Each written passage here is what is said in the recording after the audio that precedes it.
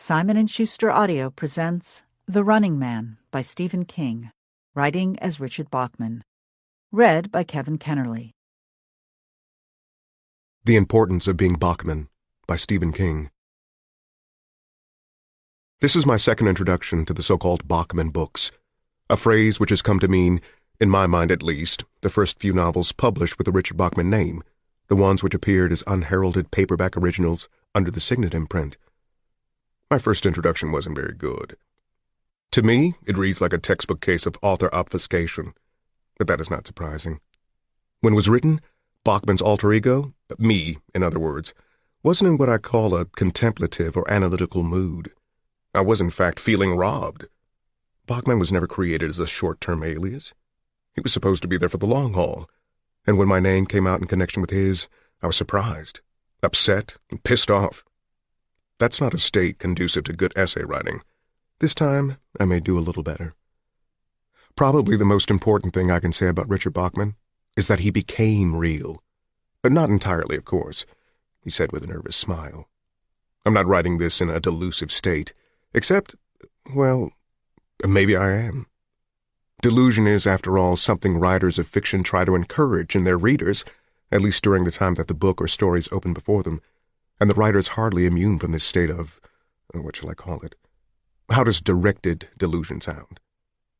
At any rate, Richard Bachman began his career not as a delusion, but as a sheltered place where I could publish a few early works, which I felt readers might like. Then he began to grow and come alive, as the creatures of a writer's imagination so frequently do.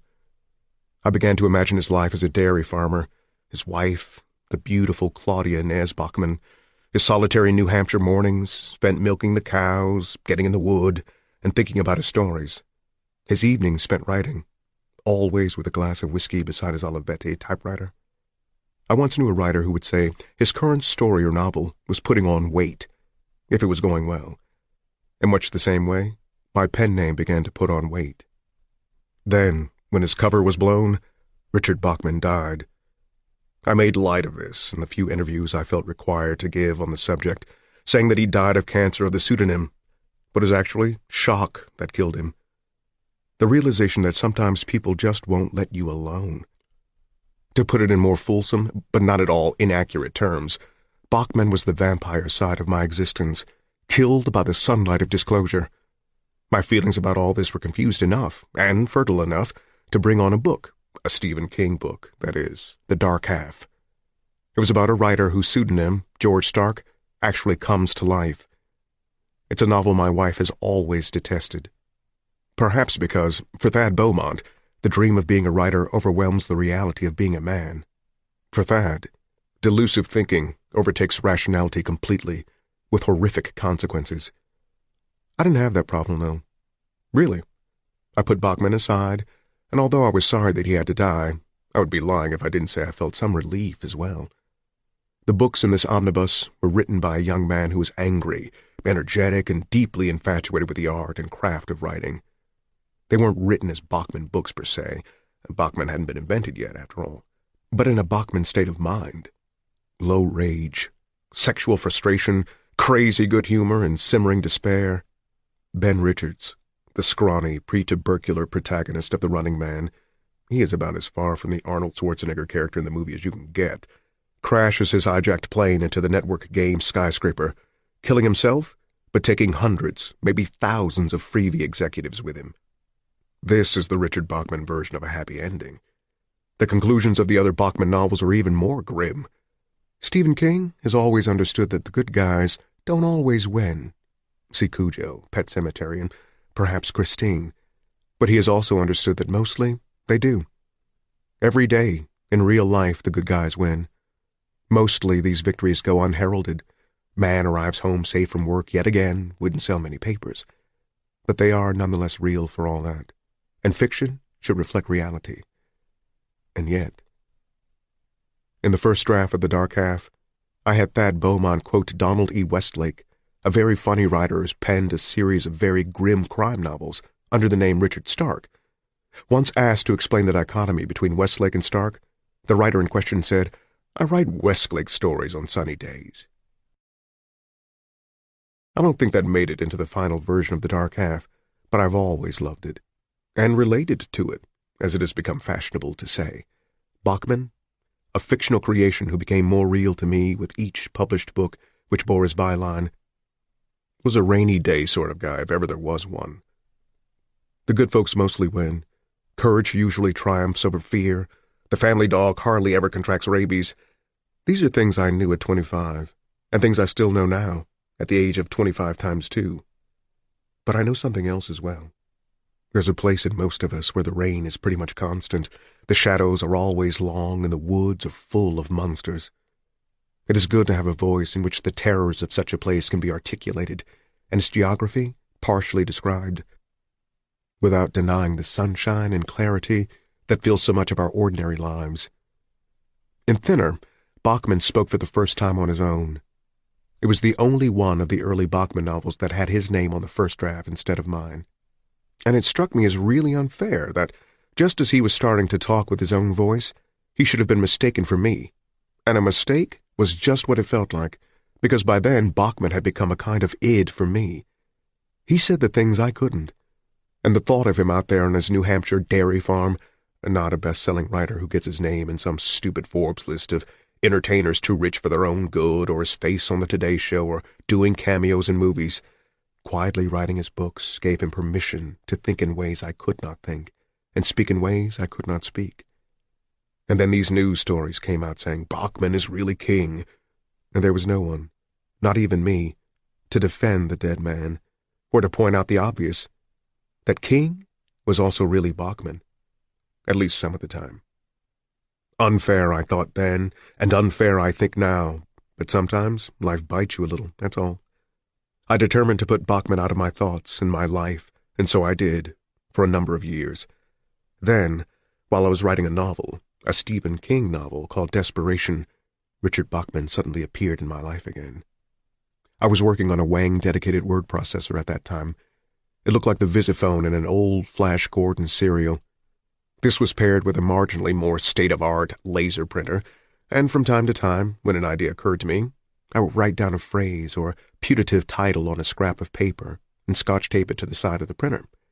As I neared the 3/4 mark on Desperation, I had a scrap with a single word printed on it: regulators.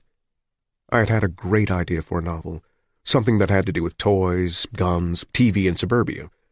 I didn't know if I would ever write it, and lots of those printer notes never came to anything, but it was certainly cool to think about.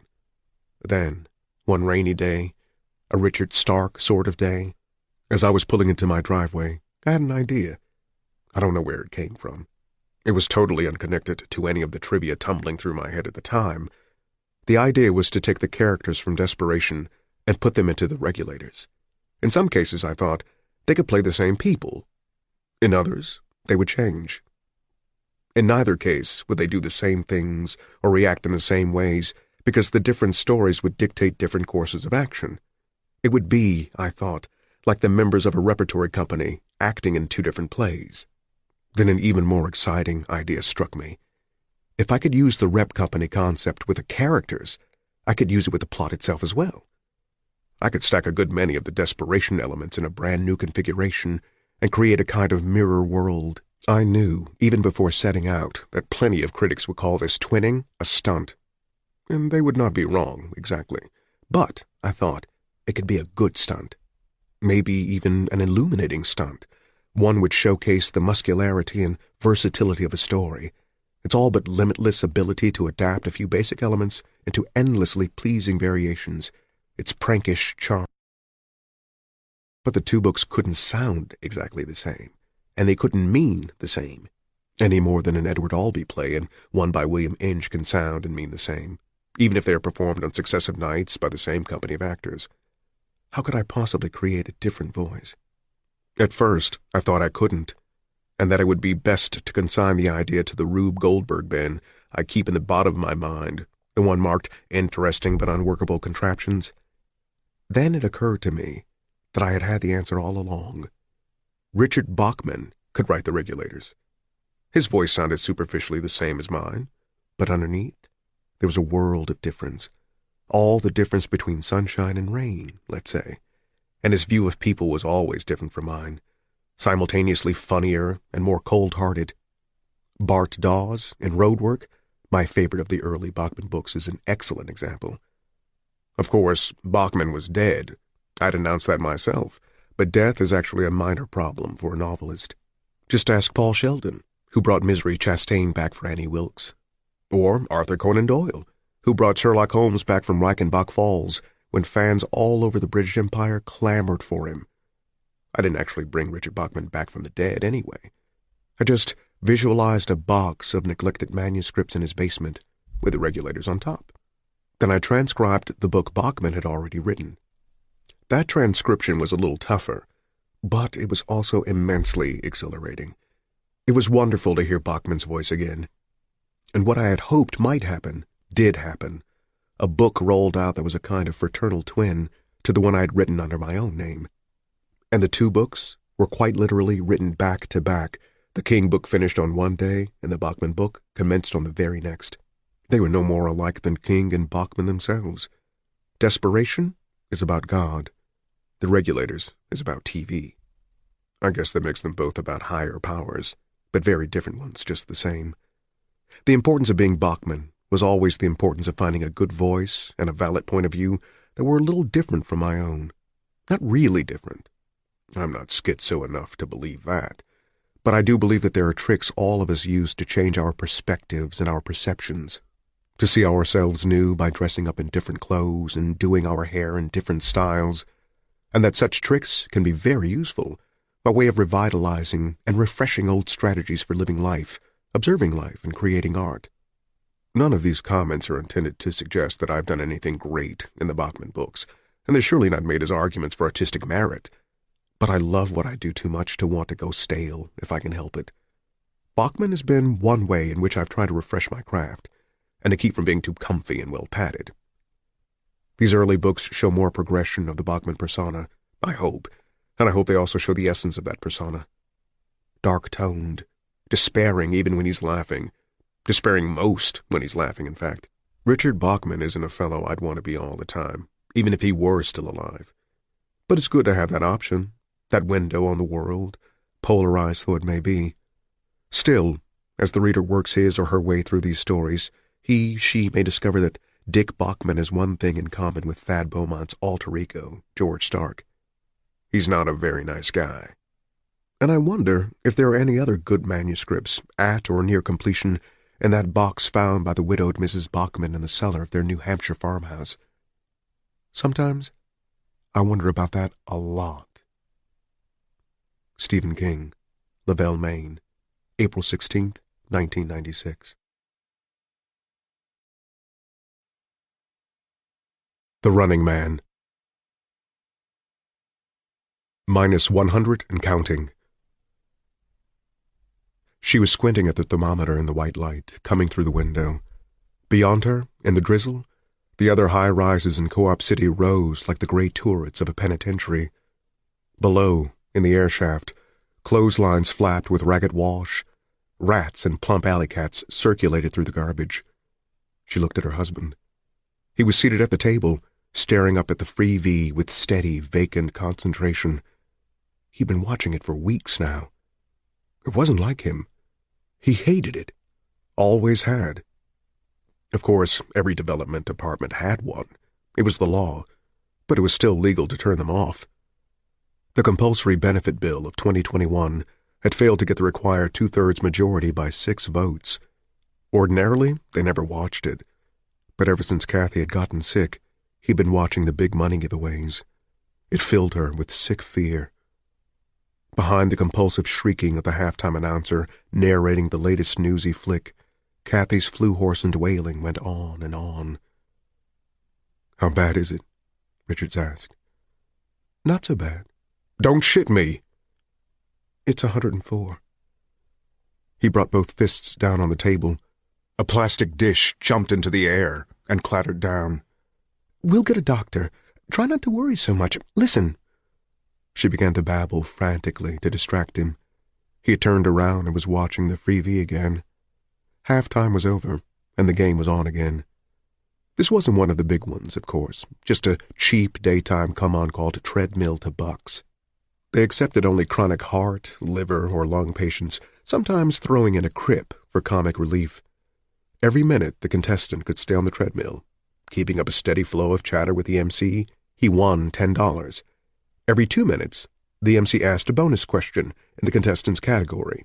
The current pal, a heart murmur from Hackensack, was an American history buff, which was worth $50. If the contestant, dizzy, out of breath, heart doing fantastic rubber acrobatics in his chest, missed the question, $50 was deducted from his winnings, and the treadmill was speeded up. "We'll get along, Ben. We will. Really, I'll—" "You'll what?" He looked at her brutally. "Hustle? No more, Sheila. She's got to have a real doctor. No more block midwife with dirty hands and whiskey breath, all the modern equipment. I'm going to see to it." He crossed the room, eyes swiveling hypnotically to the freebie bolted into one peeling wall above the sink. He took his cheap denim jacket off its hook and pulled it on with fretful gestures. No, I won't allow it. You're not going to—" "Why not? At worst, you can get a few old bucks as the head of a fatherless house. One way or the other, you'll have to see her through this." She had never really been a handsome woman, and in the years since her husband had not worked, she'd grown scrawny. But in this moment, she looked beautiful, imperious. "I won't take it. I'd rather sell the Govey a $2 piece of tail when he comes to the door and send him back with his dirty blood money in his pocket. Should I take a bounty on my man?" He turned on her, grim and humorless, clutching something that set him apart, an invisible something for which the network had ruthlessly calculated. He was a dinosaur in this time. Not a big one, but still a throwback, an embarrassment. Perhaps a danger? Big clouds condense around small particles. He gestured at the bedroom. "How about her in an unmarked pauper's grave? Does that appeal to you?" It left her with only the argument of insensate sorrow. Her face cracked and dissolved into tears. "Ben, this is just what they want. For people like us, like you." "Maybe they won't take me," he said, opening the door. "Maybe I don't have whatever it is they look for." "If you go now, they'll kill you, and I'll be here watching it. Do you want me watching that with her in the next room?" She was hardly coherent through her tears. "I want her to go on living." He tried to close the door, but she put her body in the way. "Give me a kiss before you go, then." He kissed her. Down the hall, Mrs. Jenner opened her door and peered out. The rich odor of corned beef and cabbage, tantalizing, maddening, drifted to them. Mrs. Jenner did well. She helped out at the local discount drug and had an almost uncanny eye for illegal card carriers. "You'll take the money?" Richards asked. "You won't do anything stupid?" "I'll take it," she whispered. "You know I'll take it." He clutched her awkwardly, then turned away quickly, with no grace, and plunged down the crazily slanting, ill-lighted stairwell. She stood in the doorway, shaken by soundless sobs, until she heard the door slam hollowly 5 flights down. And then she put her apron up to her face. She was still clutching the thermometer she had used to take the baby's temperature. Mrs. Jenner crept up softly and twitched the apron. "Dearie," she whispered, "I can put you on the black market penicillin when the money gets here. Real cheap, good quality." "Get out!" she screamed at her. Mrs. Jenner recoiled, her upper lip rising instinctively away from the blackened stumps of her teeth. "Just trying to help," she muttered, and scurried back to her room. Barely muffled by the thin plaster wood, Kathy's wails continued. Mrs. Jenner's freebie blared and hooted. The contestant on treadmill to bucks had just missed a bonus question and had had a heart attack simultaneously. He was being carried off on a rubber stretcher while the audience applauded. Upper lip arising and falling metronomically, Mrs. Jenner wrote Sheila Richards' name down in her notebook. "We'll see," she said to no one. "We'll just see. Mrs. smells so sweet." She closed the notebook with a vicious snap and settled down to watch the next game.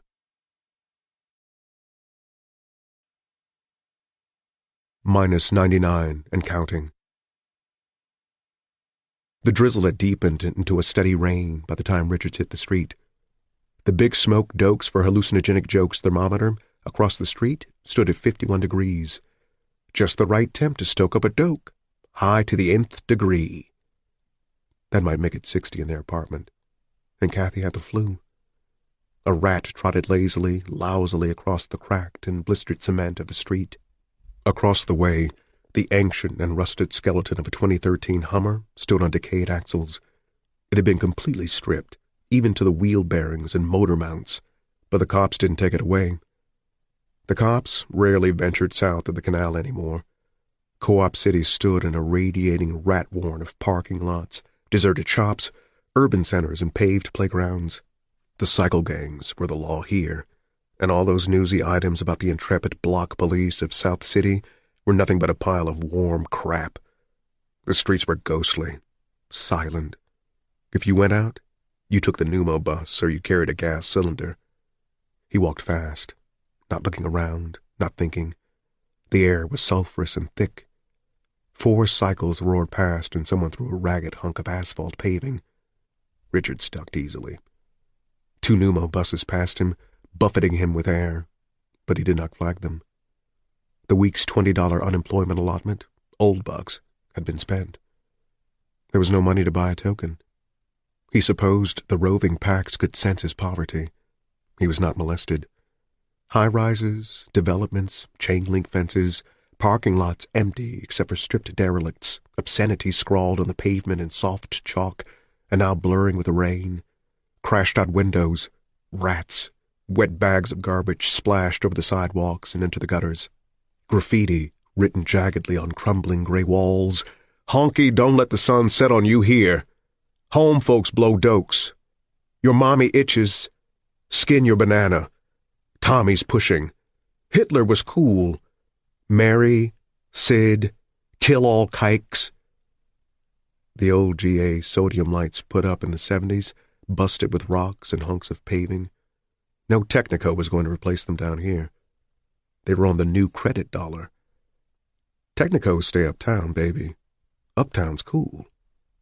Everything silent, except for the rising, then descending whoosh of the pneumo buses and the echoing clack of Richard's footfalls. This battlefield only lights up at night. In the day, it is a deserted, gray silence which contains no movement but the cats and rats and fat white maggots trundling across the garbage. No smell but the decaying reek of this brave year 2025. The freebie cables are safely buried under the streets, and no one but an idiot or a revolutionary will want to analyze them. Freebie is the stuff of dreams, the bread of life. Skag is 12 old bucks a bag. Frisco Push goes for 20 a tab, but the freebie will freak you for nothing. Farther along, on the other side of the canal, the dream machine runs 24 hours a day, but it runs on new dollars, and only employed people have any. There are 4 million others, almost all of them unemployed, south of the canal in Co-op City. Richards walked 3 miles, and the occasional liquor stores and smoke shops, at first heavily grilled, became more numerous. Then the X-houses, 24 perversions, count 'em, 24, the hockeries, the blood emporiums, greasers sitting on cycles at every corner, the gutters buried in snowdrifts of roach ends. Rich blokes smoked dokes. He could see the skyscrapers rising into the clouds now, high and clean. The highest of all was the Network Games building, 100 stories. The top half buried in cloud and smog cover. He fixed his eyes on it and walked another mile. Now the more expensive movie houses and smoke shops with no grills, but rent-a-pig stood outside, electric move-alongs hanging from their Sam Brown belts. A city cop on every corner. The People's Fountain Park, admission 75 cents. Well-dressed mothers watching their children as they frolicked on the astroturf behind the chain-link fencing. A cop on either side of the gate. A tiny, pathetic glimpse of the fountain. He crossed the canal. As he got closer to the games building, it grew taller, more and more improbable with its impersonal tiers of rising office windows, its polished stonework. Cops watching him, ready to hustle him along or bust him if he tried to commit loitering. Uptown, there was only one function for a man in baggy gray pants and a cheap bowl haircut and sunken eyes. That purpose was the games. The qualifying examinations began promptly at noon, and when Ben Richards stepped behind the last man in line, he was almost in the umbra of the games building. But the building was still 9 blocks and over a mile away. The line stretched before him like an eternal snake. Soon, others joined it behind him. The police watched them, hands on either gun butts or move-alongs. They smiled anonymous, contemptuous smiles. "That one looked like a half-wit to you, Frank. Looks like one to me.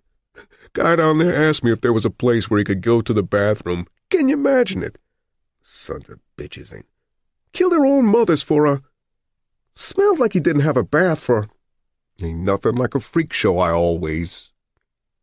Heads down against the rain, they shuffled aimlessly, and after a while the line began to move.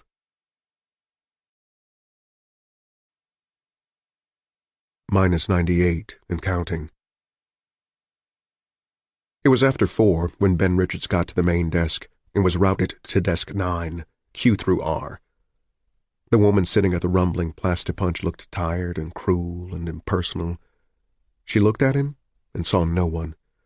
"Name, last, first, middle." "Richards, Benjamin Stewart." Her fingers raced over the keys. Clitter, clitter, clitter with the machine. "Age, height, weight." 28, 6'2", 165. Clitter, clitter, clitter. The huge lobby was an echoing, rebounding tomb of sound. Questions being asked and answered. People were being led out weeping. People were being thrown out. Hoarse voices were raised in protest. A scream or two. Questions. Always questions. "Last school attended?" "Manual trades." "Did you graduate?" "No." "How many years and what age did you leave?" 2 years, 16 years old. "Reasons for leaving?" "I got married." Clitter, clitter, clitter. "Name and age of spouse, if any." "Sheila Catherine Richards, 26. "Names and ages of children, if any." "Catherine Sarah Richards, 18 months. Clitter, clitter, clitter. "Last question, mister. Don't bother lying. They'll pick it up during a physical and disqualify you there. Have you ever used heroin or the synthetic amphetamine hallucinogen called San Francisco Push?" "No." Clitter. A plastic card popped out, and she handed it to him. "Don't lose this, big fella. If you do, you have to start back at go next week." She was looking at him now, seeing his face, the angry eyes, lanky body. Not bad looking. At least some intelligence, good stats. She took his card back abruptly and punched off the upper right-hand corner, giving it an odd, milled appearance. "What was that for?" "Never mind. Somebody will tell you later. Maybe." She pointed over his shoulder at a long hall which led toward a bank of elevators. Dozens of men, fresh from the desks, were being stopped, showing their plastic IDs and moving on. As Richards watched, a trembling, sallow-faced push freak was stopped by a cop and shown the door.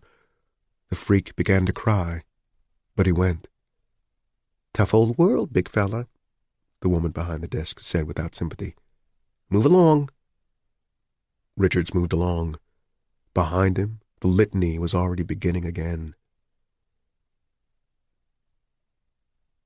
-97 and counting. A hard, calloused hand slapped his shoulder at the head of the hall beyond the desks. "Card, buddy." Richards showed it. The cop relaxed, his face subtle and Chinese with disappointment. "You like turning them back, don't you?" Richards asked. "It really gives you a charge, doesn't it?" "You want to go downtown, maggot?" Richards walked past him, and the cop made no move. He stopped halfway to the bank of elevators and looked back. "Hey, cop!" The cop looked at him truculently. "Got a family?" "It could be you next week." "Move on!" the cop shouted furiously. With a smile, Richards moved on. There was a line of perhaps 20 applicants waiting at the elevators. Richard showed one of the cops on duty his card, and the cop looked at him closely. "You a hard ass, sonny?" "Just about as smart as you talk without that gun on your leg and your pants down around your ankles," Richard said, still smiling. "Want to try it?" For a moment he thought the cop was going to swing at him. "They'll fix you," the cop said. "You'll do some walking on your knees before you're done."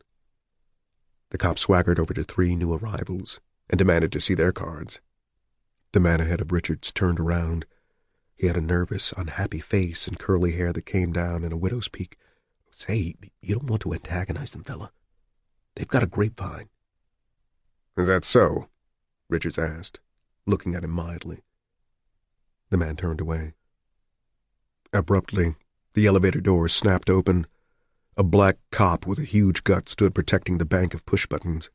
Another cop sat on a small stool reading a 3D pervert mag in a small, bulletproof cubicle the size of a telephone booth at the rear of the large car. A sawed-off shotgun rested between his knees. Shells were lined up beside him, within easy reach. "Step to the rear," the fat cop cried with bored importance. "Step to the rear! Step to the rear!" They crowded in to a depth where a deep breath was impossible. Sad flesh walled Richards on every side. They went up to the second floor. The door snapped open. Richards, who stood a head taller than anyone else in the car, saw a huge waiting room with many chairs, dominated by a huge freebie. A cigarette dispenser stood in one corner. "Step out! Step out! Show ID cards to your left!" They stepped out, holding out their ID cards to the impersonal lens of a camera. 3 cops stood close by. For some reason, a buzzer went off at the sight of some dozen cards, and the holders were jerked out of line and hustled away. Richard showed his card and was waved on. He went to the cigarette machine, got a package of Blams, and sat down as far from the freebie as possible. He lit up a smoke and exhaled, coughing. He hadn't had a cigarette in almost 6 months. -96 and counting. They called the A's for the physical almost immediately, and about 24 men got up and filed through a door beyond the freebie. A large sign tacked over the door read, "This way." There was an arrow below the legend, pointing at the door. The literacy of games applicants was notoriously low. They were taking a new letter every 15 minutes or so. Ben Richards had sat down at about 5, and so he estimated it would be 9:15 before they got to him. He wished he'd brought a book, but he supposed things were just as well as they were. Books were regarded with suspicion at best, especially when carried by someone from south of the canal. Pervert mags were safer. He watched the 6 o'clock newsie restlessly. The fighting in Ecuador was worse. New cannibal riots had broken out in India. The Detroit Tigers had taken the Harding Catamounts by a score of 6-2 in an afternoon game. And when the first of the evening's big money games came on at 6:30, he went restlessly to the window and looked out. Now that his mind was made up, the games bored him again. Most of the others, however, were watching fun guns with a dreadful fascination. Next week, it might be them. Outside, daylight was bleeding slowly toward dusk. The L's were slamming at high speed through the power rings above the second-floor window, their powerful headlights searching the gray air. On the sidewalks below, crowds of men and women, most of them, of course, technicos or network bureaucrats, were beginning their evening's prowl in search of entertainment. A certified pusher was hawking his wares on the corner across the street. A man with a sabled dolly on each arm passed below. The trio was laughing about something. He had a sudden awful wave of homesickness for Sheila and Kathy, and wished he could call them. He didn't think it was allowed. He could still walk out, of course. Several men already had. They walked across the room, grinning obscurely at nothing, to use the door marked to street. Back to the flat with his daughter glowing fever-bright in the other room? No. Couldn't. He stood at the window a little while longer, then went back and sat down. The new game, Dig Your Grave, was beginning. The fellow sitting next to Richards twitched his arm anxiously. Is it true they wash out over 30% just on the physicals? I don't know, Richard said. Jesus, the fellow said. I got bronchitis. Maybe treadmill to bucks. Richards could think of nothing to say. The pal's respiration sounded like a faraway truck trying to climb a steep hill. "I got a family," the man said with soft desperation. Richards looked at the freebie as if it interested him. The fellow was quiet for a long time. When the program changed again at 7:30, Richards heard him asking the man on his other side about the physical. It was full dark outside now. Richards wondered if it was still raining. It seemed like a very long evening. -95 and counting. When the hours went through the door under the red arrow and into the examination room, it was just a few minutes after 9:30. A lot of the initial excitement had worn off, and people were either watching the freebie avidly, with none of their prior dread, or dozing. The man with the noisy chest had a name that began with L, and had been called over an hour before. Richards wondered idly if he had been cut. The examination room was long and tiled, lit with fluorescent tubes. It looked like an assembly line, with bored doctors standing at various stations along the way. "Would any of you like to check my little girl?" Richards thought bitterly. The applicants showed their cards to another camera eye embedded in the wall, and were ordered to stop by a row of clothes hooks. A doctor in a long white lab coat walked over to them, clipboard tucked under one arm. "Strip," he said. "Hang your clothes on the hooks. Remember the number over your hook and give the number to the orderly at the far end. Don't worry about your valuables. Nobody here wants them." Valuables. That was a hot one, Richards thought, unbuttoning his shirt.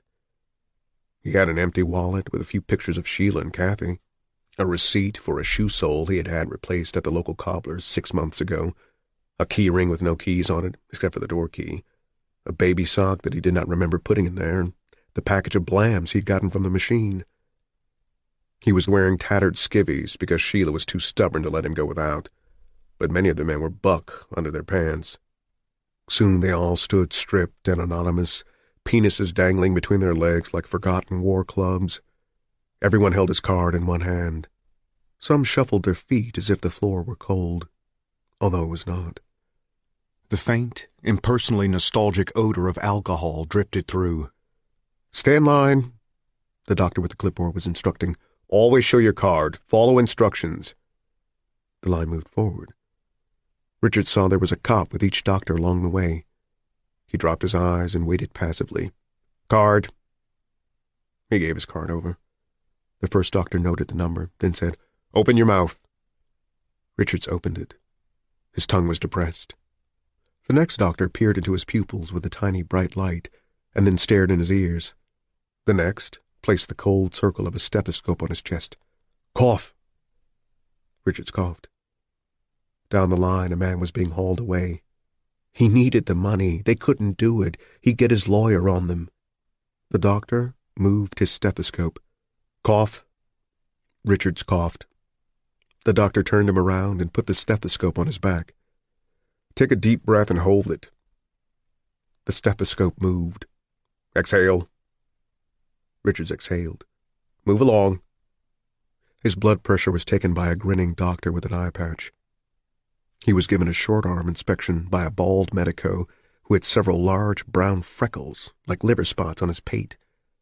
The doctor placed a cool hand between the sack of his scrotum and his upper thigh. "Cough." Richards coughed. "Move along." His temperature was taken. He was asked to spit in a cup. Halfway now. Halfway down the hall.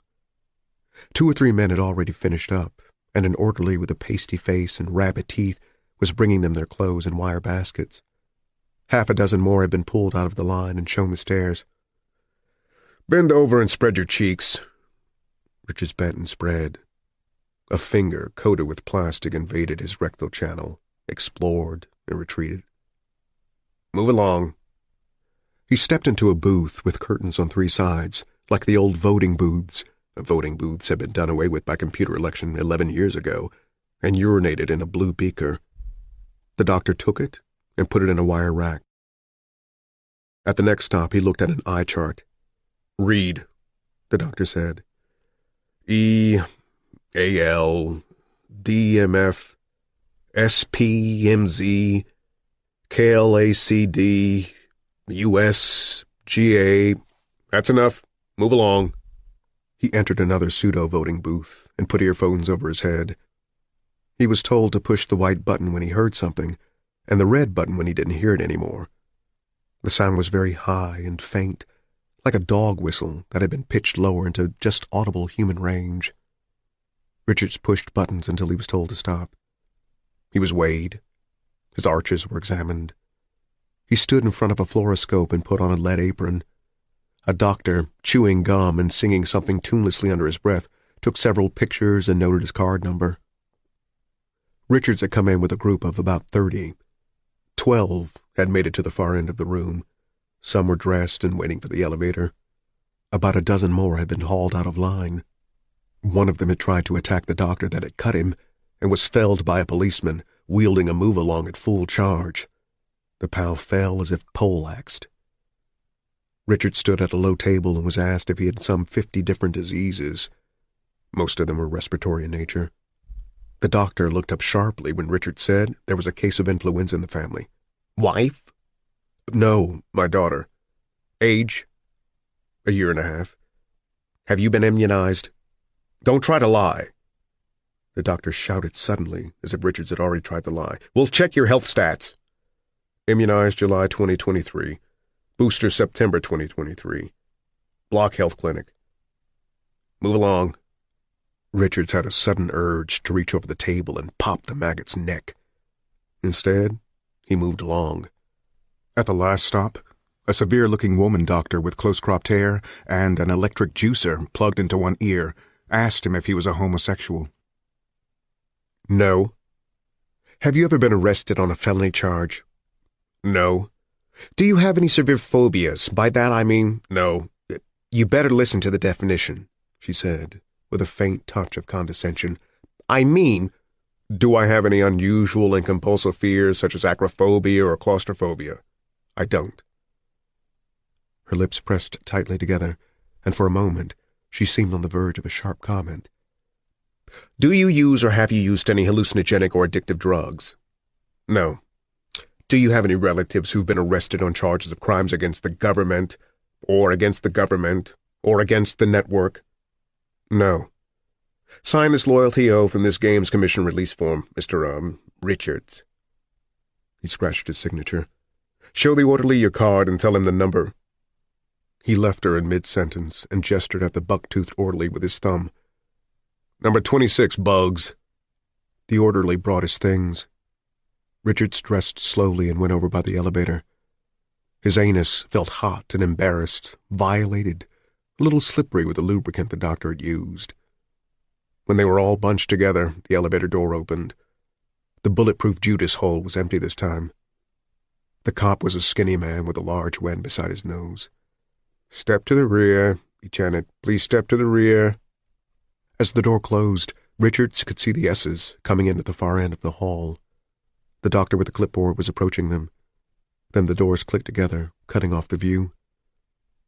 They rode up to the 3rd floor, and the doors opened on a huge, semi-lit dormitory. Rows and rows of narrow iron and canvas cots seemed to stretch out to infinity. 2 cops began to check them out of the elevator, giving them bed numbers. Richards was 940. The cot had 1 brown blanket and a very flat pillow. Richards lay down on the cot and let his shoes drop to the floor. His feet dangled over the end. There was nothing to be done about it. He crossed his arms under his head and stared at the ceiling. -94 and counting. He was awakened promptly at 6 the following morning by a very loud buzzer. For a moment he was foggy, disoriented, wondering if Sheila had bought an alarm clock or what. Then it came to him, and he sat up. They were led by groups of 50 into a large industrial bathroom, where they showed their cards to a camera guarded by a policeman. Richards went to a blue-tiled booth that contained a mirror, a basin, a shower, a toilet. On the shelf above the basin was a row of toothbrushes wrapped in cellophane, an electric razor, a bar of soap, and a half-used tube of toothpaste. A sign tucked into the corner of the mirror read, Respect this property. Beneath it, someone had scrawled, I only respect my ass. Richard showered, dried with a towel that topped a pile on the toilet tank, shaved and brushed. They were led into a cafeteria, where they showed their ID cards again. Richards took a tray and pushed it down a stainless steel ledge. He was given a box of cornflakes, a greasy dish of home fries, a scoop of scrambled eggs, a piece of toast as cold and hard as a marble gravestone, a half pint of milk, a cup of muddy coffee, no cream, an envelope of sugar, an envelope of salt, and a pat of fake butter on a tiny square of oily paper. He wolfed the meal. They all did. For Richards, it was the first real food, other than greasy pizza wedges and government pill commodities, that he had eaten in God knew how long. Yet it was oddly bland, as if some vampire chef in the kitchen had sucked all the taste out of it and left only brute nutrients. What were they eating this morning? Help pills? Fake milk for the baby? A sudden feeling of desperation swelled over him. Christ, when would they start seeing money? Today? Tomorrow? Next week? Or maybe that was just a gimmick, too. A flashy come-on. Maybe there wasn't even any rainbow, let alone a pot of gold. He sat staring at his empty plate until the 7 o'clock buzzer went, and they were moved on to the elevators. Minus 93, and counting.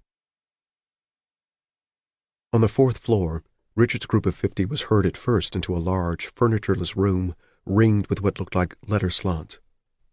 They showed their cards again, and the elevator doors whooshed closed behind them. A gaunt man with receding hair, with the game's emblem of the silhouette of a human head superimposed over a torch on his lab coat came into the room. Please undress and remove all valuables from your clothes, he said. Then drop your clothes into one of the incinerator slots. You'll be issued games coveralls. He smiled magnanimously. You may keep the overalls, no matter what your personal games resolution may be. There was some grumbling, but everyone complied. Hurry, please, the gaunt man said. He clapped his hands together twice, like a first-grade teacher signaling the end of playtime. We have lots ahead of us. Are you going to be a contestant, too? Richards asked. The gaunt man favored him with a puzzled expression. Somebody in the back snickered. Never mind, Richard said, and stepped out of his trousers. He removed his unvaluable valuables and dumped his shirt, pants, and skivvies into a letter slot. There was a brief, hungry flash of flame from somewhere far below. The door at the other end opened. There was always a door at the other end. They were like rats in a huge, upward-tending maze. An American maze, Richards reflected. And men trundled in large baskets on wheels, labeled S, M, L, and XL. Richard selected an XL for its length and expected it to hang baggily on his frame, but it fit quite well. The material was soft, clingy, almost like silk, but tougher than silk. A single nylon zipper ran up the front. They were all dark blue, and they all had the game's emblem on the right breast pocket. When the entire group was wearing them, Ben Richards felt as if he had lost his face. This way, please, the gaunt man said, and ushered them into another waiting room. The inevitable freebie blared and cackled. You'll be called in groups of 10. The door beyond the freebie was topped by another sign, reading, This way, complete with arrow. They sat down. After a while, Richards got up and went to the window and looked out. They were higher up, but it was still raining. The streets were slick and black and wet. He wondered what Sheila was doing. Minus 92, and counting. He went through the door, one of a group of 10 now, at 10:15. They went through single file. Their cards were scanned. There were 10 three-sided booths, but these were more substantial. The sides were constructed of drilled, soundproof cork paneling. The overhead lighting was soft and indirect. Muzak was emanating from hidden speakers. There was a plush carpet on the floor. Richard's feet felt startled by something that wasn't cement. The gaunt man had said something to him. Richard blinked. Huh? Booth 6, the gaunt man said reprovingly. Oh. He went to booth 6. There was a table inside, and a large wall clock mounted at eye level beyond it. On the table was a sharpened GA IBM pencil and a pile of unlined paper. Cheap grade, Richards noted. Standing beside all this was a dazzling computer-age priestess, a tall, Juno-esque blonde, wearing iridescent short shorts, which cleanly outlined the delta-shaped rise of her pudenda. Ruffed nipples poked perkily through a silk fishnet blouselet. "Sit down, please," she said. "I'm Renda Ward, your tester." She held out her hand. Startled, Richards shook it. Benjamin Richards. "May I call you Ben?" The smile was seductive, but impersonal. He felt exactly the token rise of desire he was supposed to feel for this well-stacked female with her well-fed body on display. It angered him. He wondered if she got her kicks this way, showing it off to the poor slobs on their way to the meat grinder. "Sure," he said. "Nice tits." "Thank you," she said, unruffled. He was seated now, looking up while she looked down, and it added an even more embarrassing angle to the picture. "This test today is to your mental faculties, what your physical yesterday was to your body. It'll be a fairly long test, and your luncheon will be around 3 this afternoon, assuming you pass." The smile winked on and off. "The first section is verbal. You have 1 hour from the time I give you the test booklet. You may ask questions during the examination, and I will answer them if I am allowed to do so. I will not give you any answers to test questions, however. Do you understand?" "Yes." She handed him the booklet. There was a large red hand printed on the cover, palm outward. In large red letters beneath, it said, "Stop." Beneath this, "Do not turn to the first page until your tester instructs you to proceed." "Heavy," Richards remarked. "Pardon me?" The perfectly sculpted eyebrows went up a notch. "Nothing." "You will find an answer sheet when you open your booklet," she recited. "Please make your marks heavy and black. If you wish to change an answer, please erase completely. If you do not know an answer, do not guess. Do you understand?" "Yes." "Then please turn to page 1 and begin. When I say stop, please put your pencil down. You may begin." He didn't begin. He eyed her body slowly, insolently. After a moment, she flushed. "Your hour's begun, Ben. You had better—" "Why?"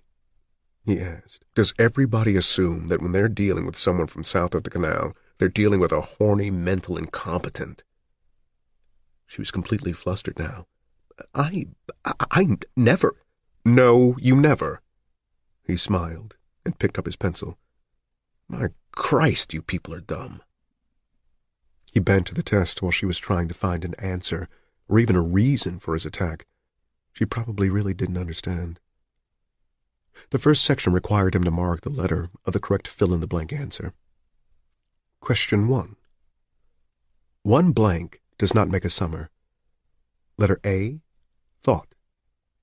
B, beer. C, swallow.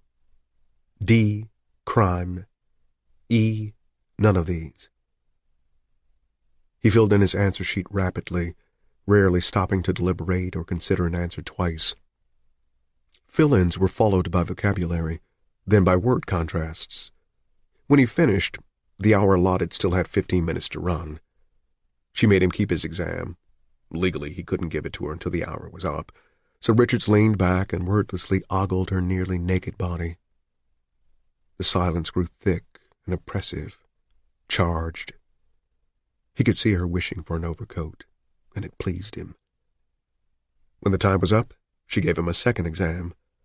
On the first page, there was a drawing of a gasoline carburetor. Below, "You would put this in a..." Letter A, lawnmower. B, freebie. C, electric hammock. D, automobile. E, none of these. The third exam was a math diagnostic. He was not so good with figures, and he began to sweat lightly as he saw the clock getting away from him. In the end, it was nearly a dead heat. He didn't get a chance to finish the last question. Renda Ward smiled a trifle too widely as she pulled the test and answer sheet away from him. "Not so fast on that one, Ben." "But they'll all be right," he said, and smiled back at her. He leaned forward and swatted her lightly on the rump. "Take a shower, kid. You done good." She blushed furiously. "I could have you disqualified." "Bullshit. You could get yourself fired, that's all." "Get out. Get back in line." She was snarling, suddenly near tears. He felt something almost like compassion, and choked it back. "You have a nice night tonight," he said. "You go out and have a nice 6-course meal with whoever you're sleeping with this week, and think about my kid dying of flu in a shitty 3-room development apartment." He left her staring after him, white-faced. His group of 10 had been cut to 6, and they trooped into the next room. It was 1:30. -91 and counting. The doctor sitting on the other side of the table, in the small booth, wore glasses with tiny, thick lenses. He had a kind of nasty, pleased grin that reminded Richards of a half-wit he'd known as a boy. The kid had enjoyed crouching under the high school bleachers and looking up girls' skirts while he flogged his dog. Richards began to grin. "Something pleasant?" the doctor asked, flipping up the first ink blot. The nasty grin widened the tiniest bit. "Yes, but you remind me of someone I used to know." "Oh? Who?" "Never mind." "Very well. What do you see here?" Richards looked at it. An inflated blood pressure cuff had been cinched to his right arm. A number of electrodes had been pasted to his head, and wires from both his head and arm were jacked into a console beside the doctor. Squiggly lines moved across the face of a computer console. 2 Negro women kissing. He flipped up another one. "This?" "A sports car. Looks like a Jag." "Do you like gas cars?" Richard shrugged. "I had a model collection when I was a kid." The doctor made a note and flipped up another card. "Sick person. She's lying on her side. The shadows on her face look like prison bars." "And this last one?" Richards burst out laughing. "Looks like a pile of shit." He thought of the doctor, complete with his white coat, running around under the bleachers, looking up girls' skirts and jacking off, and he began to laugh again. The doctor sat smiling his nasty smile, making the vision more real, thus funnier. At last his giggles tapered off to a snort or two. Richards hiccuped once and was still. "I don't suppose you'd care to tell me—" "No," Richard said. "I wouldn't." "We'll proceed, then. Word association." He didn't bother to explain it. Richard supposed word was getting around. That was good. It would save time. "Ready?" "Yes." The doctor produced a stopwatch from an inside pocket, clicked the business end of his ballpoint pen, and considered a list in front of him. "Doctor." "Nigger," Richards responded. "Penis?" "Cock." "Red?" "Black." "Silver?" "Dagger." "Rifle?" "Murder." "Win?" "Money." "Sex?" "Tests." "Strike?" "Out." The list continued. They went through over 50 words before the doctor clicked the stem of the stopwatch down and dropped his pen. "Good," he said. He folded his hands and looked at Richards seriously. "I have a final question, Ben. I won't say that I'll know a lie when I hear it, but the machine you're hooked up to will give a very strong indication, one way or the other. Have you decided to try for qualification status in the games out of any suicidal motivation?" "No." "What is your reason?" "My little girl's sick. She needs a doctor, medicine, hospital care." The ballpoint scratched. "Anything else?" Richards was on the verge of saying no. It was none of their business, and then decided he would give it all. Perhaps because the doctor looked like that nearly forgotten dirty boy of his youth. Maybe only because it needed to be said once, to make it coalesce and take concrete shape, as things do when a man forces himself to translate unformed emotional reactions into spoken words. I haven't had work for a long time. I want to work again, even if it's only being the sucker man in a loaded game. I want to work and support my family. I have pride. Do you have pride, Doctor? It goes before a fall, the doctor said. He clicked the tip of his ballpoint in. If you have nothing to add, Mr. Richards. He stood up. That, and the switch back to his surname, suggested that the interview was over, whether Richards had any more to say or not. No. The door is down the hall to your right. Good luck. Sure, Richards said. -90 and counting. The group Richards had come in with was now reduced to 4. The new waiting room was much smaller, and the whole group had been reduced roughly by the same figure of 60%. The last of the Ys and Zs straggled in at 4:30. At 4, an orderly had circulated with a tray of tasteless sandwiches. Richards got 2 of them and sat munching, listening to a pal named Redmond as he regaled Richards and a few others with a seemingly inexhaustible fund of dirty stories. When the whole group was together, they were shut into an elevator and lifted to the 5th floor. Their quarters were made up of a large common room, a communal lavatory, and the inevitable sleep factory with its rows of cots. They were informed that a cafeteria down the hall would serve a hot meal at 7 o'clock. Richard sat still for a few minutes, then got up and walked over to the cop stationed by the door they'd come in through. "Is there a telephone, pal?" He didn't expect they would be allowed to phone out, but the cop merely jerked his thumb toward the hall. Richard pushed the door open a crack and peered out. Sure enough, there it was. Payphone. He looked at the cop again. "Listen, if you loan me 50 cents for the phone, I'll—" "Screw off, Jack!" Richards held his temper. "I want to call my wife. Our kid is sick." "Put yourself in my place, for Christ's sake." The cop laughed, a short, chopping, ugly sound. "You types are all the same. A story for every day of the year. Technicolor and 3D on Christmas and Mother's Day." "You bastard," Richard said, and something in his eyes, the stance of his shoulders, suddenly made the cop shift his gaze to the wall. "Aren't you married yourself? Didn't you ever find yourself strapped and have to borrow, even if it tasted like shit in your mouth?" The cop suddenly jammed a hand into his jumper pocket and came up with a fistful of plastic coins.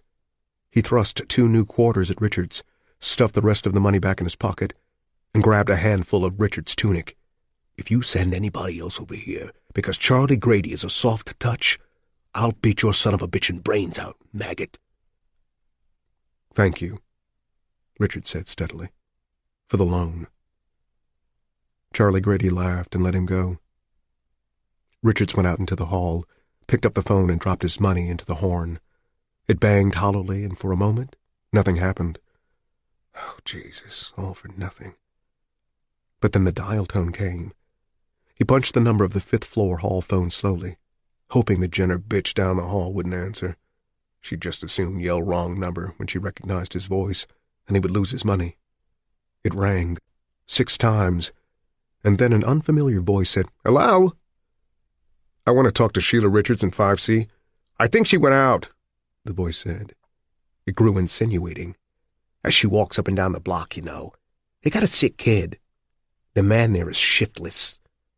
"Just knock on the door," he said, cotton-mouthed. "Hold on." The phone on the other end crashed against the wall as the unfamiliar voice let it dangle. Far away, dim, as if in a dream, he heard the unfamiliar voice knocking and yelling, "Phone! Phone for you, Mrs. Richards!" Half a minute later, the unfamiliar voice was back on the line. "She ain't there. I can hear the kid yelling, but she ain't there. Like I say, she keeps an eye out when the fleet's in." The voice giggled. Richards wished he could teleport himself through the phone line and pop out on the other end like an evil genie from a black bottle and choke the unfamiliar voice until his eyeballs popped out and rolled on the floor. "Take a message," he said. "Write it on the wall if you have to." "Ain't got no pencil. I'm hanging up. Goodbye." "Wait!" Richards yelled, panic in his voice. Just a second."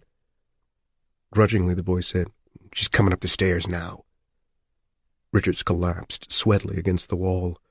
A moment later, Sheila's voice was in his ear, quizzical, wary, a little frightened. "Hello?" "Sheila." He closed his eyes, letting the wall support him. "Ben? Ben, is that you? Are you all right?" "Yeah, fine.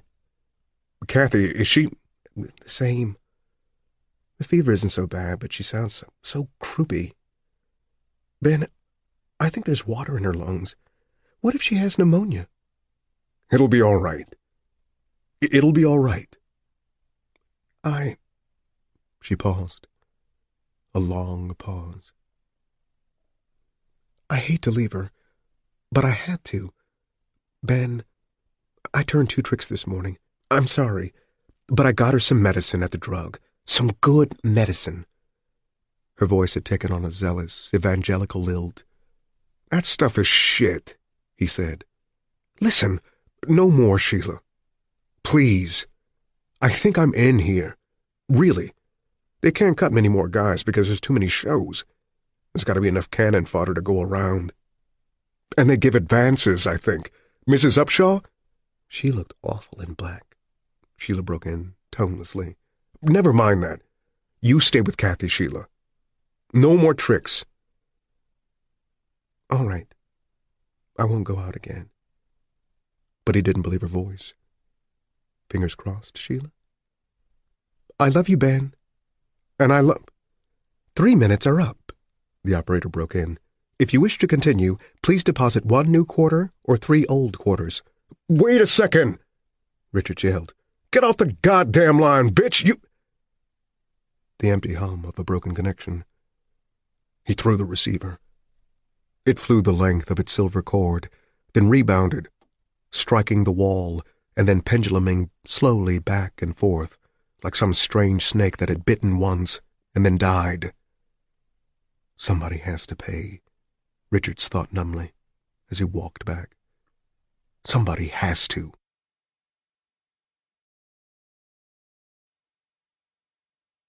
-89 and counting.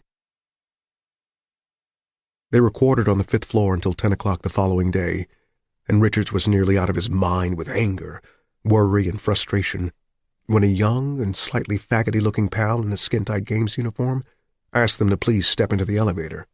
They were perhaps 300 in all. Over 60 of their number had been removed soundlessly and painlessly the night before. One of them had been the kid with the inexhaustible fund of dirty jokes. They were taken to a small auditorium on the 6th floor, in groups of 50. The auditorium was very luxurious, done in great quantities of red plush. There was an ashtray built into the real wood arm of every seat, and Richards hauled out his crumpled pack of blams. He tapped his ashes on the floor. There was a small stage at the front, and in the center of that, a lectern. A pitcher of water stood on it. At about 15 minutes past 10, the faggoty-looking fellow walked to the lectern and said, "I'd like you to meet Arthur M. Burns, Assistant Director of Games." "Huzzah," somebody behind Richards said in a sour voice. A portly man with a tonsure, surrounded by gray hair, strode to the lectern, pausing and cocking his head as he arrived, as if to appreciate a round of applause which only he could hear. Then he smiled at them, a broad, twinkling smile that seemed to transform him into a pudgy, aging Cupid in a business suit.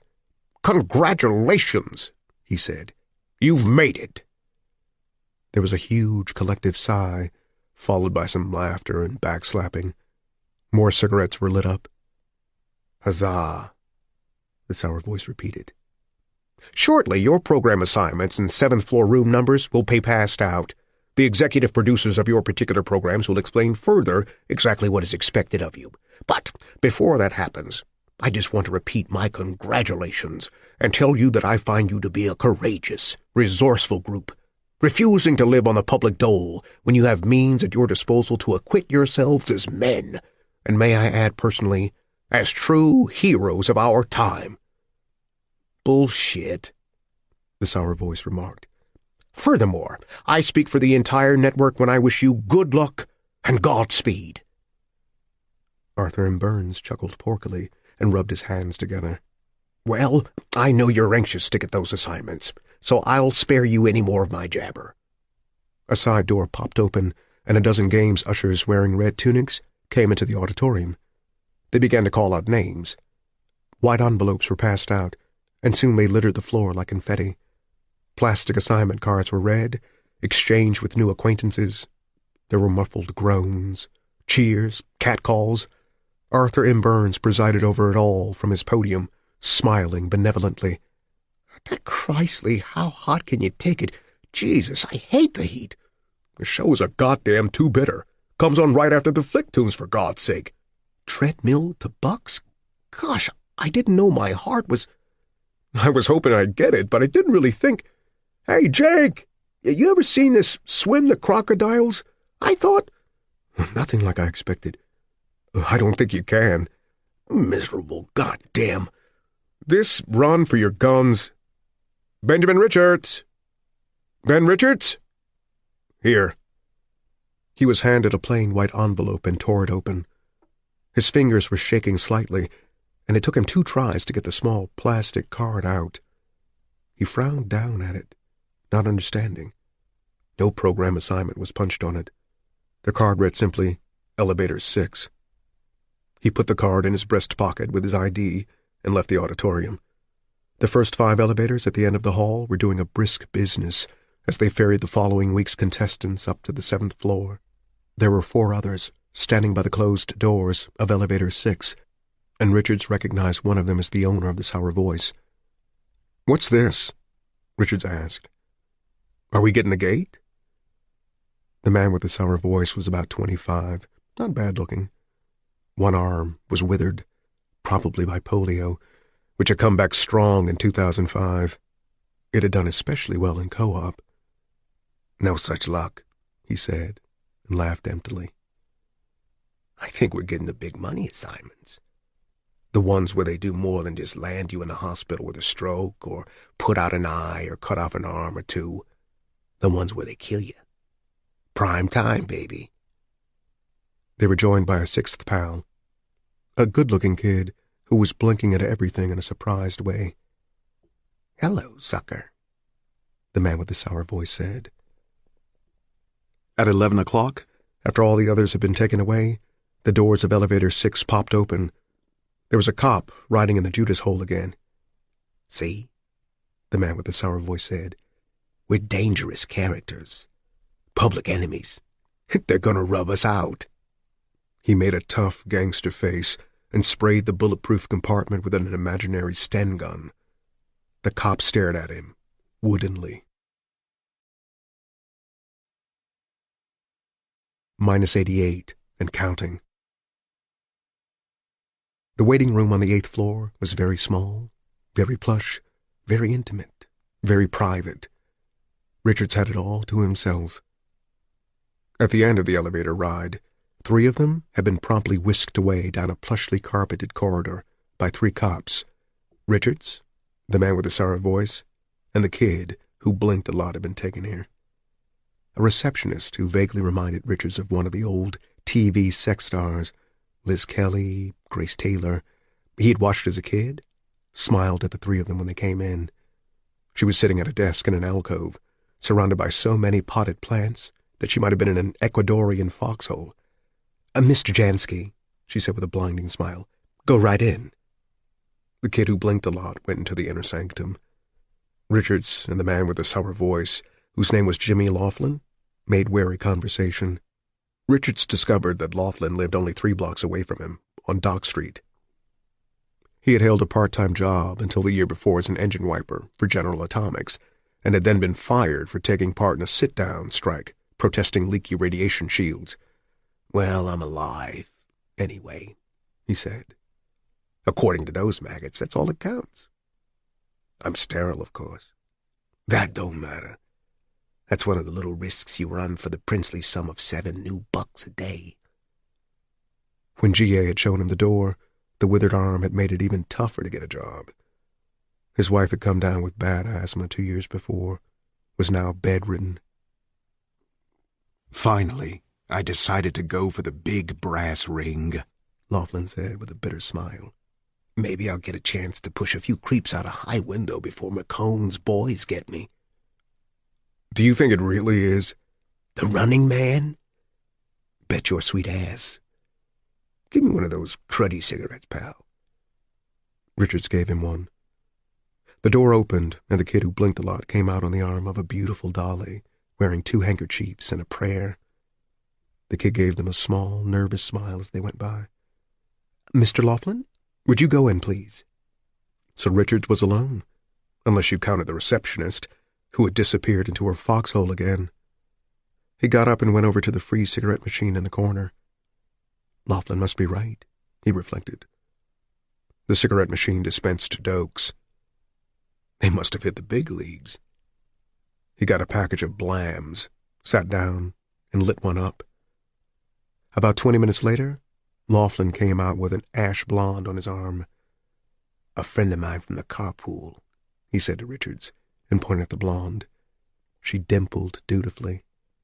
Laughlin looked pained. "At least the bastard talks straight," he said to Richards. "See ya." He went out.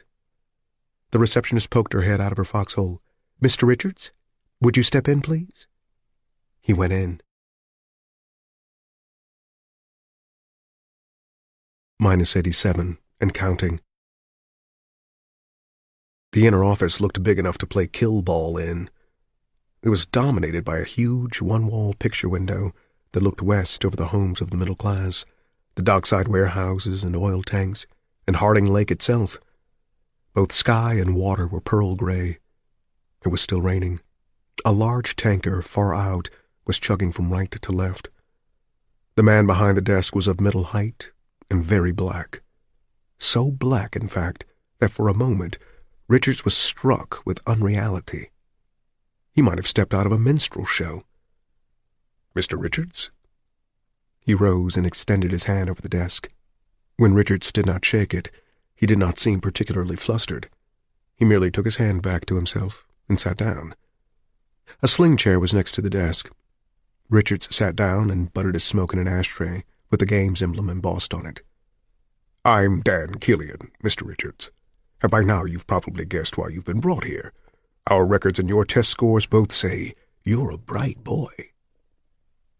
Richards folded his hands and waited. "You've been slated as a contestant on The Running Man, Mr. Richards. It's our biggest show. It's the most lucrative and dangerous for the men involved. I've got your final consent form here on my desk.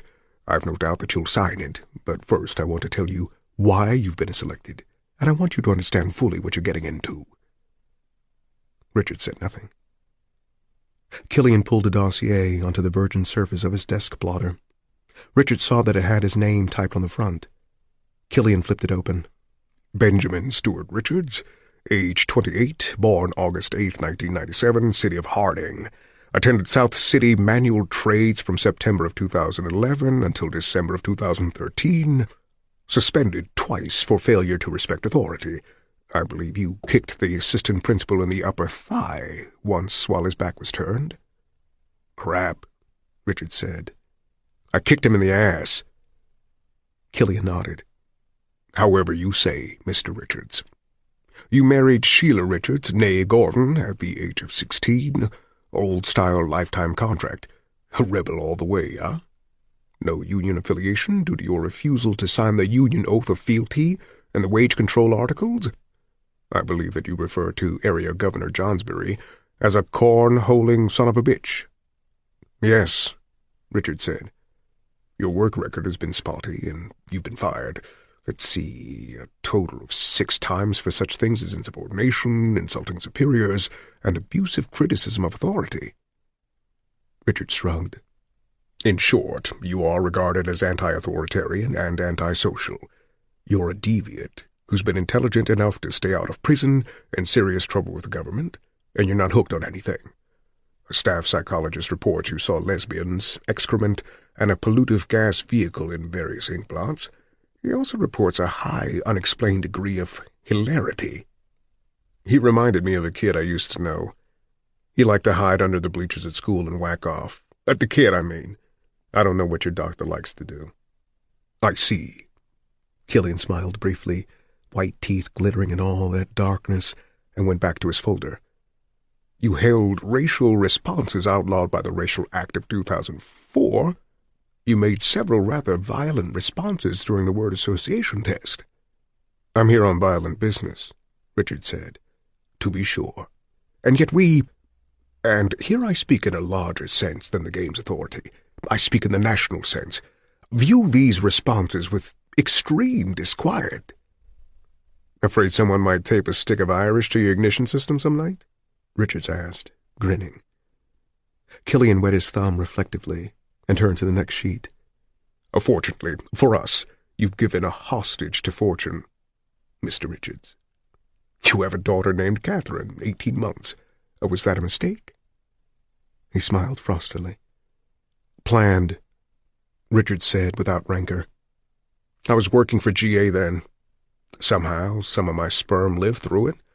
A jest of God, maybe. With the world the way it is, I sometimes think we must have been off our trolley. At any rate, you're here, Killian said, continuing to smile his cold smile. And next Tuesday, you will appear on The Running Man. You've seen the program? Yes. Then you know it's the biggest thing going on Freevee. It's filled with chances for viewer participation, both vicarious and actual. I'm executive producer of the program. That's really wonderful, Richard said. The program is one of the surest ways the network has of getting rid of embryo troublemakers, such as yourself, Mr. Richards. We've been on for 6 years. To date, we have no survivals. To be brutally honest, we expect to have none. Then you're running a crooked table, Richard said. Killian seemed more amused than horrified. But we're not. You keep forgetting you're an anachronism, Mr. Richards. People won't be in the bars and hotels or gathering in the cold in front of appliance stores rooting for you to get away. Goodness, no. They want to see you wiped out. And they'll help if they can. The more messy, the better. And there is McCone to contend with. Evan McCone and the Hunters. They sound like a Neo group, Richard said. McCone never loses, Killian said. Richards grunted. You will appear live Tuesday night. Subsequent programs will be a patch-up of tapes, films, and live trackcasts when possible. We've been known to interrupt scheduled broadcasting when a particularly resourceful contestant is on the verge of reaching his personal Waterloo, shall we say. The rules are simplicity themselves. You, or your surviving family, will win $100 new for each hour you remain free. We stake you to $4,800 running money, on the assumption that you will be able to fox the hunters for 48 hours. The unspent balance refundable, of course, if you fall before the 48 hours are up. You're given a 12-hour head start. If you last 30 days, you win the grand prize, $1 billion new. Richards threw back his head and laughed. My sentiments exactly, Killian said, with a dry smile. Do you have any questions? Just one, Richard said, leaning forward. The traces of humor had vanished from his face completely. How would you like to be the one out there, on the run? Killian laughed. He held his belly, and huge mahogany laughter rolled richly in the room. Mr. Richards, you must excuse me. And he went off into another gale. At last, dabbing his eyes with a large white handkerchief, Killian seemed to get himself under control. You see, not only are you possessed of a sense of humor, Mr. Richards, He choked new laughter down. Please excuse me. You've struck my funny bone. I see I have. Other questions? No? Very good. There will be a staff meeting before the program. If any questions should develop in that fascinating mind of yours, please hold them until then. Killian pressed a button on his desk. Spare me the cheap snatch, Richard said. I'm married. Killian's eyebrows went up. Are you quite sure? Fidelity is admirable, Mr. Richards, but it's a long time from Friday to Tuesday, and considering the fact that you may never see your wife again, I'm married. Very well. He nodded to the girl in the doorway, and she disappeared. Anything we can do for you, Mr. Richards. You'll have a private suite on the 9th floor, and meal requests will be filled within reason. A good bottle of bourbon, and a telephone so I can talk to my... No, I'm sorry, Mr. Richards. The bourbon we can do, but once you sign this release form... He pushed it over to Richards along with a pen. You're incommunicado until Tuesday. Would you care to reconsider the girl? No, Richards said, and scrawled his name on the dotted line. But you better make that 2 bottles of bourbon. Certainly. Killian stood and offered his hand again. Richards disregarded it again and walked out. Killian looked after him with blank eyes. He was not smiling.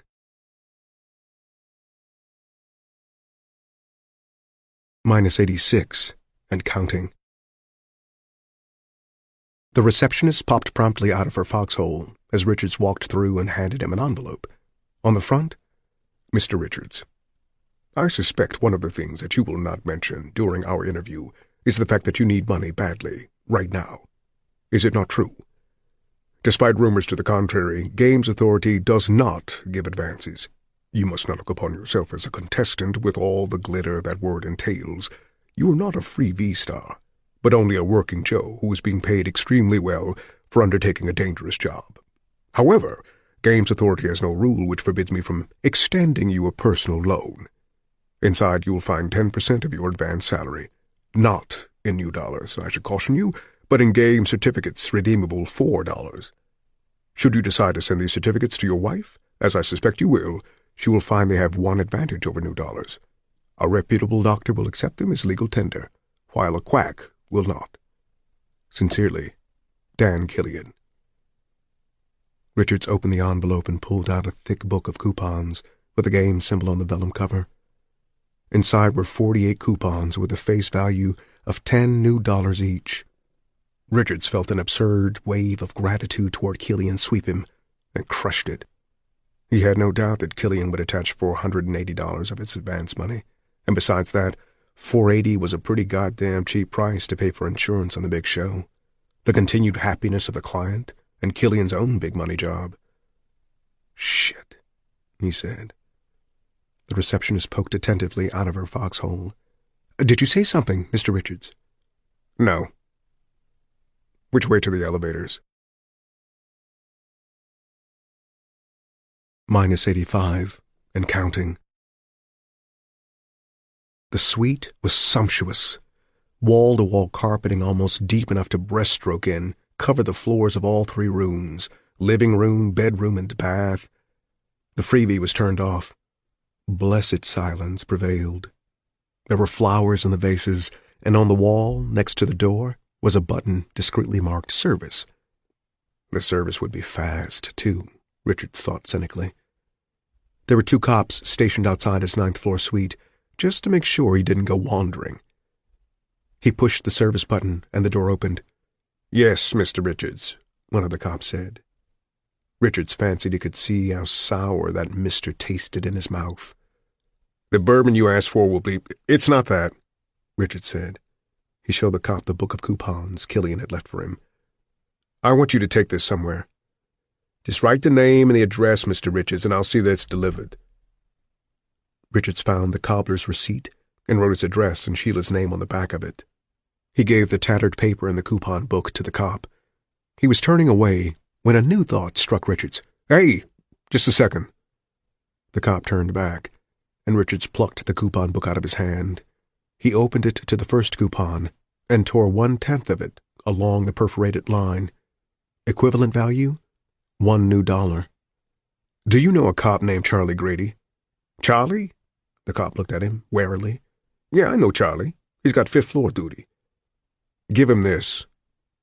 Richards handed him the coupon section. Tell him the extra 50 cents is his usurer's fee. The cop turned away again, and Richards called him back once more. "You'll bring me written receipts from my wife and from Grady, won't you?" Disgust showed openly on the cop's face. "Ain't you the trustin' soul?" "Sure," Richard said, smiling thinly. "You guys taught me that. South of the canal, you taught me all about it." "It's going to be fun," the cop said, "watching them go after you. I'm going to be glued to my freebie with a beer in each hand."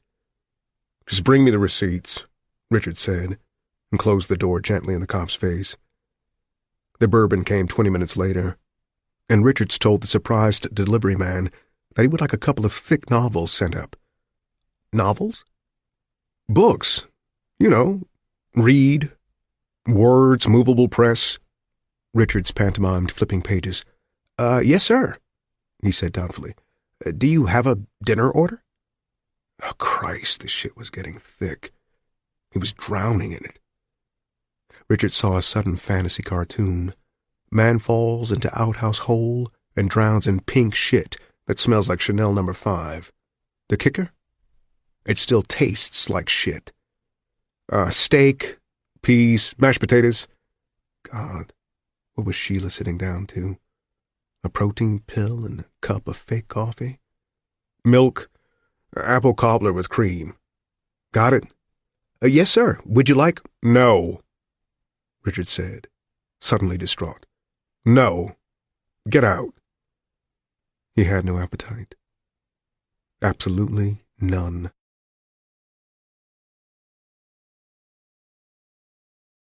-84, and counting. With sour amusement, Richards thought that the games bellboy had taken him literally about the novels. He must have picked them out with a ruler as his only guide. Anything over 1.5 inches is okay. He brought Richards 3 books he'd never heard of.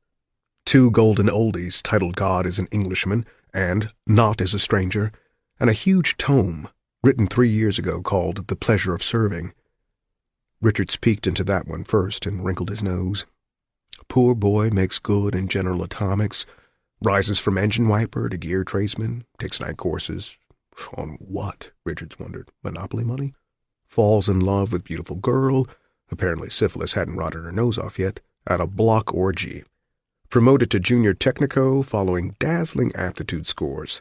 3-year marriage contract follows, and— Richards threw the book across the room. God is an Englishman was a little better. He poured himself a bourbon on the rocks and settled into the story. By the time the discreet knock came, he was 300 pages in and pretty well in the bag to boot. One of the bourbon bottles was empty. He went to the door, holding the other in his hand. The cop was there. "Your receipts, Mr. Richards," he said, and pulled the door closed. Sheila had not written anything, but it sent one of Kathy's baby pictures. He looked at it and felt the easy tears of drunkenness prick his eyes. He put it in his pocket and looked at the other receipt. Charlie Grady had written briefly on the back of a traffic ticket form. "Thanks, maggot. Get stuffed. Charlie Grady." Richard snickered and let the paper flitter to the carpet. "Thanks, Charlie," he said to the empty room. "I needed that." He looked at the picture of Kathy again, a tiny, red-faced infant of 4 days at the time of the photo, screaming her head off, swimming in a white cradle dress that Sheila had made herself. He felt the tears lurking, and made himself think of good old Charlie's thank-you note. He wondered if he could kill the entire second bottle before he passed out, and decided to find out. He almost made it. -83, and counting. Richard spent Saturday living through a huge hangover. He was almost over it by Saturday evening and ordered 2 more bottles of bourbon with supper. He got through both of them and woke up in the pale, early light of Sunday morning, seeing large caterpillars with flat, murderous eyes crawling slowly down the far bedroom wall. He decided then it would be against his best interests to wreck his reactions completely before Tuesday, and laid off the booze. This hangover was slower dissipating. He threw up a good deal, and when there was nothing left to throw up, he had dry heaves. These tapered off around 6 o'clock Sunday evening, and he ordered soup for dinner, no bourbon. He asked for a dozen neo-rock discers to play on the sweet sound system and tired of them quickly. He went to bed early and slept poorly. He spent most of Monday on the tiny glassed-in terrace that opened off the bedroom. He was very high above the waterfront now, and the day was a series of sun and showers that was fairly pleasant. He read 2 novels, went to bed early again, and slept a little better. There was an unpleasant dream. Sheila was dead, and he was at her funeral. Somebody had propped her up in her coffin and stuffed a grotesque corsage of new dollars in her mouth. He tried to run to her and remove the obscenity. Hands grabbed him from behind. He was being held by a dozen cops. One of them was Charlie Grady. He was grinning and saying, "This is what happens to losers, maggot." They were putting their pistols to his head when he woke up. Tuesday, he said to no one at all, and rolled out of bed. The fashionable GA sunburst clock on the far wall said it was 9 minutes after 7. The live TriCast of The Running Man would be going out all over North America in less than 11 hours. He felt a hot drop of fear in his stomach. In 23 hours, he would be fair game. He had a long, hot shower, dressed in his coverall, ordered ham and eggs for breakfast. He also got the bellboy on duty to send up a carton of Blams. He spent the rest of the morning and early afternoon reading quietly. It was 2 o'clock on the nose when a single formal rap came at the door. 3 police and Arthur M. Burns, looking potty and more than a bit ridiculous in a game singlet, walked in. All of the cops were carrying move-alongs. "It's time for your final briefing, Mr. Richards," Burns said. "Would you—" "Sure," Richards said. He marked his place in the book he had been reading and put it down on the coffee table. He was suddenly terrified, close to panic, and he was very glad there was no perceptible shake in his fingers.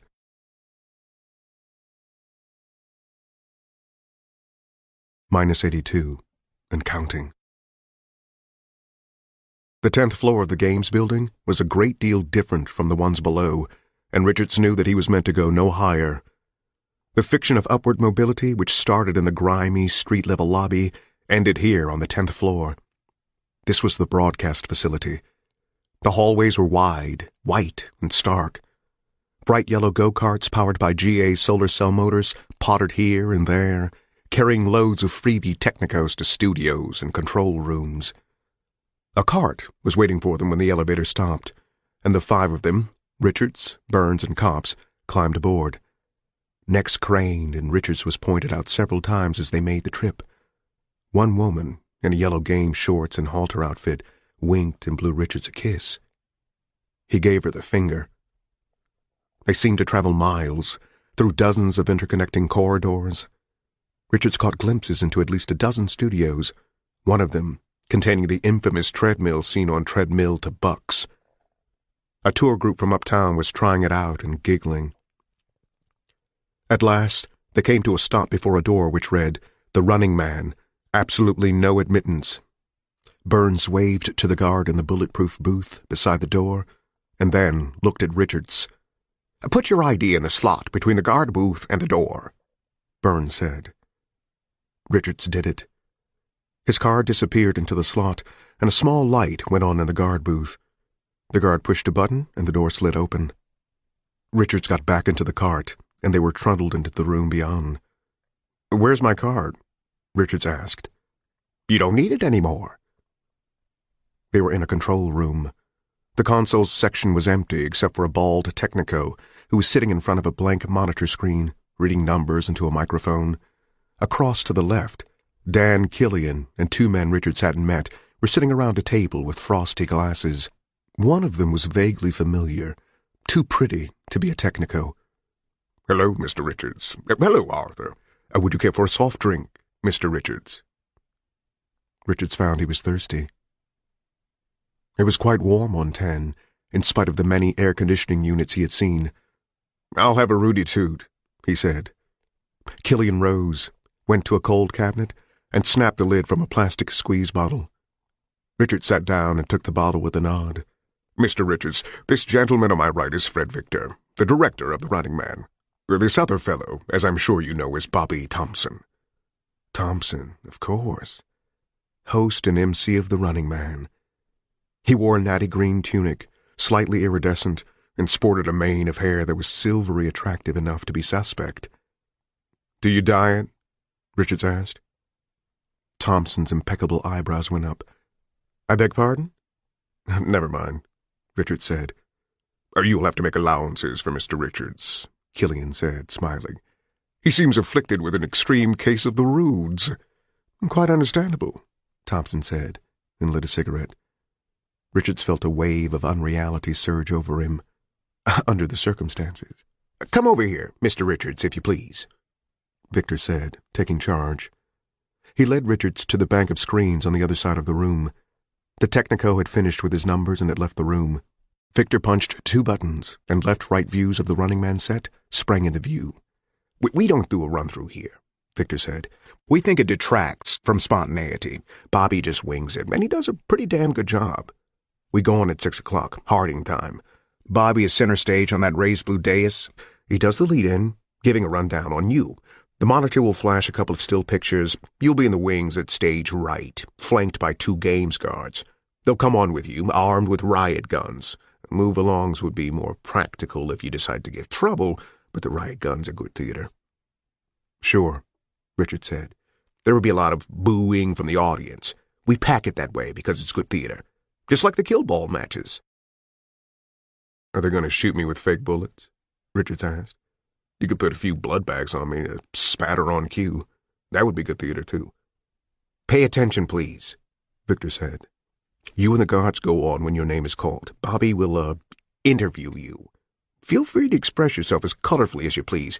It's all good theater. Then around 6:10, just before the first network promo, you'll be given your stake money and exit sans guards at stage left. Do you understand?" "Yes."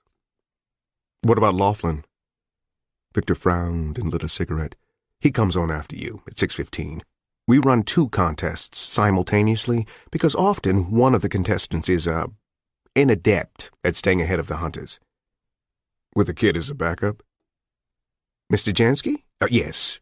But none of this concerns you, Mr. Richards. When you exit stage left, you'll be given a tape machine which is about the size of a box of popcorn. It weighs 6 pounds. With it, you'll be given 60 tape clips, which are about 4 inches long. The equipment will fit inside a coat pocket without a bulge. It's a triumph of modern technology." "Swell." Victor pressed his lips together. "As Dan has already told you, Richards, you're a contestant only for the masses. Actually, you are a working man, and you should view your role in that light. The tape cartridges can be dropped into any mail slot, and they will be delivered express to us, so we can edit them for airing that night. Failure to deposit 2 clips per day will result in legal default of payment." "But I'll still be hunted down." "Right. So mail those tapes. They won't give away your location. The hunters operate independently of the broadcasting section." Richards had his doubts about that, but said nothing. "After we give you the equipment, you'll be escorted to the street elevator. This gives directly on Rampart Street. Once you're there, you're on your own." He paused. "Questions?" "No. Then Mr. Killian has one more money detail to straighten out with you." They walked back to where Dan Killian was in conversation with Arthur M. Burns. Richards asked for another Rudy Toot and got it. "Mr. Richards," Killian said, twinkling his teeth at him, "as you know, you leave the studio unarmed. But this is not to say you cannot arm yourself by fair means or foul. Goodness, no. You or your estate will be paid an additional $100 for any hunter or representative of the law you should happen to dispatch." "I know. Don't tell me," Richard said. "It's good theater." Killian smiled delightedly. "How very astute of you. Yes. However, try not to bag any innocent bystanders. That's not kosher." Richard said nothing. "The other aspect of the program. The stoolies and independent cameramen I know. They're not stoolies. They're good North American citizens." It was difficult to tell whether Killian's tone of hurt was real or ironic. "Anyway, there's an 800 number for anyone who spots you. A verified sighting pays $100 new. A sighting which results in a kill pays $1,000. We pay independent cameramen $10 a foot and up. Retire to scenic Jamaica on blood money, Richards cried, spreading his arms wide. Get your picture on 100 3D weeklies. Be the idol of millions. Just holograph for details. That's enough, Killian said quietly. Bobby Thompson was buffing his fingernails. Victor had wandered out and could be faintly heard yelling at someone about camera angles. Killian pressed a button. Miss Jones? Ready for you, sweets. He stood up and offered his hand again. Makeup next, Mr. Richards. Then the lighting runs. You'll be quartered off stage, and we won't meet again before you go on, so— It's been grand, Richards said. He declined the hand. Miss Jones let him out. It was 2:30.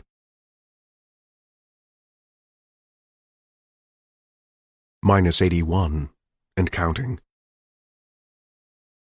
Richard stood in the wings with a cop on each side, listening to the studio audience as they frantically applauded Bobby Thompson. He was nervous. He jeered at himself for it, but the nervousness was a fact. Jeering would not make it go away. It was 6:01. Tonight's first contestant is a shrewd, resourceful man from south of the canal in our own home city, Thompson was saying. The monitor faded to a stark portrait of Richards in his baggy gray work shirt, taken by a hidden camera days before. The background looked like the fifth-floor waiting room. It had been retouched, Richards thought, to make his eyes deeper, his forehead a little lower, his cheeks more shadowed. His mouth had been given a jeering, curled expression by some technico's airbrush. All in all, the Richards on the monitor was terrifying. The angel of urban death, brutal, not very bright, but possessed of a certain primitive animal cunning. The uptown apartment dweller's boogeyman. This man is Benjamin Richards, age 28. Know the face well. In a half hour, this man will be on the prowl. A verified sighting brings you $100 new. A sighting which results in a kill results in $1,000 new for you. Richard's mind was wandering. It came back to the point with a mighty snap. And this is the woman that Benjamin Richards' award will go to, if and when he is brought down. The picture dissolved to a still of Sheila, but the airbrush had been at work again, this time wielded with a heavier hand. The results were brutal. The sweet, not-so-good-looking face had been transformed into that of a vapid slattern, full, pouting lips, eyes that seemed to glitter with avarice, a suggestion of a double chin fading down to what appeared to be bare breasts. "You bastard!" Richards grated. He lunged forward, but powerful arms held him back. "Simmer down, buddy. It's only a picture." A moment later, he was half-led, half-dragged on stage. The audience reaction was immediate.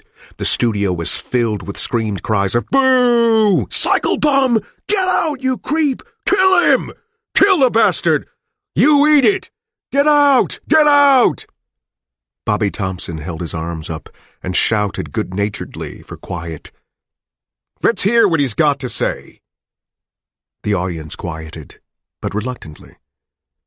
Richard stood bull-like under the hot lights with his head lowered. He knew he was projecting exactly the aura of hate and defiance that they wanted him to project, but he could not help it. He stared at Thompson with hard, red-rimmed eyes. "Somebody's going to eat their own balls for that picture of my wife," he said. "Speak up! Speak up, Mr. Richards!" Thompson cried, with just the right note of contempt. "Nobody will hurt you? At least, not yet." More screams and hysterical vituperation from the audience. Richard suddenly wheeled to face them, and they quieted as if slapped.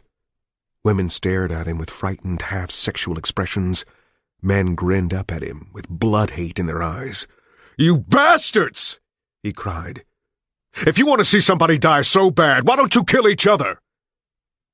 His final words were drowned in more screams. People from the audience, perhaps paid to do so, were trying to get on stage. The police were holding them back. Richards faced them, knowing how he must look. "Thank you, Mr. Richards, for those words of wisdom." The contempt was palpable now, and the crowd, nearly silent again, was eating it up. "Would you like to tell our audience in the studio and at home how long you think you can hold out?" "I want to tell everybody in the studio and at home that wasn't my wife. That was a cheap fake." The crowd drowned him out. Their screams of hate had reached a near fever pitch. Thompson waited nearly a minute for them to quiet a little, and then repeated, "How long do you expect to hold out, Mr. Richards?" "I expect to go the whole 30, Richards said coolly. "I don't think you've got anybody who can take me." More screaming, shaken fists. Someone threw a tomato. Bobby Thompson faced the audience again and cried, "With those last cheap words of bravado, Mr. Richards will be led from our stage. Tomorrow, at noon, the hunt begins. Remember his face. It may be next to you on a pneumo bus, in a jet plane, at a 3D rack, in your local killball arena. Tonight, he's in Harding. Tomorrow, in New York, Boise, Albuquerque, Columbus, skulking outside your home? Will you report him?" "Yes!" they screamed. Richards suddenly gave them the finger. Both fingers. This time, the rush for the stage was by no stretch of the imagination simulated. Richards was rushed out the stage left exit before they could rip him apart on camera, thus depriving the network of all the juicy upcoming coverage.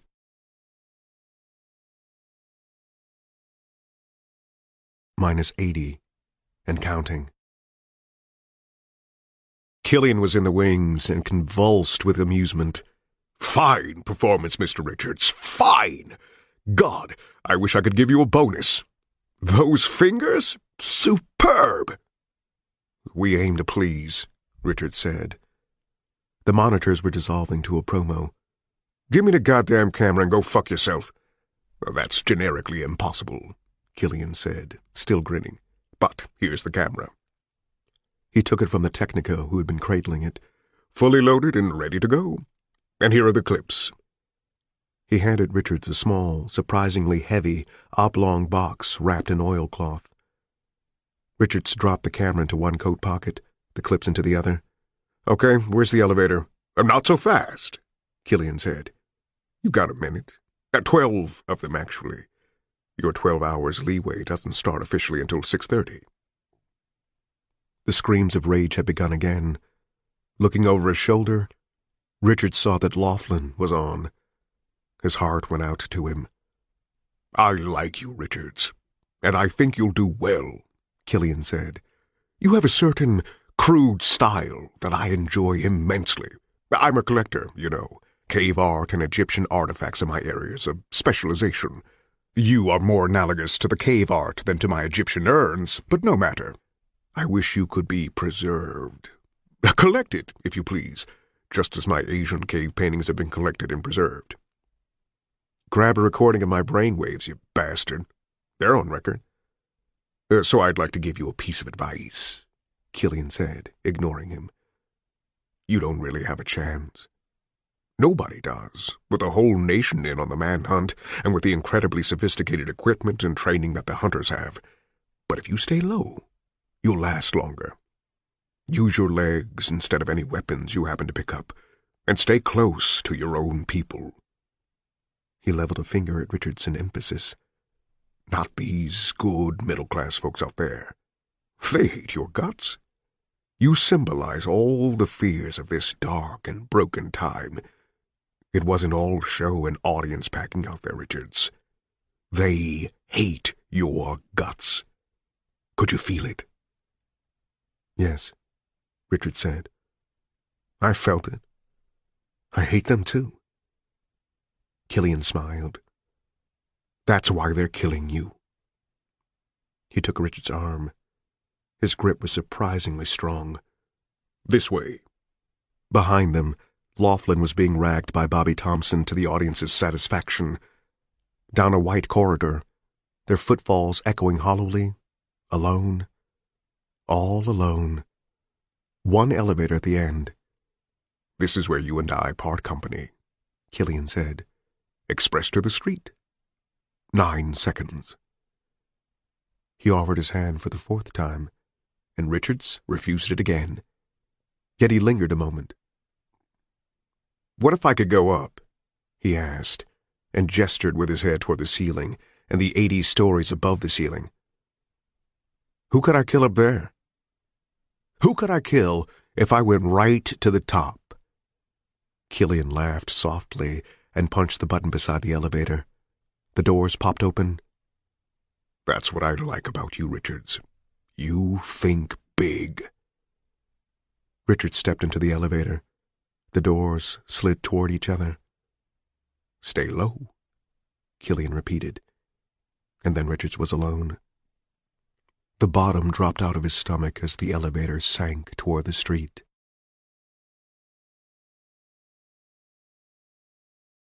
-79, and counting. The elevator opened directly onto the street. A cop was standing by its frontage on Nixon Memorial Park, but he did not look at Richards as he stepped out, only tapped his move along reflectively and stared into the soft drizzle that filled the air. The drizzle had brought early dusk to the city. The lights glowed mystically through the darkness, and the people moving on Rampart Street in the shadow of the Games building were only insubstantial shadows, as Richards knew he must be himself. He breathed deeply of the wet, sulphur-tainted air. It was good, in spite of the taste. It seemed that he had just been let out of prison, rather than from one communicating cell to another. The air was good. The air was fine. "Stay close to your own people," Killian had said. Of course he was right. Richards hadn't needed Killian to tell him that, or to know that the heat would be heaviest in Co-op City when the truce broke at noon tomorrow. But by then, he would be over the hills and far away. He walked 3 blocks and hailed a taxi. He was hoping the cab's freebie would be busted. A lot of them were, but this one was in A1 working order and blaring the closing credits of The Running Man. Shit. "Where, buddy?" "Robart Street." That was 5 blocks from his destination. When the cab dropped him, he would go backyard express to Molly's place.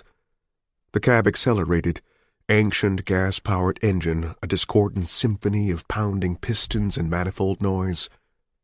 Richard slumped back against the vinyl cushions into what he hoped was deeper shadow. "Hey, I just seen you on the freebie!" the cabbie exclaimed. "You're that guy, Pritchard!" "Pritchard, that's right," Richard said resignedly. The Games building was dwindling behind them. A psychological shadow seemed to be dwindling proportionally in his mind, in spite of the bad luck with the cabbie. "Jesus, you got balls, buddy! I'll say that, you really do. Christ, they'll kill you. You know that? They'll kill you fucking eye dead. You must really have balls." "That's right. 2 of them, just like you." "2 of them," the cabbie repeated. He was ecstatic. "Oh, Jesus, that's good. That's hot. You mind if I tell my wife I had his affair? She goes batshit for the Games. I'll have to report you, too, but Christ, I won't get no 100 for it. Cabbie's got to have at least one supporting witness, you know? Knowing my luck, no one saw you getting in." "That would be tough," Richard said. "I'm sorry you can't help kill me. Should I leave a note saying I was here?" "Oh, Jesus, could you? That'd be—" They just crossed the canal. "Let me out here," Richard said abruptly. He pulled a new dollar from the envelope Thompson had handed him and dropped it on the front seat. "Gee, I didn't say nothing, did I? I didn't mean to—" "No," Richard said. "Could you give me that note?" "Get stuffed, maggot." He lunged out and began walking toward Drummond Street. Co-op City rose skeletal in the gathering darkness before him. The cabbie's yell floated after him. "I hope they get you early, you cheap fuck!"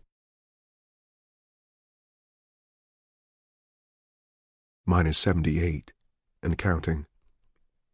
Through a backyard, through a ragged hole in a cyclone fence separating one barren asphalt desert from another, across a ghostly abandoned construction site, pausing far back in shattered shadows as a cycle pack roared by, headlamps glaring in the dark like the psychopathic eyes of nocturnal werewolves. then over a final fence, cutting one hand, and he was rapping on Molly Jernigan's back door, which is to say, the main entrance.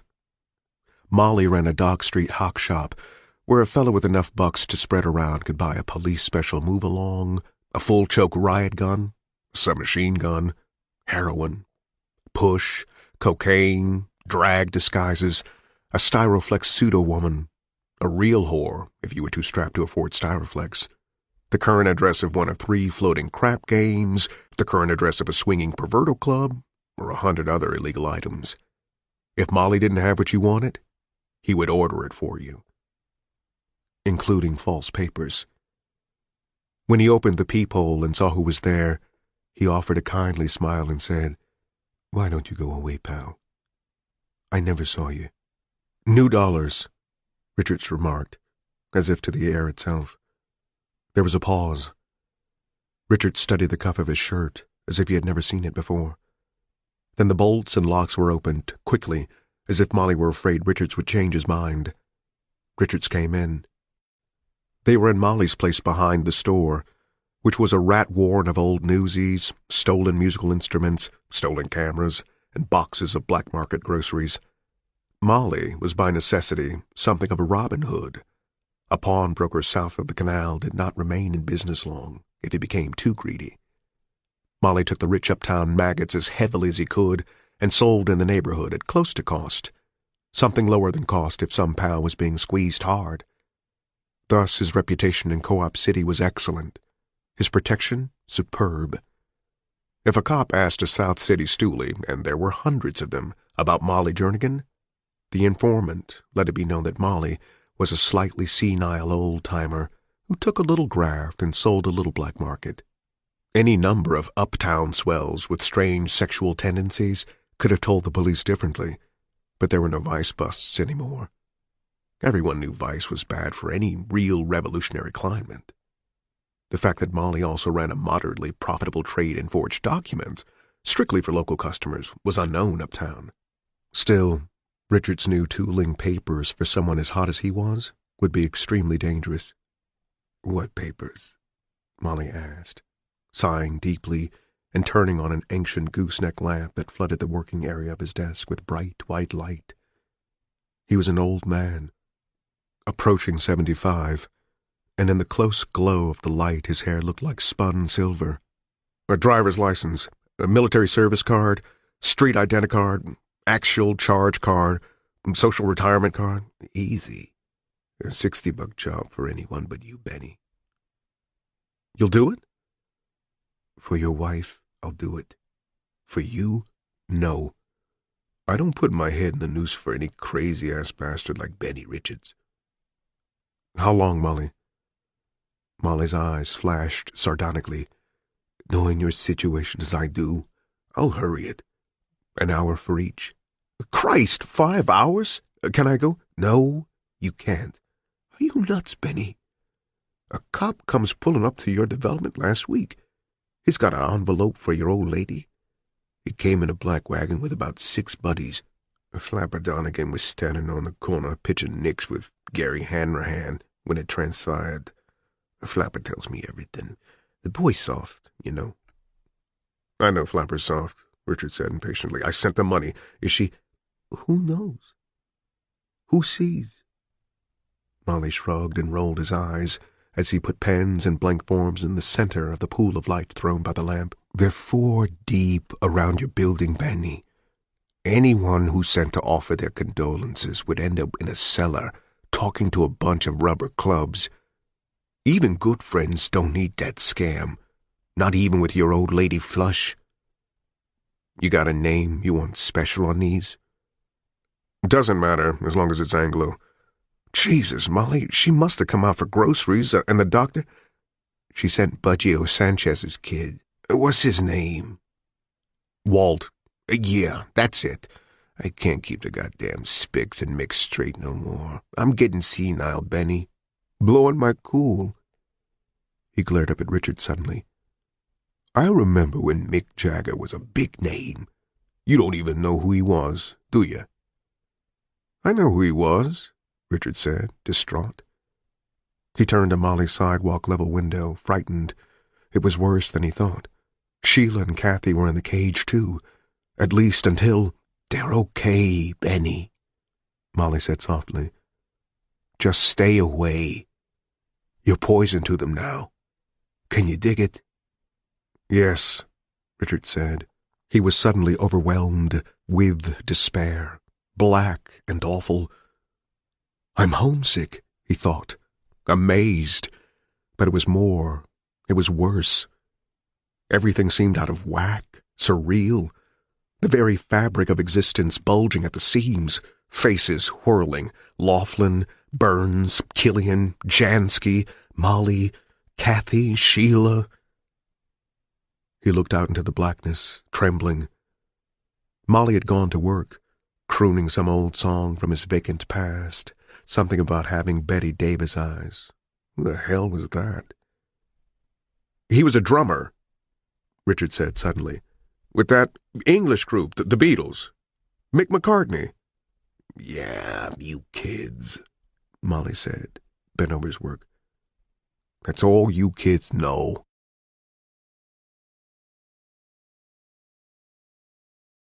-77, and counting.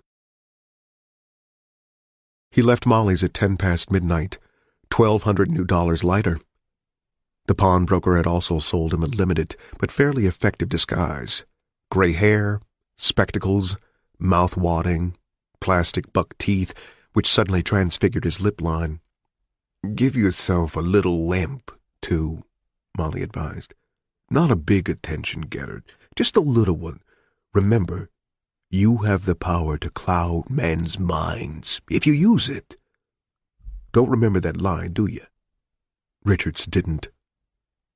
According to his new wallet cards, he was John Griffin Springer, a text-tape salesman from Harding. He was a 43-year-old widower. No Technico status, but that was just as well. Technicos had their own language.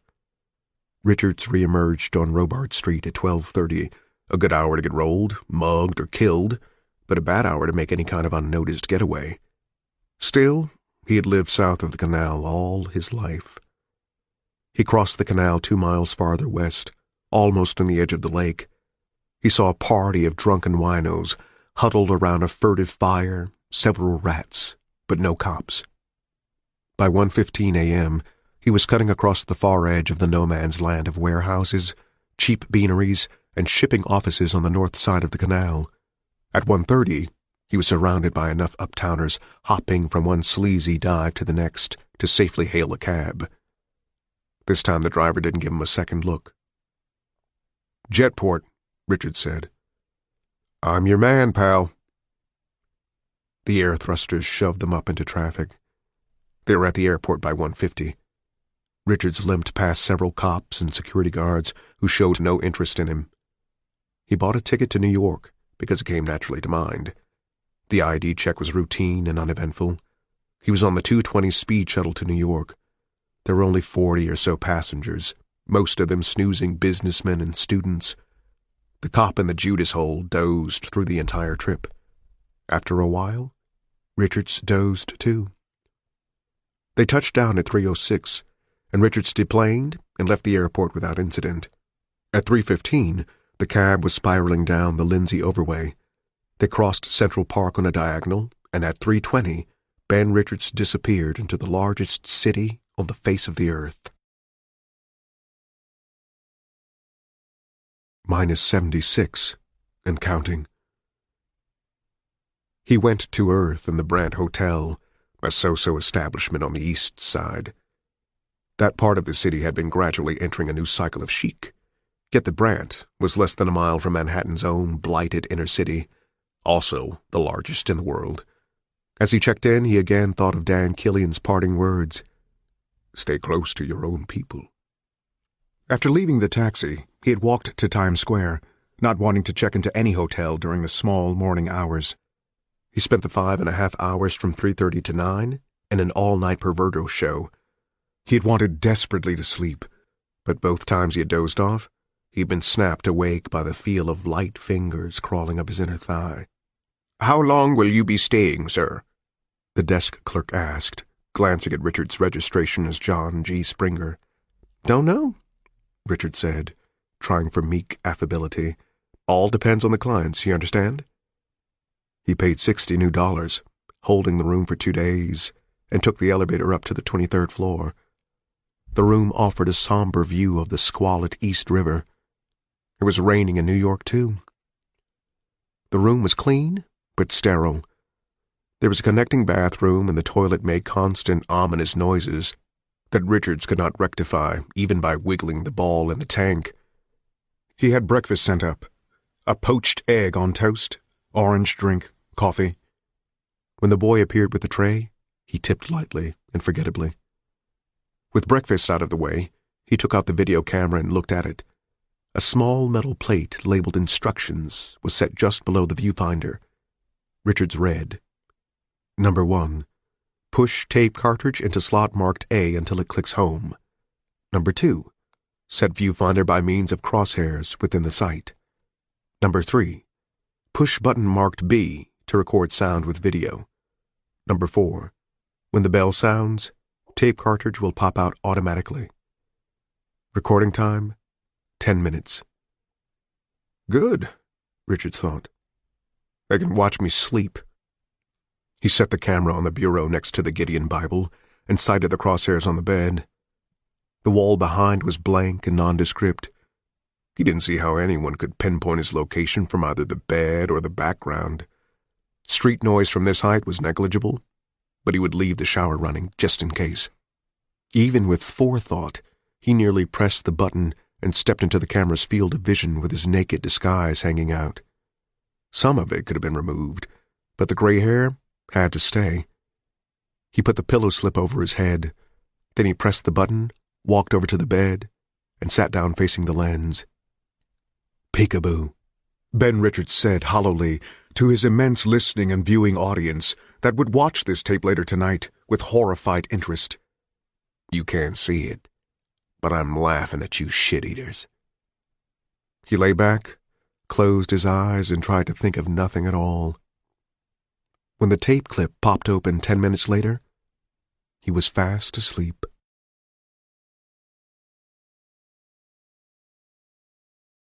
-75, and counting.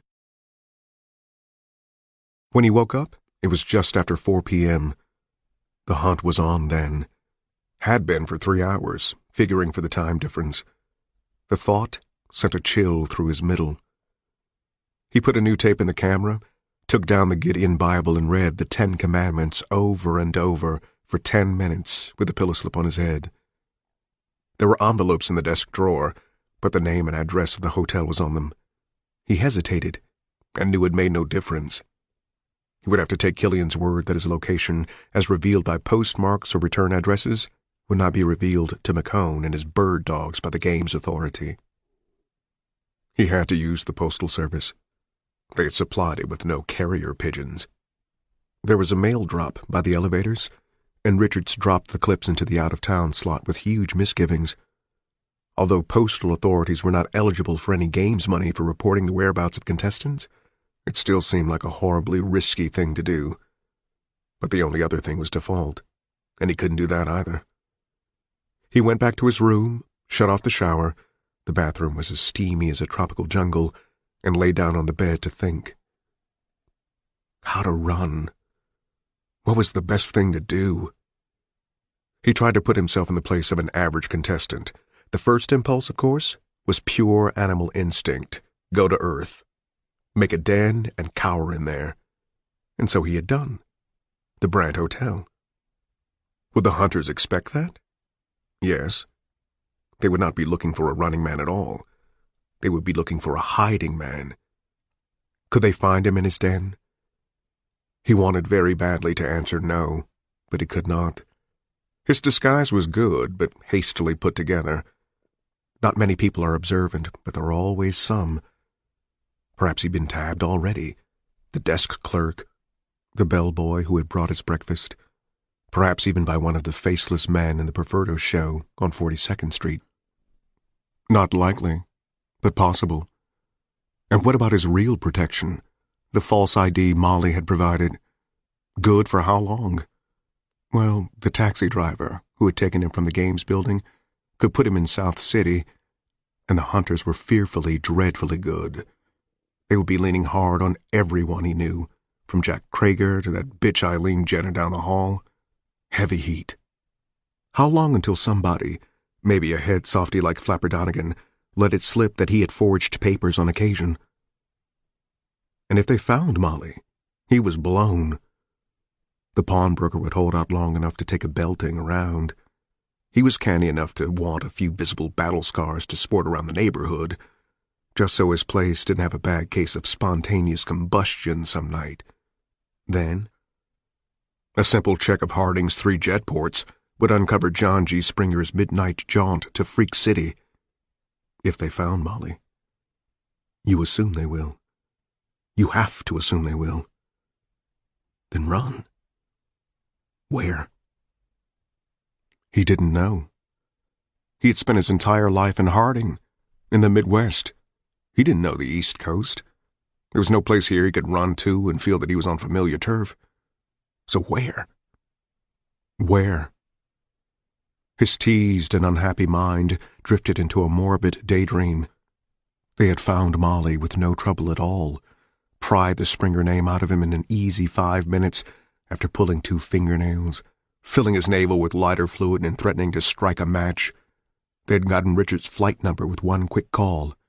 Handsome, nondescript man in gabardine coats of identical cut and make, and had arrived at New York by 2:30 Eastern Standard Time. Advance men had already gotten the address of the Brant by a telex canvas of the New York City hotel listings, which were computer-tabulated day by day. They were outside now, surrounding the place. Busboys and bellboys and clerks and bartenders had been replaced by hunters. 6 coming up the fire escape, another 50 packing all 3 elevators, more and more pulling up in air cars all around the building. Now they were in the hall, and in a moment the door would crash open and they would lunge in, a tape machine grinding enthusiastically away on a rolling tripod above their muscular shoulders, getting it all down for posterity as they turned him into hamburger. Richard sat up, sweating. Didn't even have a gun. Not yet. Run. Fast. Boston would do, to start.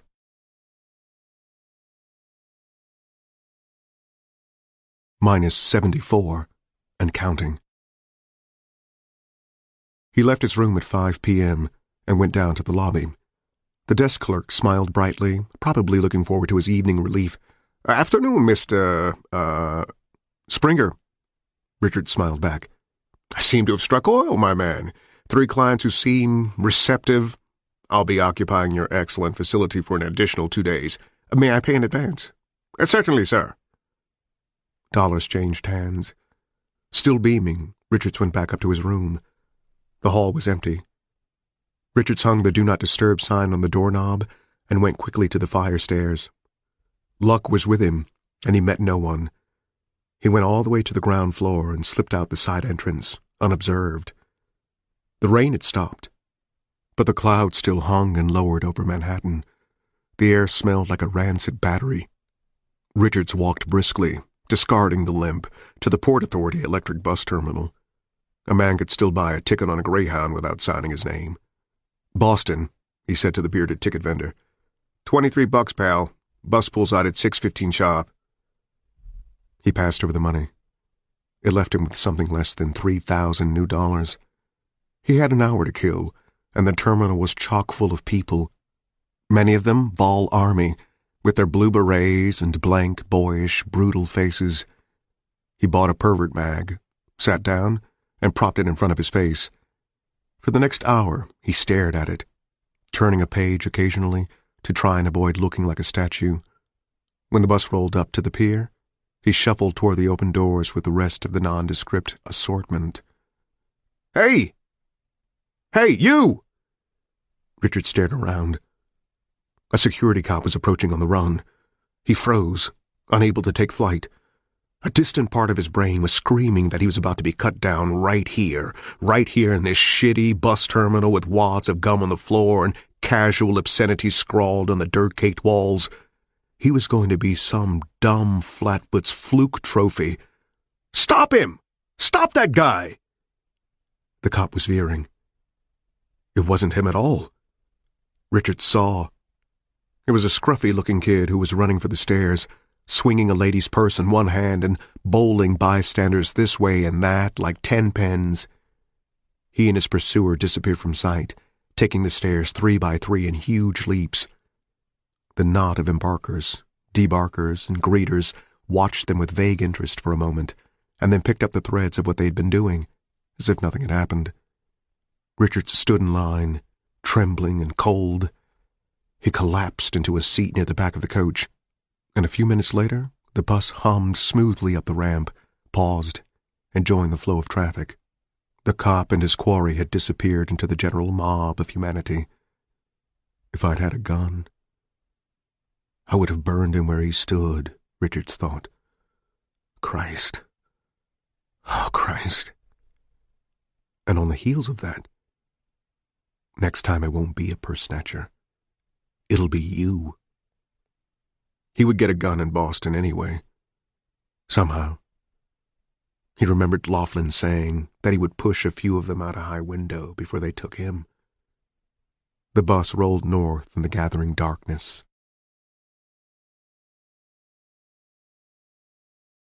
-73 and counting.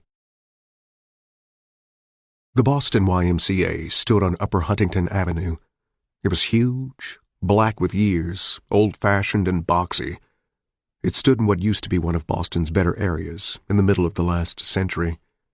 It stood there like a guilty reminder of another time, another day, its old-fashioned neon still winking its letters toward the sinful theater district. It looked like the skeleton of a murdered idea. When Richards walked into the lobby, the desk clerk was arguing with a tiny, scruffy black boy in a kill-ball jersey so big that it reached down over his blue jeans to mid-shin. The disputed territory seemed to be a gum machine that stood inside the lobby door. "I lost my nickel, Hunk! I lost my motherfucking nickel! If you don't get out of here, I'll call a house detective, kid. That's all. I'm done talking to you. But that goddamn machine took my nickel! You stop swearing, you little scumbag!" The clerk, who looked an old, cold 30, reached down and shook the jersey. It was too huge for him to be able to shake the boy inside, too. "Now get out of here! I'm through talking!" Seeing he meant it, the almost comic mask of hate and defiance below the dark sunburst of the kid's afro broke into a hurt, agonized grimace of disbelief. "Listen, that's the only motherfucking nickel I got. That gumball machine ain't my nickel. I'm calling a house dick right now." The clerk turned toward the switchboard. His jacket, a refugee from some bargain counter, flapped tiredly around his thin butt. The boy kicked the black steel post of the gum machine, then ran. "Motherfucking white honky son bitch!" The clerk looked at him, the security button, real or mythical, unpressed. He smiled at Richards, showing an old keyboard with a few missing keys. "You can't talk to niggas anymore. I'd keep them in cages if I ran a network." "He really lose a nickel?" Richards asked, signing the register as John Deegan from Michigan. "If he did, he stole it," the clerk said. "I suppose he did, but if I gave him a nickel, I'd have the 200 pickaninnies in here by nightfall, claiming the same thing. Where did they learn that language? That's what I want to know.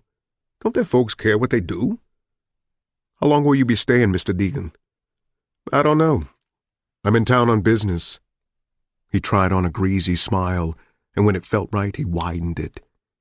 The desk clerk recognized it instantly, perhaps from his own reflection, looking up at him from the depths of the fake marble counter, which had been polished by 1,000,000 elbows, and gave it back to him. "That's $15.50, Mr. Deegan." He pushed a key attached to a worn wooden tongue across the counter to Richards. "Room 512. "Thank you." Richards paid cash. Again, no ID. Thank God for the YMCA. He crossed to the elevators and looked down the corridor to the Christian Lending Library on the left. It was dimly lit with fly-specked yellow globes, and an old man wearing an overcoat and galoshes was perusing a tract, turning the pages slowly and methodically with a trembling, wetted finger, Richards could hear the clogged whistle of his breathing from where he was by the elevators, and felt a mixture of sorrow and horror. The elevator clunked to a stop, and the doors opened with wheezy reluctance. As he stepped in, the clerk said loudly, "It's a sin and a shame. I put them all in cages."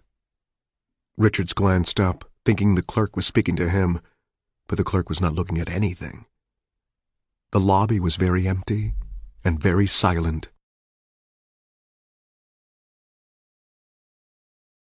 -72 and counting.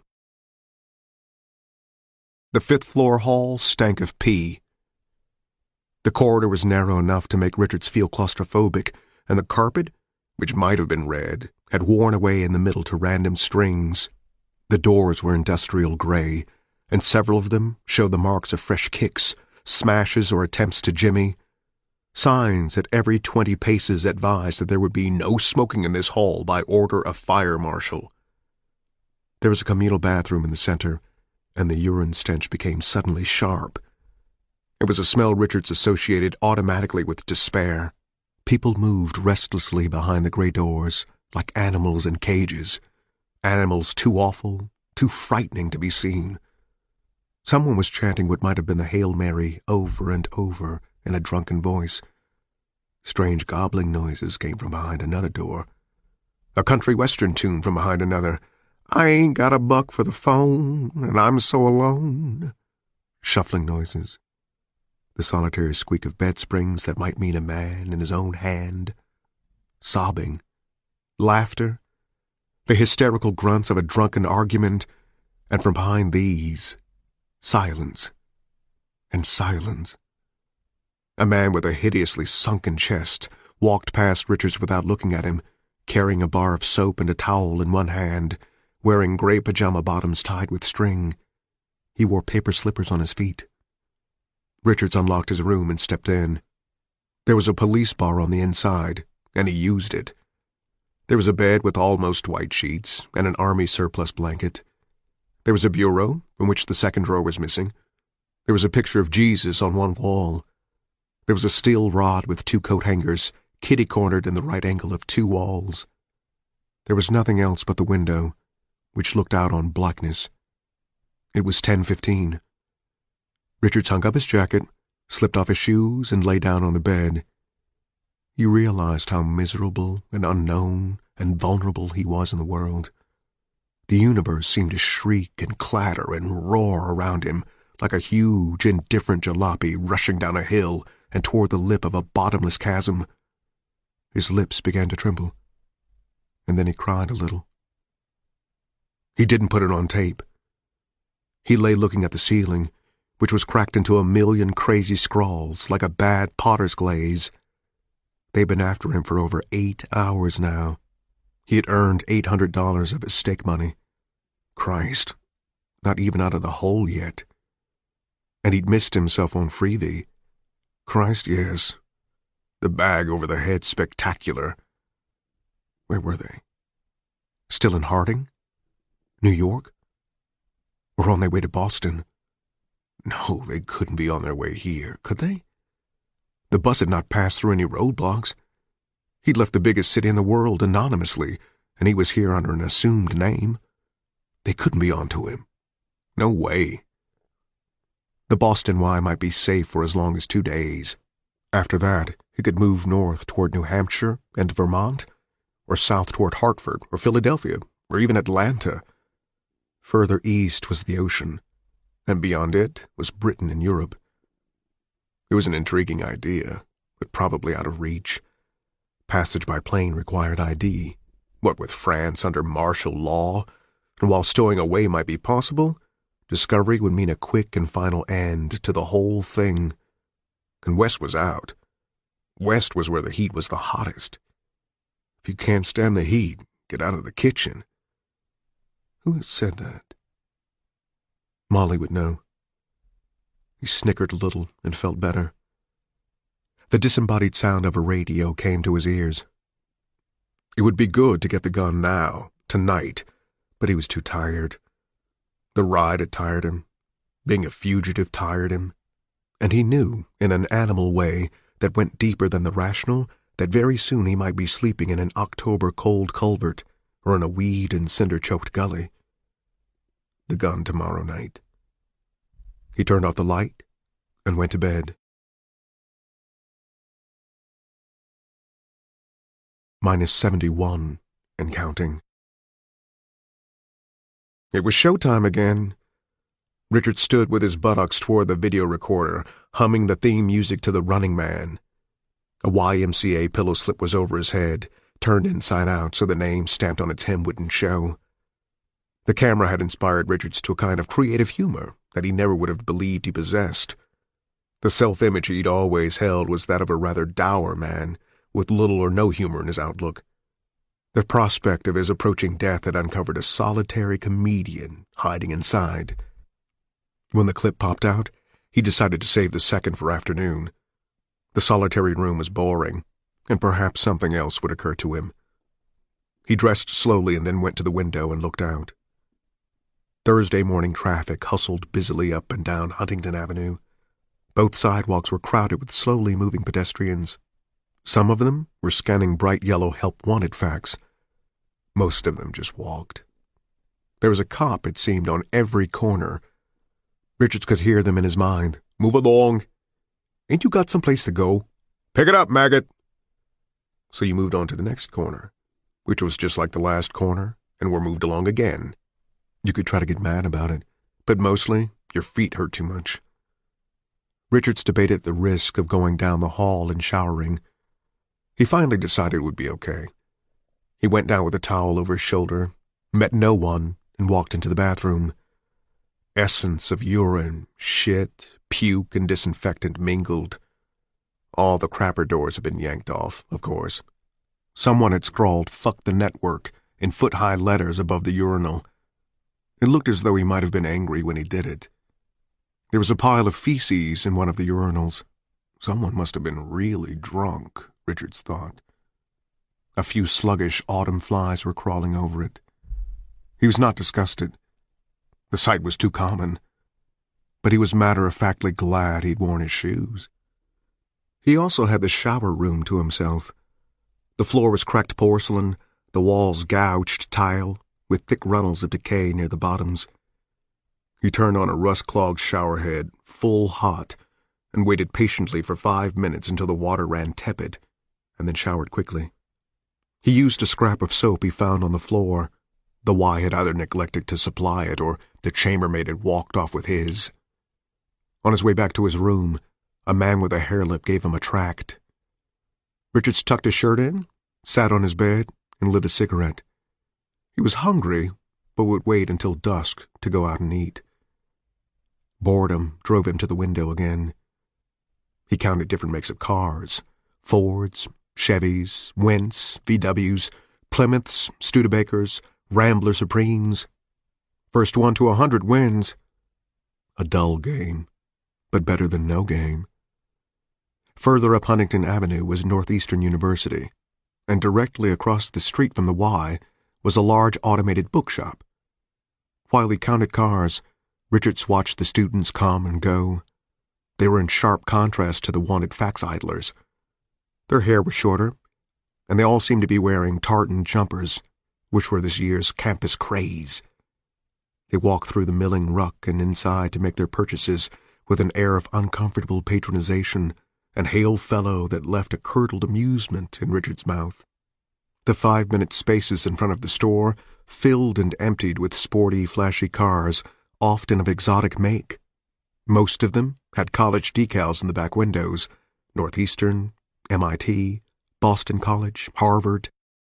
Most of the news fax bums treated the sporty cars as part of the scenery, but a few looked at them with dumb and wretched longing. A Went pulled out of the space directly in front of the store, and a Ford pulled in, settling to an inch above the pavement as the driver, a crew-cut fellow smoking a foot-long cigar, put it in idle. The car dipped slightly as his passenger, a dude in a brown and white hunting jacket, got out and zipped inside. Richards sighed. Counting cars was a very poor game. Fords were ahead of their nearest contender by a score of 78-40. The outcome going to be predictable as the next election. Someone pounded on the door, and Richard stiffened like a bolt. "Frankie! You in there? Frankie!" Richard said nothing. Frozen with fear, he played a statue. "You eat shit, Frankie, baby!" There was a chortle of drunken laughter, and the footsteps moved on, pounding on the next door up. "You in there, Frankie?" Richard's heart slipped slowly down from his throat. The Ford was pulling out, and another Ford took its place. Number 79. Shit. The day slipped into afternoon, and then it was 1 o'clock. Richards knew this by the ringing of various chimes in churches far away. Ironically, the man living by the clock had no watch. He was playing a variation of the card game now. Fords, worth 2 points. Studebakers 3. Wins 4. First one to 500 wins. It was perhaps 15 minutes later that he noticed the young man in the brown and white hunting jacket leaning against a lamppost beyond the bookstore and reading a concert poster. He was not being moved along. In fact, the police seemed to be ignoring him. "You're jumping at shadows, maggot.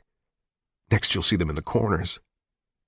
He counted a Went with a dented fender, a yellow Ford, an old Studebaker with a wheezing air cylinder dipping in slight cycles, a VW, and no good, they're out of the running, another Went, a Studebaker. A man smoking a foot-long cigar was standing nonchalantly at the bus stop on the corner. He was the only person there, with good reason.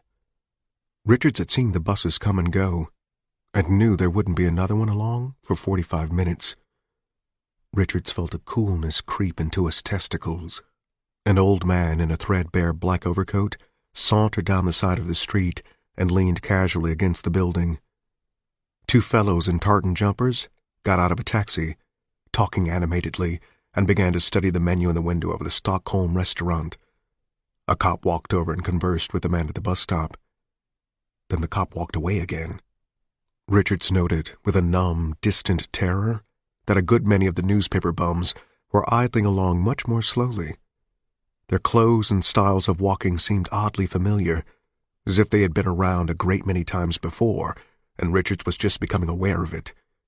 In the tentative, uneasy way you recognize the voices of the dead in dreams. There were more cops, too. "I'm being bracketed," he thought. The idea brought a helpless, rabid terror.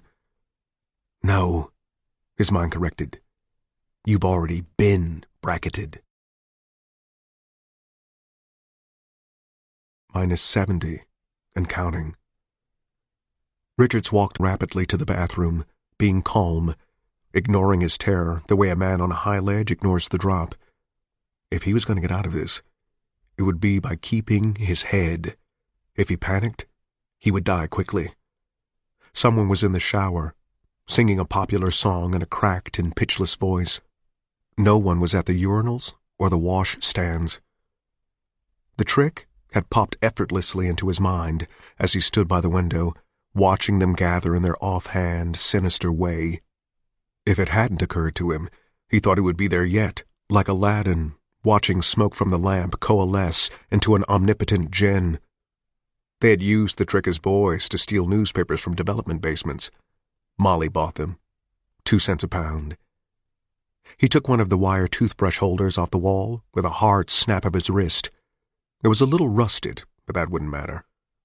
He walked down to the elevator, bending the toothbrush holder out straight. He pushed the call button, and the cage took a slow eternity to come down from 8. It was empty. Thank Christ it was empty. He stepped in, looked briefly down the halls, and then turned to the control panel. There was a key slot beside the button marked for the basement. The janitor would have a special card to shove in there. An electric eye scanned the card, and then the janitor could push the button and ride down to the basement. What if it doesn't work? Never mind that. Never mind that now. Grimacing in anticipation of a possible electric shock, Richards jammed the toothbrush wire into the slot and pushed the basement button simultaneously.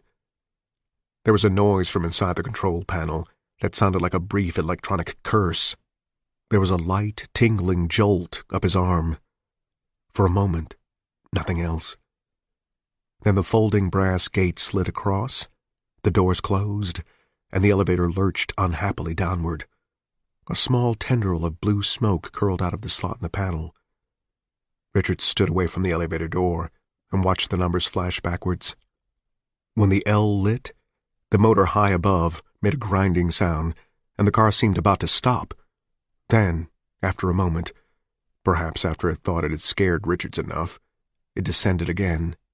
20 seconds later, the door slid open, and Richards stepped out into the huge, dim basement. There was water dripping somewhere, and the scurry of a disturbed rat. But otherwise, the basement was his. For now.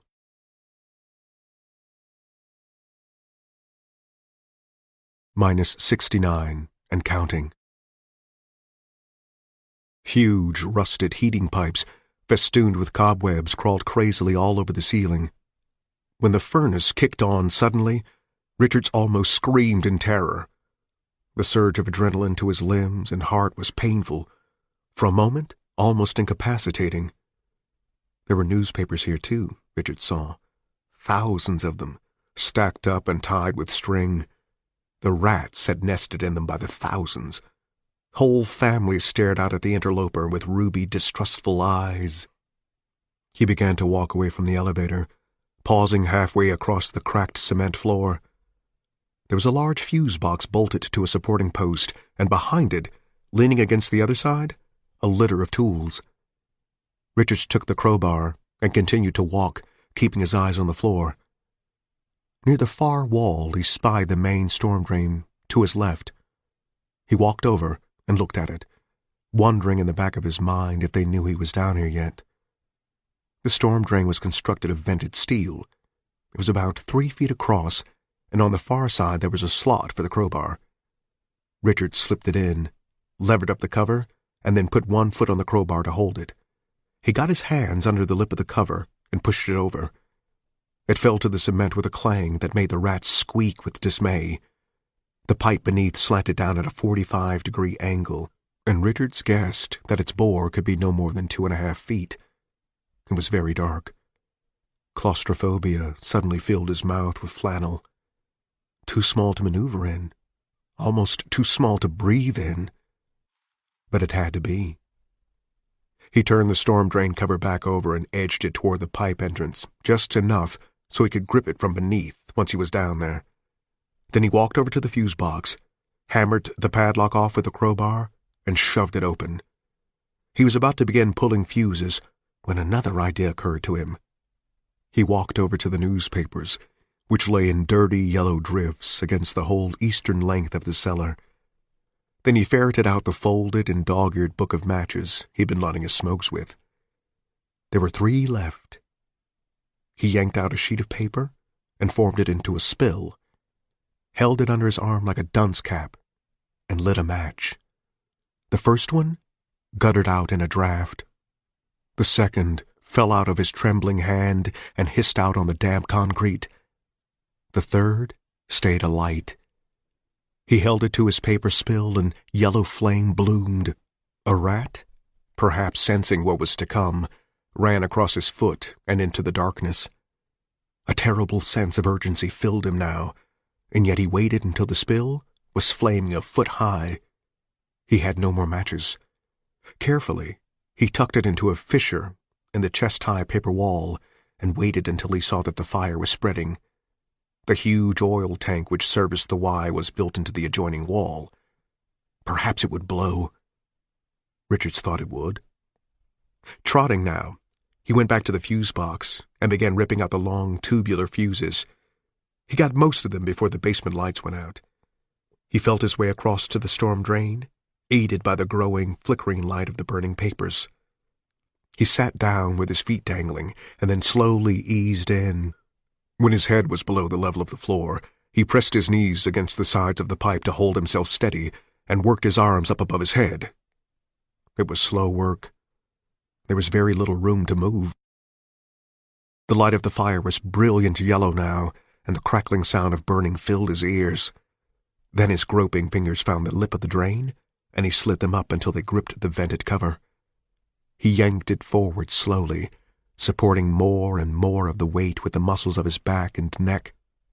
When he judged that the far edge of the cover was on the edge of dropping into place, he gave one last fierce tug. The cover dropped into place with a clang, bending both wrists back cruelly. Richards let his knees relax, and he slid downward like a boy shooting the chutes.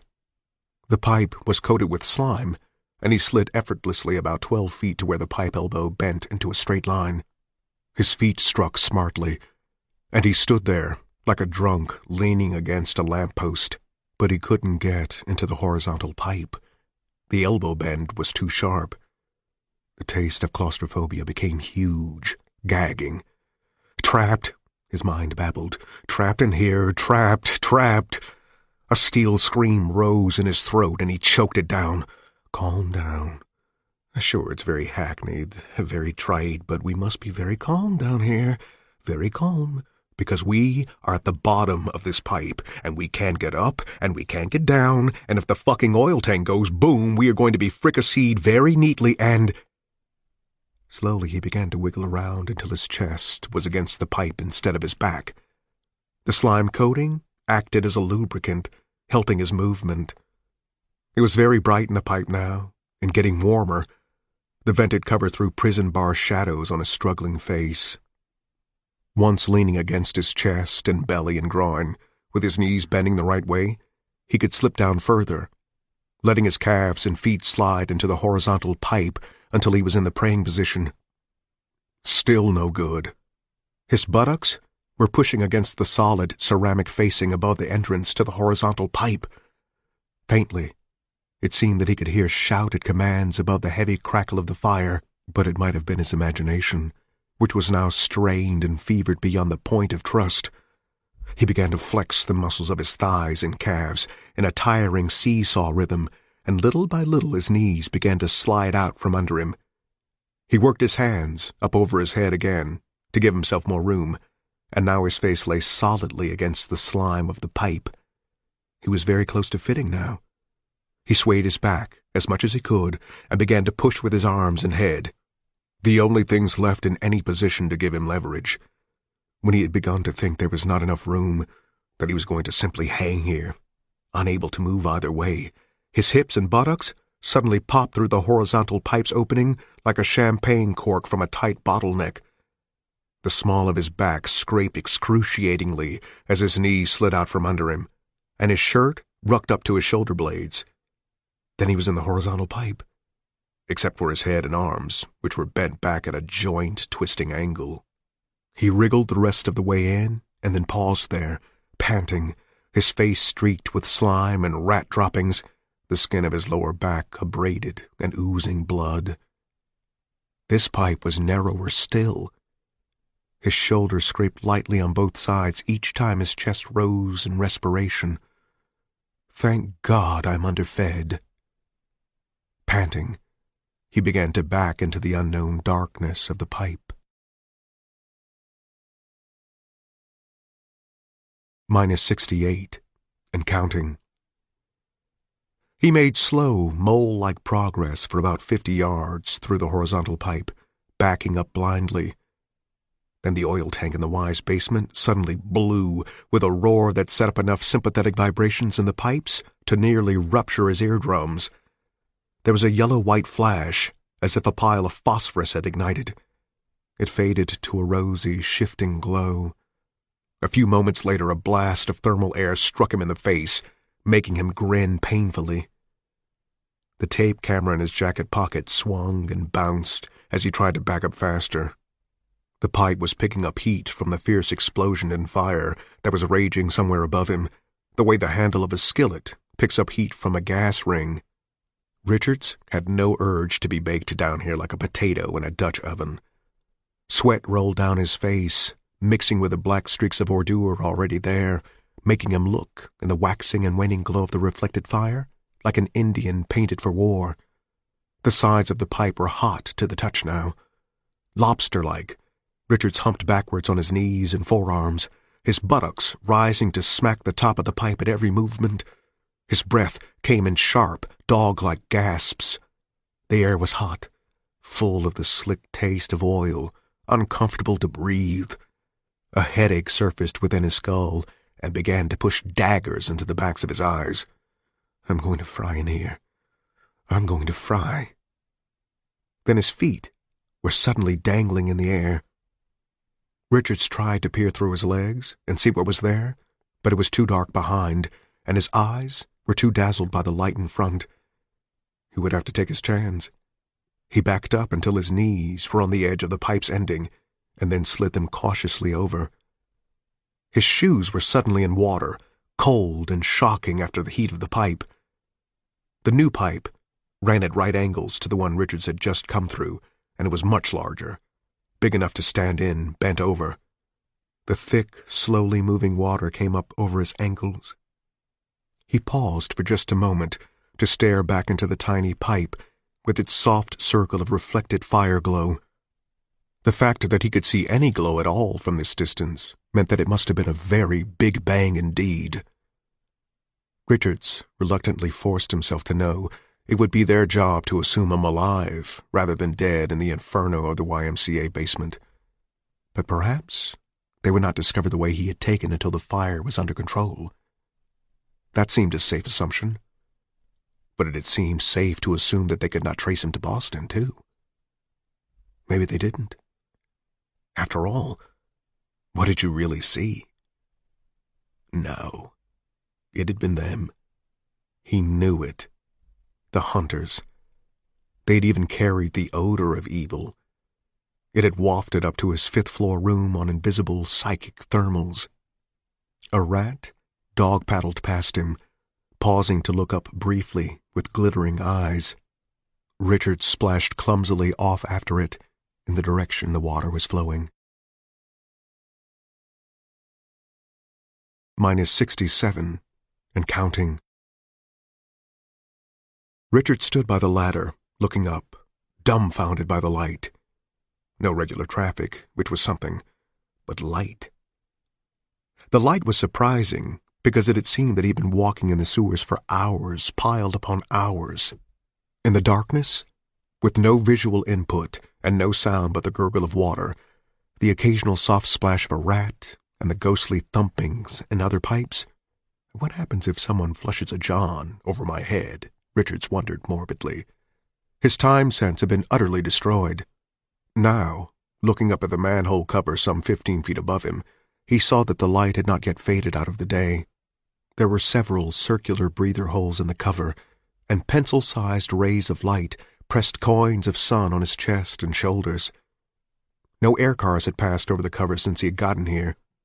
Only an occasional heavy ground vehicle and a fleet of Honda cycles. It made him suspect that, more by good luck and the law of averages than by inner sense of direction, he had managed to find his way to the core of the city, to his own people. Still, he didn't dare go up until dark. To pass the time, he took out the tape camera, popped in a clip, and began recording his chest. He knew the tapes were fast light, able to take advantage of the least available light, and he did not want to give away too much of his surroundings. He did no talking or capering this time. He was too tired. When the tape was done, he put it with the other exposed clip. He wished he could rid himself of the nagging suspicion, almost a certainty, that the tapes were pinpointing him. There had to be a way to beat that. Had to. He sat down stolidly on the third rung of the ladder to wait for dark. He'd been running for nearly 30 hours.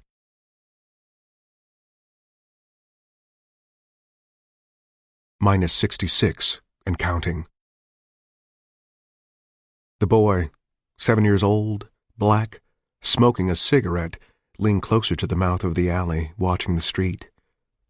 There had been a sudden slight movement in the street where there had been none before. Shadows moved, rested, moved again. The manhole cover was rising. It paused, and something— eyes? Glimmered. The cover suddenly slid aside with a clang. Someone, or something, the boy thought with a trace of fear, was moving out there. Maybe the devil was coming out of hell to get Cassie, he thought. Ma said Cassie was going to heaven to be with Dickie and the other angels. The boy thought that was bullshit. Everybody went to hell when they died, and the devil jabbed them in the ass with a pitchfork. He'd seen a picture of the devil in the books Bradley had snuck out of the Boston Public Library. Heaven was for push freaks. The devil was the man. It could be the devil, he thought, as Richard suddenly boosted himself out of the manhole and leaned for a second on the seamed and split cement to get his breath back. No tail and no horns, not red like in that book, but the mother looked crazy and mean enough. Now he was pushing the cover back, and now, holy Jesus, he was running toward the alley. The boy grunted, tried to run, and fell over his own feet. He was trying to get up, scrambling and dropping things, and the devil suddenly grabbed him. "Don't stick me with it!" he screamed in a throat-close whisper. "Don't stick me with no fork, you son bitch! Shh! Shut up! Shut up!" The devil shook him, making his teeth rattle like marbles in his head, and the boy shut up. The devil peered around in an ecstasy of apprehension. The expression on his face was almost farcical in its extreme fear. The boy was reminded of the comical fellows on that game show, Swim the Crocodiles. He would have laughed if he hadn't been so frightened himself. "You ain't the devil," the boy said. "You'll think I am if you yell." "I ain't gonna," the boy said contemptuously. "What you think? I want to get my balls cut off? Jeez, I ain't even big enough to come yet." "You know a quiet place we can go?" Don't kill me, man. I ain't got nothing." The boy's eyes, white in the darkness, rolled up at him. "I'm not going to kill you." Holding his hand, the boy led Richards down the twisting, littered alley and into another. At the end, just before the alley opened onto an airshaft between two faceless high-rise buildings, the boy led him into a lean-to built of scrounged boards and bricks. It was built for 4 feet, and Richards banged his head going in. The boy pulled a dirty swatch of black cloth across the opening and fiddled with something. A moment later, a weak glow lit their faces. The boy had hooked a small light bulb to an old cracked car battery. "I kicked that battery myself," the boy said. "Bradley told me how to fix it up. He's got books. I got a nickel bag, too. I'll give it to you if you don't kill me." "You better not. Bradley's in the stabbers. You kill me, and he'll make you shit in your boot and eat it." "I'm not doing any killings," Richard said impatiently. "At least not little kids." "I ain't no little kid. I kicked that fucking battery myself." The look of injury forced a dented grin to Richard's face. "All right. What's your name, kid?" "Ain't no kid." Then, sulkily, "Stacy." "Okay. Stacy. Good. I'm on the run. You believe that?" "Yeah, you on the run. You didn't come out of that manhole to buy dirty postcards." He stared speculatively at Richards. "You a honky? Kinda hard to tell with all that dirt." "Stacy, I—" He broke off and ran a hand through his hair. When he spoke again, he seemed to be talking to himself. "I gotta trust somebody, and it turns out to be a kid. A kid. Oh, Jesus, you ain't even 6, boy." "I'm 8 in March," the boy said angrily. "My sister Cassie's got cancer," he added. "She screams a lot. That's why I like it here. Kicked that fucking battery myself. You want to toke up, mister?" "No, and you don't either." "You want $2, Stacy?" "Christ, yes." Distrust slid over his eyes. "You didn't come out of no manhole with $2 fucking. That's bullshit." Richards produced a new dollar and gave it to the boy. He stared at it with awe that was close to horror. "There's another one if you bring your brother," Richards said, and seeing his expression, added swiftly, "I'll give it to you on the side so he won't see it. Bring him alone. Won't do no good to try and kill Bradley, man. He'll make you shit in your boot and eat it. I know. You run and get him. Wait until he's alone." $3. "No." "Listen, man, For $3, I can get Cassie some stuff at the drug. Then she won't scream so fucking much." The man's face suddenly worked, as if someone the boy couldn't see had punched him. "All right. 3. New dollars," the boy persisted. "Yes, for Christ's sake, yes." "Get him. And if you bring the cops, you won't get anything." The boy paused, half in and half out of his little cubbyhole. "You stupid if you think I'd do that. I hate them fucking orcas worse than anyone. Even the devil." He left, a 7-year-old boy with Richard's life in his grubby, scabbed hands. Richards was too tired to be really afraid. He turned off the light, leaned back, and dozed off.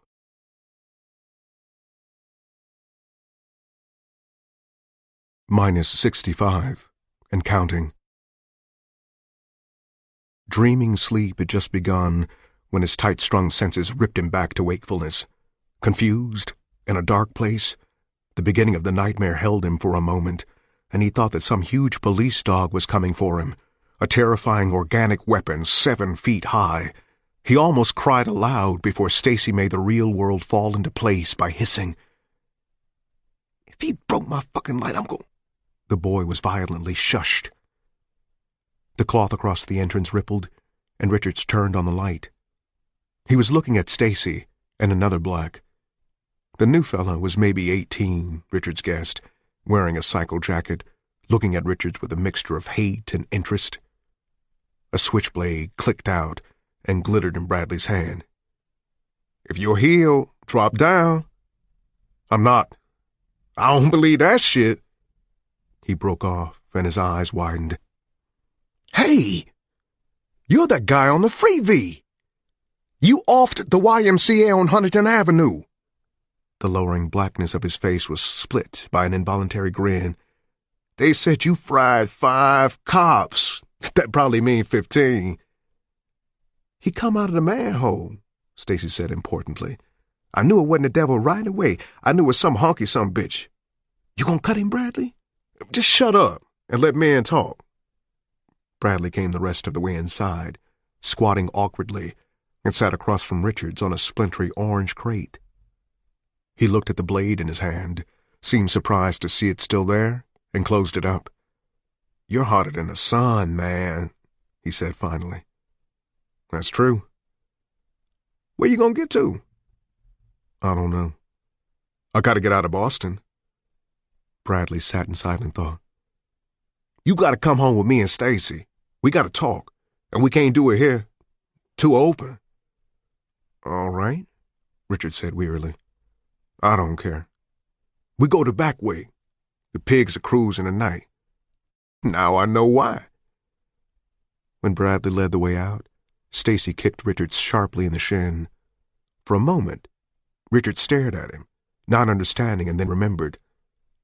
He slipped the boy $3 new, and Stacy made it disappear.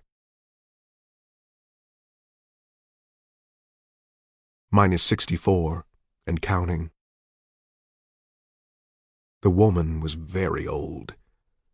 Richards thought he had never seen anyone as old. She was wearing a cotton print house dress with a large rip under one arm. An ancient, wrinkled dog swayed back and forth against the rip as she went about making the meal that Richard's new dollars had purchased. The nicotine-yellowed fingers, diced and pared and peeled. Her feet, splayed into grotesque boat shapes by years of standing, were clad in pink terry-cloth slippers. Her hair looked as if it might have been self-waved by an iron held in a trembling hand. It was pushed back into a kind of pyramid by the twisted hairnet, which had gone askew at the back of her head. Her face was a delta of time, no longer brown or black, but grayish, stitched with a radiating galaxy of wrinkles, pouches, and sags. Her toothless mouth worked craftily at the cigarette held there, blowing out puffs of blue smoke that seemed to hang above and behind her in little bunched blue balls. She puffed back and forth, describing a triangle between counter, skillet, and table.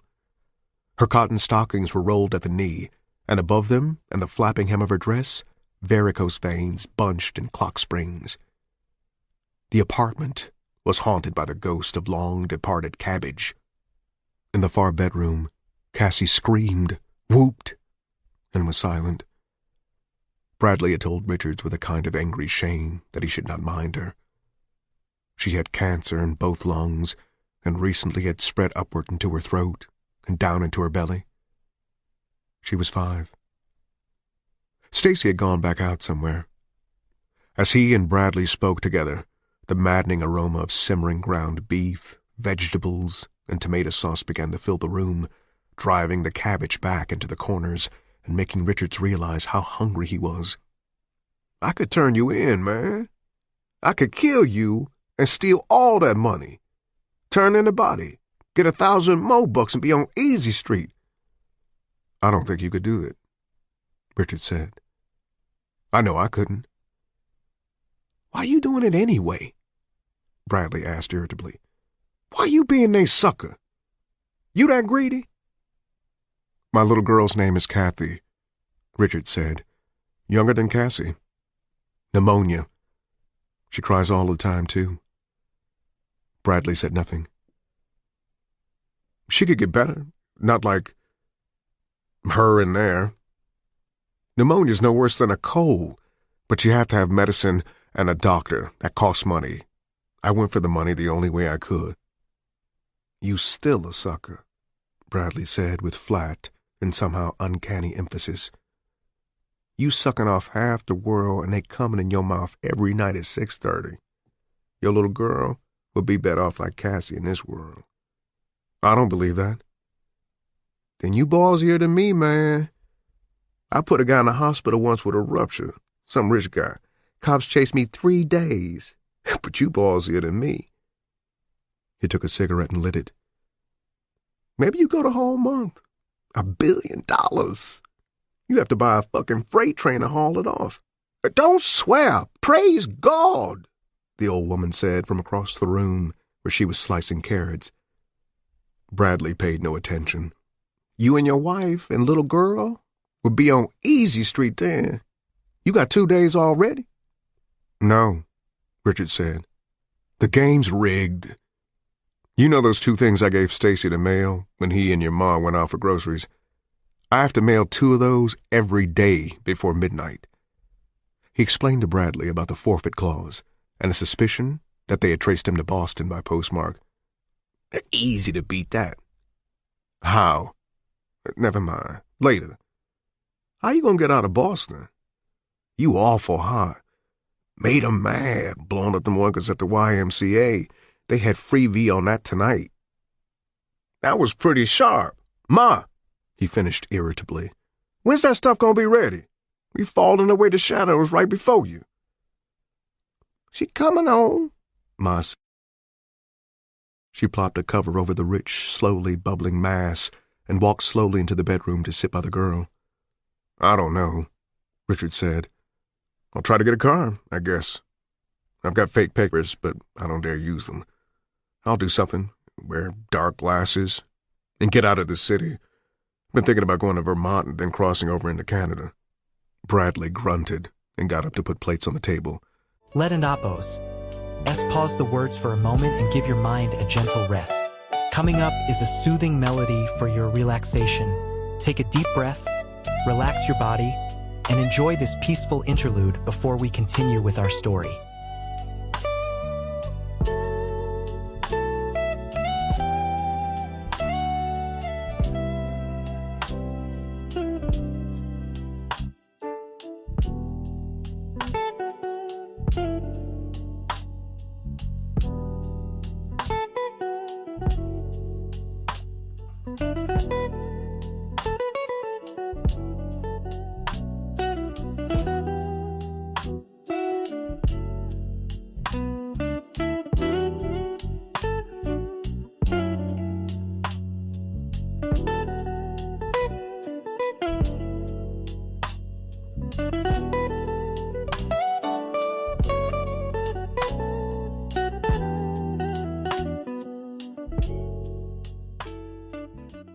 By now, they got every highway going out of Beantown blocked.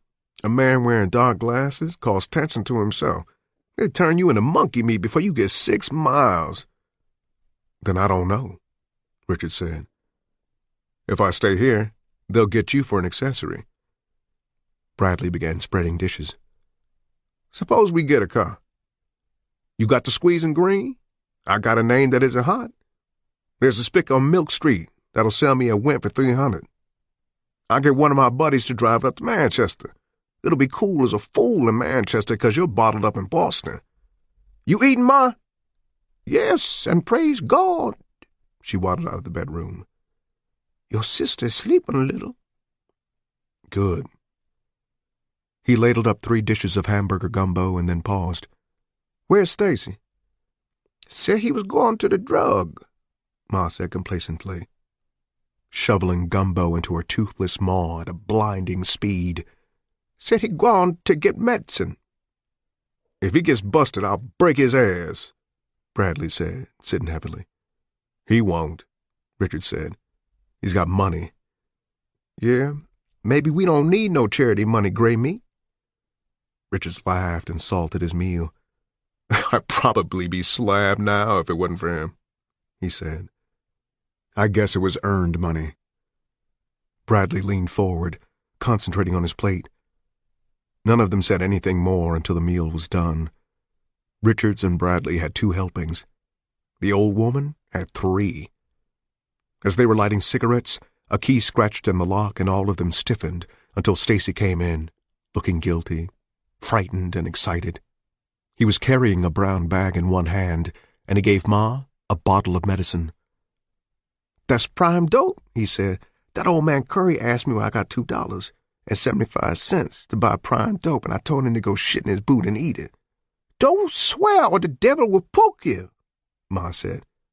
Here's dinner. The boy's eyes widened. Jesus, there's meat in it. No, we just shat in it to make it thicker, Bradley said. The boy looked up sharply, saw his brother was joking, giggled, and fell to. Will the druggist go to the cops? Richards asked quietly. Curry? No. Not if there might be some more squeezing green in his family. He knows Cassie's got to have heavy dope. What about this Manchester thing? Yeah, well, Vermont's no good. Not enough our kind of people. The tough cops. I get some good fella like Rich Golian to drive that Went to Manchester and park it in an automatic garage. Then I drive you up in another car. He crushed out his cigarette. In the trunk. They're only using jiffy sniffers on the back road. We'll go right up 495. Pretty dangerous for you, Richard said. Oh, I wasn't going to do it free. When Cassie goes, she's going to go out wrecked. Praise God, Ma said. Still pretty dangerous for you. Any pig grunts at Bradley, he make 'em shit in they boot and eat it, Stacy said, wiping his mouth. When he looked at Bradley, his eyes glittered with the flat shine of hero worship. You dribbling on your shirt, Skinner, Bradley said. He knuckled Stacy's head. You beating your meat yet, Skinner? Ain't big enough, are you? If they catch us, you'll go in for the long bomb, Richard said. Who's going to take care of the boy? He'll take care of himself if something happens, Bradley said. Help himself and Ma here. He's not hooked on nothing. Are you, Stace? Stacy shook his head emphatically. And he knows if I find any pricks in his arm, I'll beat his brains out. Ain't that right, Stacy? Stacy nodded.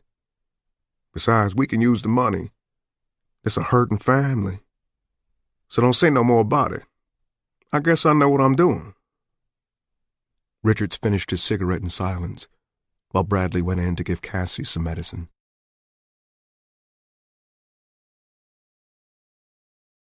Minus 63, and counting. When he awoke, it was still dark, and the inner tide of his body put the time at about 4:30. The girl, Cassie, had been screaming, and Bradley got up. The 3 of them were sleeping in the small, drafty back bedroom. Stacy and Richards on the floor. Ma slept with the girl. Over the steady wheeze of Stacy's deep sleep respiration, Richards heard Bradley come out of the room. There was a clink of a spoon in the sink. The girl's screams became isolated moans, which trailed into silence. Richards could sense Bradley standing somewhere in the kitchen, immobile, waiting for the silence to come. He returned, sat down, farted, and then bed springs shifted creakily as he lay down. "Bradley?" "What?" "Stacy said she was only 5. Is that so?" "Yes." The urban dialectic was gone from his voice, making him sound unreal and dreamlike. "What's a 5-year-old kid doing with lung cancer?" "I didn't know they got it." "Leukemia, maybe, not lung cancer." There was a bitter, whispered chuckle from the bed. "You're from Harding, right? What's the air pollution count in Harding?" "I don't know," Richard said. "They don't give them with the weather anymore. They haven't for, I don't know, a long time." "Not since 2020 in Boston," Bradley whispered back. "They're scared, too." "You ain't got a nose filter, do you?" "Don't be stupid," Richard said irritably. "The goddamn things cost $200, even in the cut-rate stores. I didn't see $200 all last year. Did you?" "No," Bradley said softly. He paused. "Stacy's got one. I made it. Ma and Rich Golian and some other people got 'em too." "You're shitting me," Richard said. "No, man." He stopped. Richards was suddenly sure that Bradley was weighing what he'd said already against a great many more things which he might say, wondering how much was too much. When the words came again, they came with difficulty. "We've been reading. That freebie shit is for empty heads. The gang, you know? Some of the guys are just cruisers, you know. All they're interested in is honky stomping on Saturday night. But some of us have been going down to the library since we were 12 or so." "They let you in without a card in Boston?" "No. You can't get a card unless there's someone with a guaranteed income of $5,000 a year in your family. We got some plump-ass kid and kifed his card. We take turns going. We got a gang suit we wear when we go." Bradley paused. "You laugh at me and I'll cut you, man." "I'm not laughing." "At first we only read sex books. Then when Cassie first started getting sick, I got into this pollution stuff. They got all the books on impurity counts and smog levels and nose filters in the reserve section. We got a key made from a wax blank. Man, did you know that everybody in Tokyo had to wear a nose filter by 2012? "No." Rich and Dink Moran built a pollution counter. Dink drew the picture out of the book, and they did it from coffee cans and some stuff they boosted out of cars. It's hid out in the alley. Back in 1978, they had an air pollution scale that went from 1 to 20. You understand? "Yes." When it got up to 12, the factories and all the pollution-producing shit had to shut down till the weather changed. It was a federal law until 1987, when a revised Congress rolled it back. The shadow on the bed rose up on its elbow. "I bet you know a lot of people with asthma. That right?" "Sure," Richard said cautiously. "I've got a touch myself. You get that from the air. And Christ, everybody knows you stay in the house when it's hot and cloudy and the air doesn't move. Temperature inversion," Bradley said grimly. "And lots of people get asthma, sure. The air gets like cough syrup in August and September, but lung cancer—" "You ain't talking about asthma," Bradley said. "You talking about emphysema." "Emphysema?" Richards turned the word over in his mind. He could not assign a meaning to it, although the word was faintly familiar. All the tissues in your lungs swell up. You heave and heave and heave, but you're still out of breath. You know a lot of people who get like that. Richards thought. He did. He knew a lot of people who had died like that. "They don't talk about that war," Bradley said, as if he had read Richards' thought. "Now the pollution count in Boston is 20 on a good day. That's like smoking 4 packs of cigarettes a day, just breathing. On a bad day, it gets up as high as 42. Old dudes drop dead all over town. Asthma goes on the death certificate. But it's the air. The air. And they're pouring it out just as fast as they can. Big smokestacks going 24 hours a day. The big boys like it that way. Those $200 nose filters aren't worth shit. They're just 2 pieces of screen with a little piece of methylated cotton between them. That's all. The only good ones are from General Atomics. The only ones who can afford them are the big boys. They gave us the freebie to keep us off the street so we can breathe ourselves to death without making any trouble. How you like that? The cheapest GA nose filter on the market goes for $6,000 new dollars. We made one for Stacy for $10 from that book. We used an atomic nugget the size of the moon on your fingernail. Got it out of a hearing aid we bought in a hawk shop for $7. How you like that? Richard said nothing. He was speechless. When Cassie boots off, you think they'll put cancer on the death certificate? Shit, they'll put asthma. Else somebody might get scared. Somebody might kite a library card and find out lung cancer's up 700% since 2015. Is that true? Or are you making it up? I read it in a book. Man, they're killing us. The freebie is killing us. The freebie is killing us. It's like a magician getting you to watch the cakes falling out of his helper's blouse while he pulls rabbits out of his pants and puts them in his hat. He paused and then said dreamily, Sometimes I think that I could blow the whole thing out of the water with 10 minutes talk time on the freebie. Tell them. Show them. Everybody could have a nose filter if the network wanted them to have them. And I'm helping them, Richard said. That ain't your fault. You got to run. Killian's face, and the face of Arthur M. Burns, rose up in front of Richard's. He wanted to smash them, stomp them, walk on them. Better still, rip out their nose filters and turn them into the street. People's mad, Bradley said. They've been mad at the honkies for 30 years. All they need is a reason. A reason. One reason. Richards drifted off to sleep with the repetition in his ears.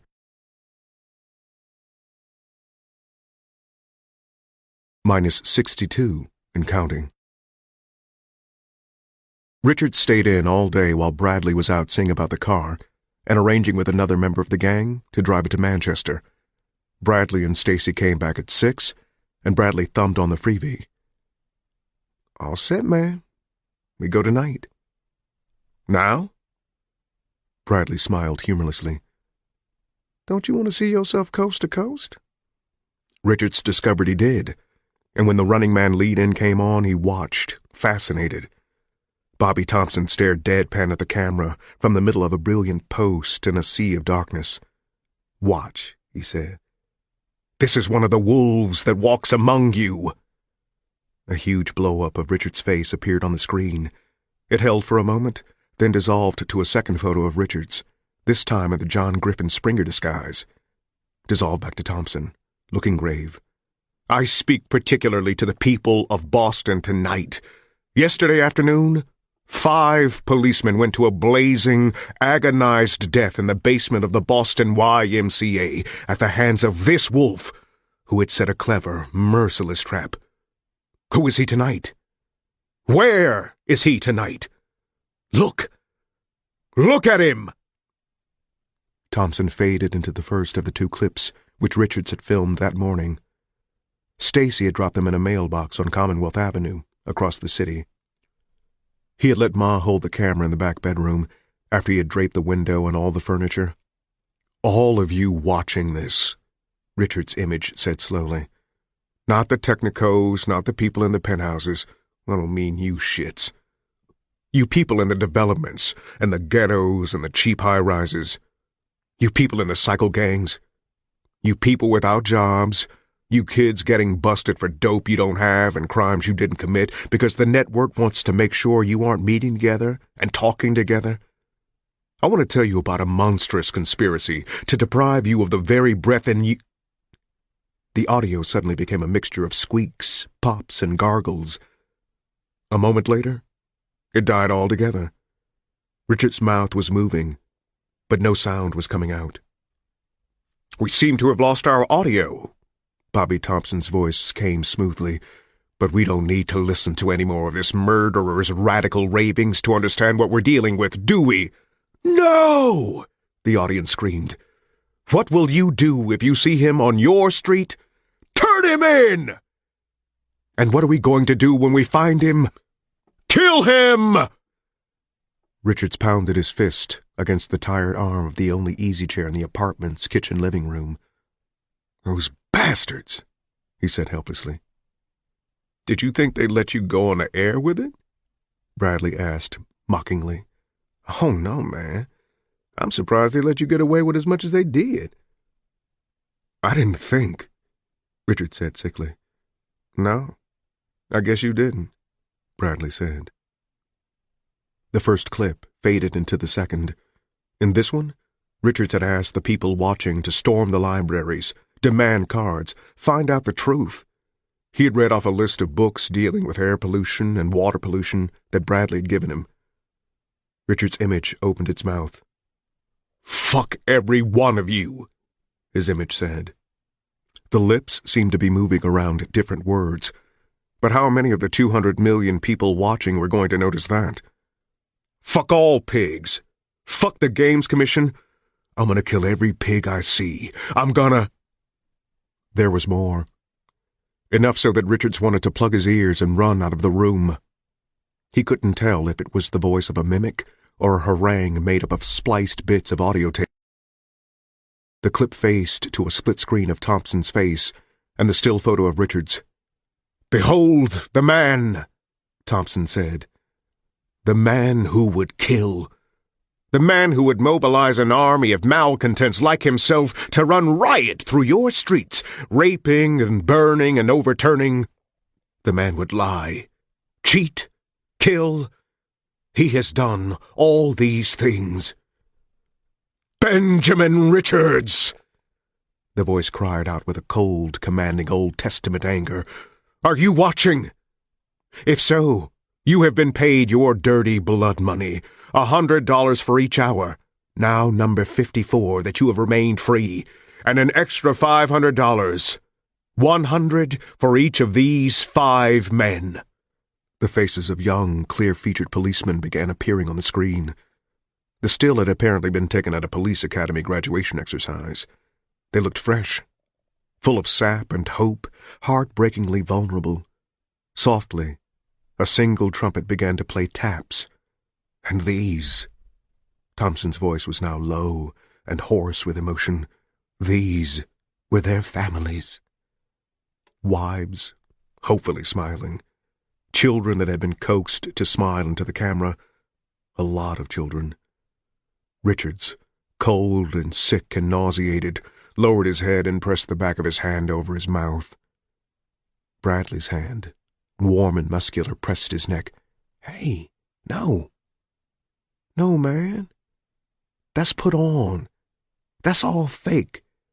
They're probably a bunch of old harness bulls who—" "Shut up!" Richard said. "Oh, shut up. Just, please, shut up." $500, Thompson was saying, and infinite hate and contempt filled his voice. Richard's face on the screen again, cold, hard, devoid of all emotion save an expression of bloodlust that seemed chiefly to be in the eyes. 5 police, 5 wives, 19 children. It comes to just about $17.25 for each of the dead, the bereaved, the heartbroken. Oh, yes, you work cheap, Ben Richards. Even Judas got 30 pieces of silver, but you don't even demand that. Somewhere, even now, a mother is telling her little boy that Daddy won't be home ever again because a desperate, greedy man with a gun— "Kill her!" a woman was sobbing. "Vile, dirty murderer! God will strike you dead! Strike him dead!" The audience over the chant. "Behold the man! He has been paid his blood money, but the man who lives by violence shall die by it, and let every man's hand be raised against Benjamin Richards." Hate and fear in every voice, rising in a steady, throbbing roar. No, they wouldn't turn him in. They would rip him to shreds on sight. Bradley turned off the screen and faced him. "That's what you're dealing with, man. How about it?" "Maybe I'll kill them," Richard said in a thoughtful voice. "Maybe before I'm done, I'll get up to the 90th floor of that place and just hunt up the maggots who wrote that. Maybe I'll just kill them all." "Don't talk no more!" Stacy burst out wildly. "Don't talk no more about it!" In the other room, Cassie slept her drugged, dying sleep. -61, and counting. Bradley had not dared drill any holes in the floor of the trunk, so Richards curled in a miserable ball with his mouth and nose pressed toward the tiny notch of light, which was the trunk's keyhole. Bradley had also pulled out some of the inner trunk insulation around the lid, and that let in a small draft. The car lifted with a jerk, and he knocked his head against the upper deck. Bradley had told him the ride would be at least an hour and a half, with 2 stops for roadblocks, perhaps more. Before he closed the trunk, he gave Richards a large revolver. "Every 10th or 12th car, they give it a heavy looking over," he said. "They open the trunk to poke around. Those are good odds, 11-1. If it don't come up, plug you some pork." The car lurched and heaved over the potholed, crack-crazed streets of the inner city. Once a kid jeered, and there was the thump of a thrown piece of paving. Then the sounds of increasing traffic all around them, and more frequent stops for lights. Richards lay passively, holding the pistol lightly in his right hand, thinking how different Bradley had looked in the gang suit. He was a sober Dillon Street double-breasted, as gray as bank walls. It was rounded off with a maroon tie and a small gold NAACP pen. Bradley had made the leap from scruffy gang member, "Pregnant ladies, stay away. Some of us'ns eat fetuses," to a sober black business fellow who would know exactly who to tom. "You look good," Richard said admiringly. "In fact, it's damn incredible." "Praise God," Ma said. "I thought you'd enjoy the transformation, my good man," Bradley said with quiet dignity. "I'm the district manager for Raygon Chemicals, you know. We do a thriving business in this area. Fine city, Boston. Immensely convivial." Stacy burst into giggles. "You best shut up, nigger," Bradley said. "Else I make you shit in your boot and eat it." "You Tom's so good, Bradley," Stacy giggled, not intimidated in the least. "You really fucking funky." Now the car swung right, onto a smoother surface, and descended into a spiraling arc. They were on an entrance ramp, going onto 495 or a feeder expressway. Copper wires of tension were stuffed into his legs. 1 in 11. That's not bad odds. The car picked up speed and height, kicked into drive, then slowed abruptly and kicked out. A voice, terrifyingly close, yelling with monotonous regularity, "Pull over! Have your license and registration ready! Pull over! Have your—" Already? Starting already. You so hot, man. Hot enough to check the trunk on 1 car in 8? Or 6? Or maybe every 1? The car came to a full stop. Richard's eyes moved like trapped rabbits in their sockets. He gripped the revolver. -60, and counting. "Step out of your vehicle, sir," the bored, authoritative voice was saying. "License and registration, please." A door opened and closed. The engine thrummed softly, holding the car an inch off the paving. "District manager for Raygon Chemicals?" Bradley going into a song and dance. Dear God, what if he didn't have the papers to back it up? What if there was no Raygon Chemicals? The back door opened, and someone began rummaging in the back seat.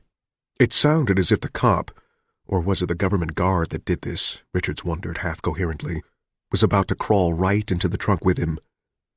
The door slammed. Feet walked around to the back of the car. Richards licked his lips and held the gun tighter.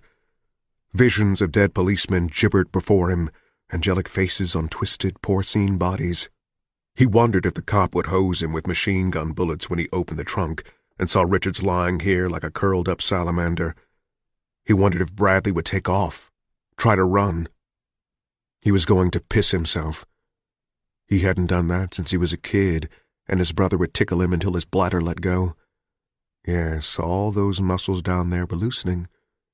He would put the bullet right at the juncture of the cop's nose and forehead, splattering brains and splintered skull fragments and startled streamers to the sky. Make a few more orphans. Yes. Good. Jesus loves me. This I know, for my bladder tells me so. Christ Jesus, what's he doing? Ripping the seat out? Sheila, I love you so much, and how far will $6,000 take you? A year? Maybe? If they don't kill you for it. Then on the street again, up and down, crossing the corner and swinging the hips, flirting with the empty pocketbook. Hey, mister, I go down. This is clean kitty, kid. Teach you how? A hand whacked the top of the trunk casually in passing. Richards bit back a scream. Dust in his nostrils, throat tickling. High school biology, sitting in the back row, scratching his initials and Sheila's on the ancient desk top. The sneeze is a function of the involuntary muscles. I'm going to sneeze my goddamn head off, but it's point blank, and I can still put that bullet right through his squash and... What's in the trunk, mister? Bradley's voice, jocular, a little bored. A spare cylinder that doesn't work half right. I got the key on my ring. Wait, I'll get it. If I wanted it, I'd ask. Other back door opened. Closed. Drive on. Hang tight, fella. Hope you get him. Drive on, mister. Move your ass. The cylinders cranked up. The car lifted and accelerated. It slowed once and must have been waved on. Richards jolted a little as the car rose, sailed a little, and kicked into drive. His breath came in tired little moans. He didn't have to sneeze anymore.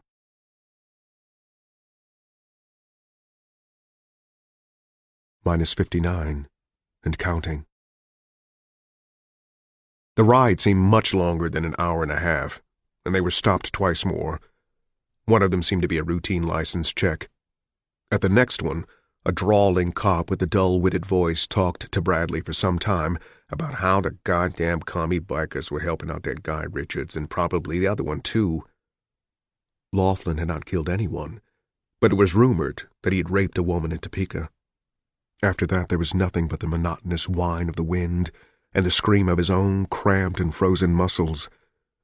Richards did not sleep, but his punished mind did finally push him into a dazed semi-consciousness. There was no carbon monoxide with the air cars. Thank God for that. Centuries after the last roadblock, the car kicked into a lower gear and banked up a spiraling exit ramp. Richards blinked sluggishly and wondered if he was going to throw up. For the first time in his life, he felt car-sick. They went through a sickening series of loops and dives that Richard supposed was a traffic interchange. Another 5 minutes, and city sounds took over again. Richards tried repeatedly to shift his body into a new position, but it was impossible. He finally subsided, waiting numbly for it to be over. His right arm, which was curled under him, had gone to sleep an hour ago. Now it felt like a block of wood. He could touch it with the tip of his nose and feel only the pressure on his nose. They took a right, went straight for a little, then turned again. The bottom dropped out of Richard's stomach as the car dipped down a sharp incline. The echoing of the cylinders told him that they were inside.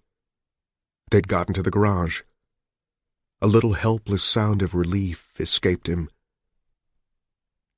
"Got your check, buddy?" a voice asked. "Right here, pal." "Rampway 5. "Thanks." They bore right. The car went up, paused, turned right again, then left. They settled into idle, then the car dropped with a soft bump as the engine died. Journey's end. There was a pause, then the hollow sound of Bradley's door opening and closing, His footsteps clicked toward the trunk, then the chink of light in front of Richard's eyes disappeared as the key slid home. "You there, Benny?" "No," he croaked. "You left me back at the state line. Open this goddamn thing." "Just a second. Place is empty right now. Your car's parked next to us, on the right. Can you get out quick?" "I don't know." "Try hard. Here we go." The trunk lid popped up, letting in dim garage light. Richards got up on one arm, got one leg over the edge, and could go no farther. His cramped body screamed. Bradley took one arm and hauled him out. His legs wanted to buckle. Bradley hooked him under the armpit and half led, half pushed him to the battered green Went on the right. He propped open the driver's side door, shoved Richards in, and slammed it shut. A moment later, Bradley also slid in. "Jesus," he said softly. "We got here, man. We got here." "Yeah," Richards said. "Back to go. Collect $200. They smoked in the shadows, their cigarettes gleaming like eyes. For a little while, neither of them said anything. -58, and counting. "We almost got it at that first roadblock," Bradley was saying as Richards tried to massage feeling back into his arm. It felt as if phantom nails had been pushed into it. "That cop almost opened it. Almost." He blew out smoke in a huge puff. Richards said nothing. "How do you feel?" Bradley asked presently. "It's getting better. Take my wallet out for me. I can't make my arm work just right yet." Bradley shooed the words away with one hand. "Later. I want to tell you how Rich and I set it up." Richards lit another cigarette from the stub of the first. A dozen Charlie horses were loosening, slowly. "There's a hotel room reserved for you on Winthrop Street. The Winthrop House is the name of the place. Sounds fancy. It ain't. The name is Ogden Grassner. Can you remember that?" "Yes." "I'll be recognized immediately."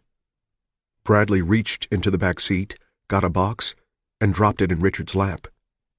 It was long, brown, tied with string. To Richards, it looked like the kind of box that rented graduation gowns come in. He looked at Bradley questioningly. "Open it." He did. There was a pair of thick blue-tinted glasses lying on top of a drift of black cloth. Richards put the glasses on the dashboard and took out the garment. It was a priest's robe. Beneath it, lying on the bottom of the box, was a rosary, a Bible, and a purple stole. "A priest?" Richards asked. "Right. You change right here. I'll help you. There's a cane in the back seat. Your act ain't blind, but it's pretty close. Bump into things. You're in Manchester to attend a Council of Churches meeting on drug abuse. Got it?" "Yes," Richards said. He hesitated, fingers on the bottoms of his shirt. "Do I wear my pants under this rig?" Bradley burst out laughing.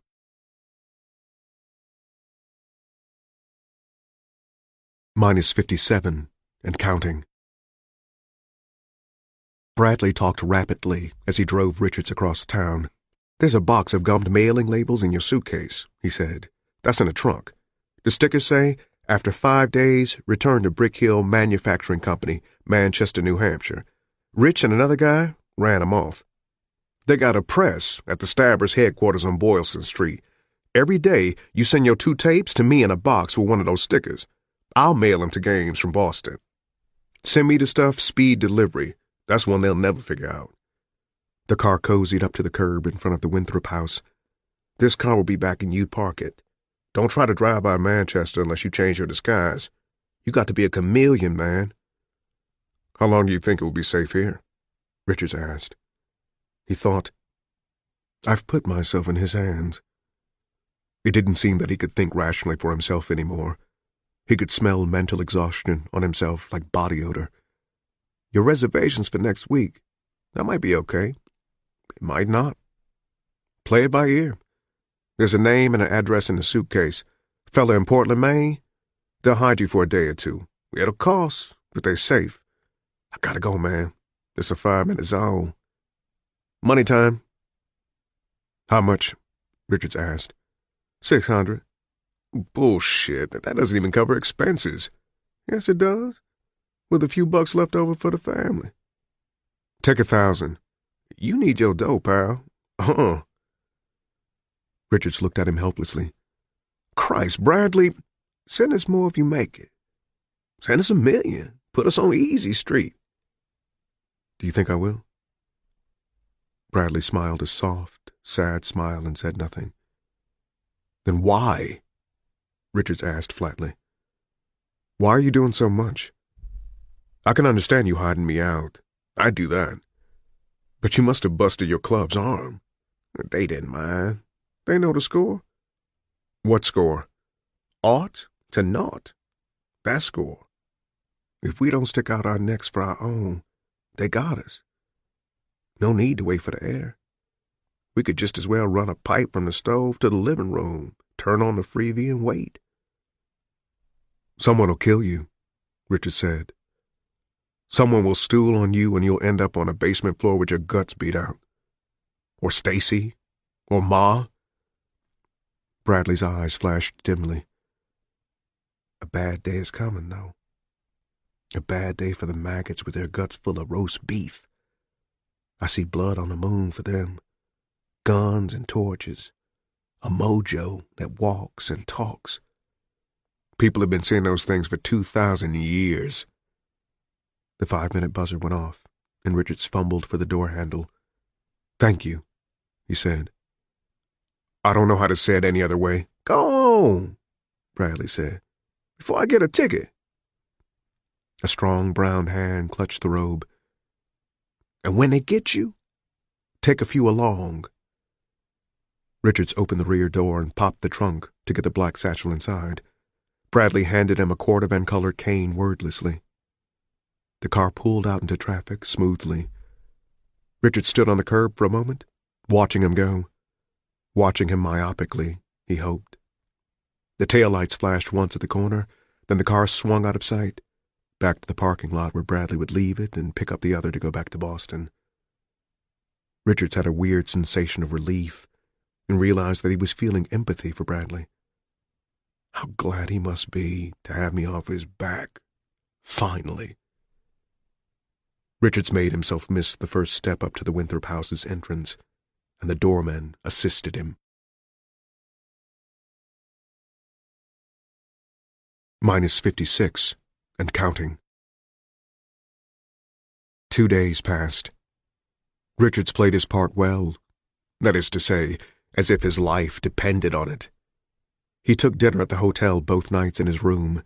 He rose at 7, read his Bible in the lobby, and then went out to his meeting. The hotel staff treated him with easy, contemptuous cordiality, the kind reserved for half-blind, fumbling clerics who paid their bills in this day of limited legalized murder, germ warfare in Egypt and South America, and the notorious have-one-kill-one Nevada abortion law. The Pope was a muttering old man of 96, whose driveling edicts concerning such current events were reported as the closing humorous items on the 7 o'clock newsies. Richards held his one-man meetings in a rented library cubicle where, with the door locked, he was reading about pollution.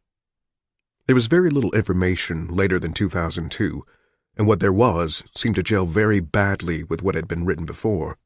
The government, as usual, was doing a tardy but efficient job of double-thinking. At noon, he made his way down to a luncheonette on the corner of a street not far from the hotel, bumping into people and excusing himself as he went. Some people told him it was quite all right, Father. Most simply cursed in an uninterested way and pushed him aside. He spent the afternoons in his room and ate dinner watching The Running Man. He had mailed 4 film clips while en route to the library during the mornings. The forwarding from Boston seemed to be going smoothly. The producers of the program had adopted a new tactic for killing Richard's pollution message. He persisted with it in a kind of grinning frenzy. He had to be getting through to the lip readers anyway. Now the crowd drowned out the voice with a rising storm of jeers, screams, obscenities, and vituperation. Their sound grew increasingly more frenzied. ugly to the point of dementia. In his long afternoons, Richards reflected that an unwilling change had come over him during his 5 days on the run. Bradley had done it. Bradley and the little girl. There was no longer just himself, a lone man fighting for his family, bound to be cut down. Now there were all of them out there, strangling on their own respiration, his family included. He had never been a social man. He'd shunned causes with contempt and disgust. They were for pig, simple suckers and people with too much time and money on their hands, like those half-assed college kids with their cute buttons and their neo-rock groups. Richard's father had slunk into the night when Richards was 5. Richards had been too young to remember him in anything but flashes. He'd never hated him for it. He understood well enough how a man with a choice between pride and responsibility will almost always choose pride, if responsibility robs him of his manhood. A man can't stick around and watch his wife earning supper on her back. If a man can't do any more than pimp for the woman he married, Richards judged, he might as well walk out of a high window. He'd spent the years between 5 and 16 hustling, he and his brother Todd. His mother had died of syphilis when he was 10 and Todd was 7. Todd had been killed 5 years later, when a newsy air truck had lost its emergency brake on a hill while Todd was loading it. The city had fed both mother and son into the municipal crematorium. The kids on the street called it either the ash factory or the creamery. They were bitter but helpless, knowing that they themselves would most likely end up being belched out of the stacks and into the city's air. At 16, Richards was alone, working a full 8-hour shift as an engine wiper after school, and in spite of his back-breaking schedule, he'd felt a constant panic that came from knowing he was alone and unknown, drifting free. He awoke sometimes at 3 a.m. to the rotted cabbage smell of the one-room tenement flat, with terror lodged in the deepest chamber of his soul. He was his own man. And so he had married, and Sheila had spent the first year in proud silence while their friends, and Richard's enemies, he had made many by his refusal to go along on mass vandalizing expeditions and join a local gang, waited for the Uterus Express to arrive. When it didn't, interest flagged. They were left in that particular limbo that was reserved for newlyweds in Co-op City. Few friends and a circle of acquaintances that reached only as far as the stoop of their own building. Richards did not mind this. It suited him. He threw himself into his work wholly, with grinning intensity, getting overtime when he could. The wages were bad. There was no chance of advancement, and inflation was running wild. But they were in love. They remained in love, and why not? Richards was that kind of solitary man who can afford to expend gigantic charges of love, affection, and perhaps psychic domination on the woman of his choice. Up until that point, his emotions had been almost entirely untouched. In the 11 years of their marriage, they had never argued significantly.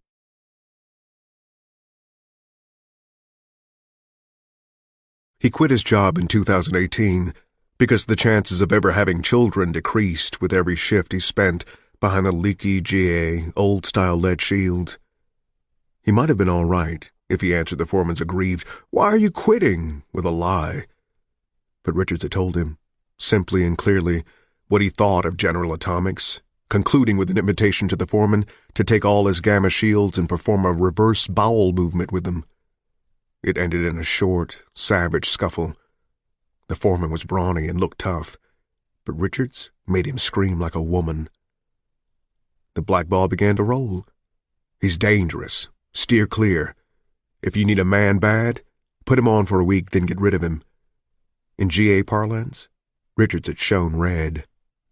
During the next 5 years, he'd spent a lot of time rolling and loading newsies, but the work thinned to a trickle and then died. The freebie killed the printed word very effectively. Richards pounded the pavement. Richards was moved along. Richards worked intermittently for day labor outfits. The great movements of the decade passed by him ignored, like ghosts to an unbeliever. He knew nothing of the housewife massacre in 24, until his wife told him about it 3 weeks later. 200 police, armed with Tommy guns and high-powered move-alongs, had turned back an army of women marching on the Southwest Food Depository. 60 had been killed. He was vaguely aware that nerve gas was being used in the Mideast, but none of it affected him. Protest did not work. Violence did not work.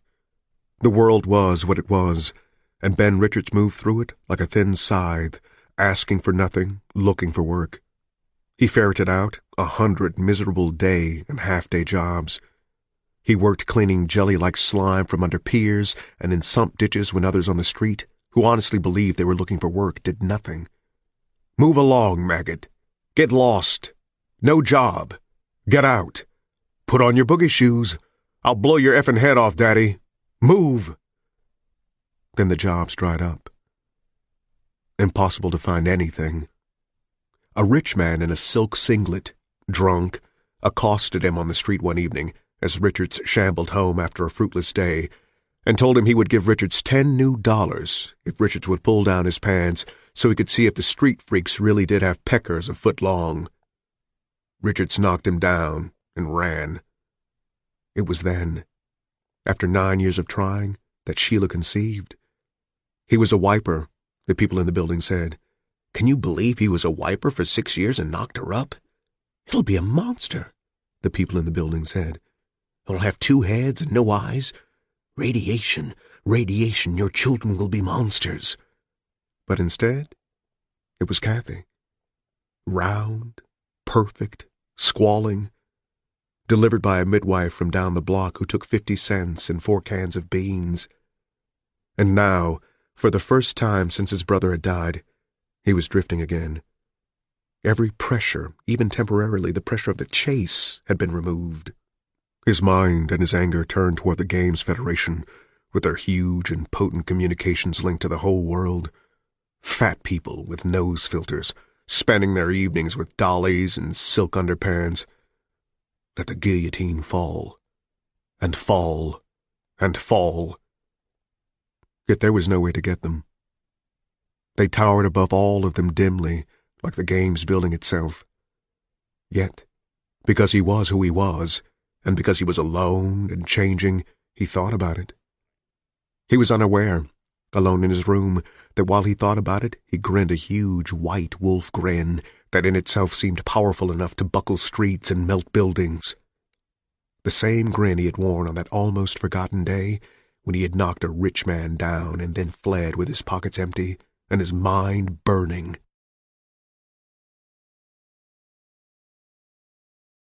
-55, and counting. Monday was exactly the same as Sunday. The working world took no one particular day off anymore, until 6:30. Father Ogden Grasner had meatloaf supreme sent up.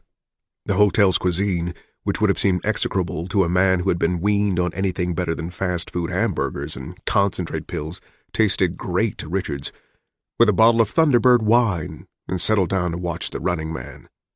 The first segment, dealing with Richards himself, went much as it had on the 2 nights previous. The audio in his clips was drowned out by the studio audience. Bobby Thompson was urbane and virulent. A house-to-house search was taking place in Boston. Anyone found harboring the fugitive would be put to death. Richards smiled without humor as they faded to a network promo. It wasn't so bad. It was even funny, in a limited way. He could stand anything if they didn't broadcast the cops again. The second half of the program was markedly different. Thompson was smiling broadly. After the latest tape sent to us by the monster that goes under the name of Ben Richards, I'm pleased to give you some good news. They had gotten Laughlin. He'd been spotted in Topeka on Friday, but an intensive search of the city on Saturday and Sunday had not turned him up. Richards had assumed that Laughlin had slipped through the cordon, as he had himself, but this afternoon, Laughlin had been observed by 2 kids. He'd been cowering in a highway department road shed. He'd broken his right wrist at some point. The kids, Bobby and Mary Cowles, were shown grinning broadly into the camera. Bobby Cowles had a tooth missing. I wonder if the tooth fairy brought him a quarter, Richards thought sickly. Thompson announced proudly that Bobby and Mary, Topeka's #1 citizens, would be on The Running Man tomorrow night to be presented certificates of merit, a lifetime supply of Fun Twink cereal, and checks for $1,000 new each by His Honor, the Governor of Kansas. This brought wild cheers from the audience. Following were tapes of Laughlin's riddled, sagging body being carried out of the shed, which had been reduced to matchwood by concentrated fire. There were mingled cheers, boos, and hisses from the studio audience.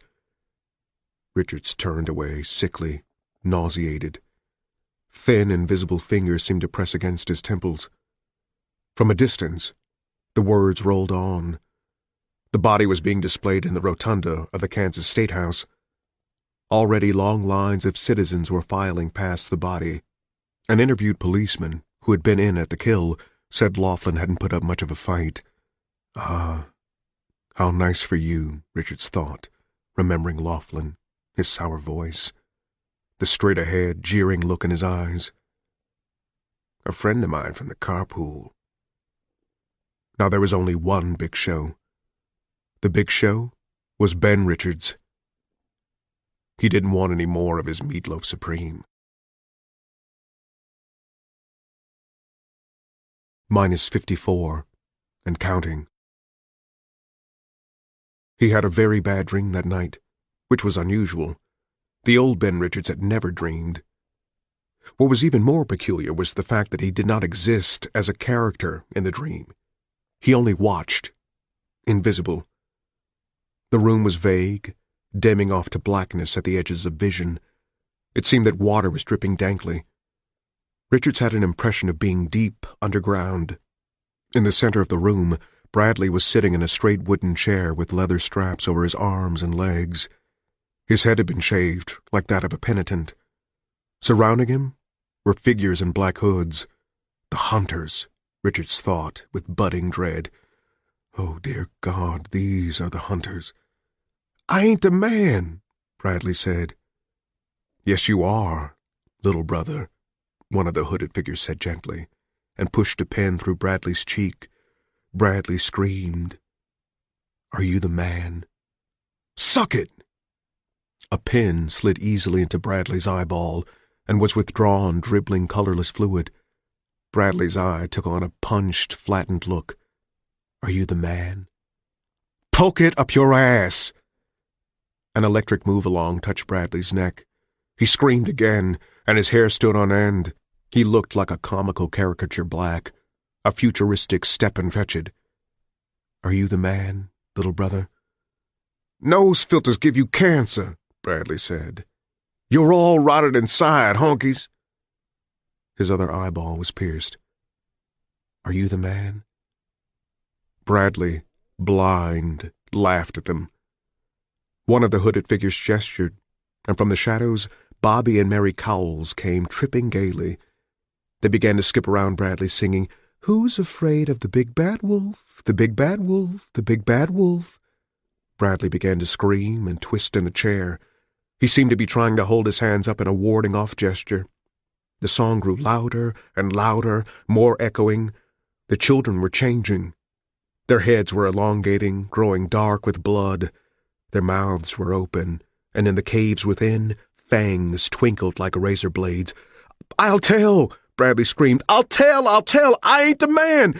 Ben Richards is the man! I'll tell! God! Oh, God! Where's the man, little brother? I'll tell! He's in... But the words were drowned by the singing voices. They were lunging toward Bradley's straining, corded neck when Richards woke up, sweating.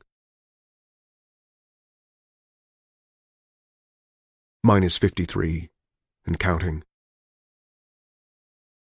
It was no good in Manchester anymore. He didn't know if it was the news of Laughlin's brutal Midwestern end, or the dream, or only a premonition. But on Tuesday morning, he stayed in, not going to the library. It seemed to him that every minute he stayed in this place was an invitation to quick doom. Looking out the window, he saw a hunter with a black hood inside every old beaner and slumped taxi driver. Fantasies of gunmen creeping soundlessly up the hall toward his door tormented him. He felt a huge clock was ticking in his head. He passed the point of indecision shortly after 11 o'clock on Tuesday morning. It was impossible to stay. He knew they knew. He got his cane and tapped clumsily to the elevators and went down to the lobby. Gone out, Father Grasner? The day clerk asked with his usual pleasant, contemptuous smile. A day off, Richard said, speaking at the day clerk's shoulder. Is there a picture show in this town? He knew there were at least 10, 8 of them showing 3D Perverto shows. Well, the clerk said cautiously, there's the center. I think they show Disney's. That will be fine, Richard said briskly, and bumped into a potted plant on his way out. 2 blocks from the hotel, he went into a drugstore and bought a huge roll of bandage and a pair of cheap aluminum crutches. The clerk put his purchases in a long fiberboard box, and Richards caught a taxi on the next corner. The car was exactly where it had been, and if there was a stakeout at the U Park it, Richards could not spot it. He got in and started up. He had a bad moment when he realized he lacked a driver's license and any name that wasn't hot, and then dismissed it. He didn't think his new disguise would get him past close scrutiny anyway. If there were roadblocks, he would try to crash them. It would get him killed, but he's going to get killed anyway if they tabbed him. He tossed the Ogden Grasner glasses in the glove box and drove out, waving noncommittally at the boy on duty at the gate. The boy barely looked up from the skin magazine he was reading. He stopped for a full compressed air charge on the high-speed urban sprawl on the northern outskirts of the city. The air jockey was in the midst of a volcanic eruption of acne and seemed pathetically anxious to avoid looking at Richards. So far, so good. He switched from 91 to Route 17, and from there to a blacktop road with no name or number. 3 miles farther along, he pulled onto a rutted dirt turnaround and killed the engine. Tilting the rearview mirror to the right angle, he wrapped the bandage around his skull as quickly as he could, holding the end and clipping it. A bird twittered restlessly in a tired-looking elm. Not too bad. If he got breathing time in Portland, he could add a neck brace. He put the crutches beside him on the seat and started the car. 40 minutes later, he was entering the traffic circle at Portsmouth. Headed up Route 95, he reached into his pocket and pulled out the crumpled piece of ruled paper that Bradley had left him. He had written on it, in the careful script of the self-educated, using a soft lead pencil, 94 State Street, Portland, the Blue Door, guests, Elton Paracus and Virginia Paracus. Richards frowned at it a moment, then glanced up. A black and yellow police unit was cruising slowly above the traffic on the turnpike, in tandem with a heavy ground unit below. They bracketed him for a moment, and then they were gone, zigzagging across the 6 lanes in a graceful ballet. Routine traffic patrol. As the miles passed, a queasy, almost reluctant sense of relief formed in his chest. It made him feel like laughing and throwing up at the same time. Minus 52, and counting. The drive to Portland was without incident, but by the time he reached the edge of the city, driving through the built-up suburbs of Scarborough, rich homes, rich streets, rich private schools surrounded by electrified fences, the sense of relief had begun to fade again. They could be anywhere. They could be all around him. Or they could be nowhere. State Street was an area of blasted, ancient brownstones not far from an overgrown jungle-like park. A hangout, Richards thought, for this small city's muggers, lovers, hypes, and thieves. No one would venture out on State Street after dark without a police dog on a leash or a score of fellow gang members. Number 94 was a crumbling, soot-encrusted building with ancient green shades pulled down over its windows. To Richards, the house looked like a very old man who had died with cataracts on his eyes. He pulled to the curb and got out. The street was dotted with abandoned air cars, some of them rusted down to almost formless hulks. On the edge of the park, a Studebaker lay on its side like a dead dog. This was not police country, obviously. If you left your car unattended, it would gain a clot of leaning, spitting, slate-eyed boys in 15 minutes. In half an hour, some of the leaning boys would have produced crowbars and wrenches and screwdrivers. They would tap them, compare them, twirl them, have mock sword fights with them. They would hold them up into the air thoughtfully, as if testing the weather or receiving mysterious radio transmission through them. In an hour, the car would be a stripped carcass, from air caps and cylinders to the steering wheel itself. A small boy ran up to Richards as he was setting his crutches under himself. Puckered, shiny burn scars had turned one side of the boy's face into a hairless Frankenstein horror. "Skag, mister? Good stuff. Put you on the moon." He giggled secretly, the lumped and knobbed flesh of his burnt face bobbing and writhing grotesquely. "Fuck off," Richard said briefly. The boy tried to kick one of his crutches out from under him, and Richard swung one of them in a low arc, swatting the boy's bottom. He ran off, cursing. He made his way up the pitted stone steps slowly and looked at the door. It had once been blue, but now the paint had faded and peeled to a tired desert sky color. There'd once been a doorbell, but some vandal had taken care of that with a cold chisel. Richards knocked and waited. Nothing. He knocked again. It was late afternoon now, and cold was creeping slowly up the street. Faintly, from the park beyond the end of the block, came the bitter clacking of October branches losing their leaves. There was no one here. There was time to go. Yet he knocked again, curiously convinced that there was someone in there. And this time he was rewarded with the slow shuffling of house slippers. A pause at the door. Then, "Who's out there? I don't buy nothing. Go away." "I was told to visit you," Richards said. A peephole swung open with a minute squeak, and a brown eye peeked through. Then the peephole closed with a snap. "I don't know you." Flat dismissal. "I was told to ask for Elton Paracus." Grudgingly. "Oh, you're one of those—" Behind the door, locks began to turn, bolts began to be unbolted, one by one. Chains dropped. There was the clock of revolving tumblers in one Yale lock, and then another. The chunk slap of the heavy-duty trap bolt being withdrawn.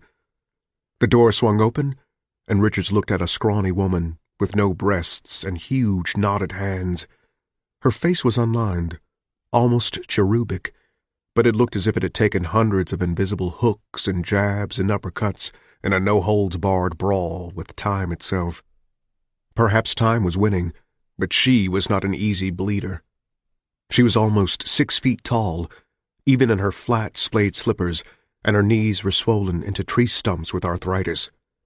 Her hair was wrapped in a bath turban.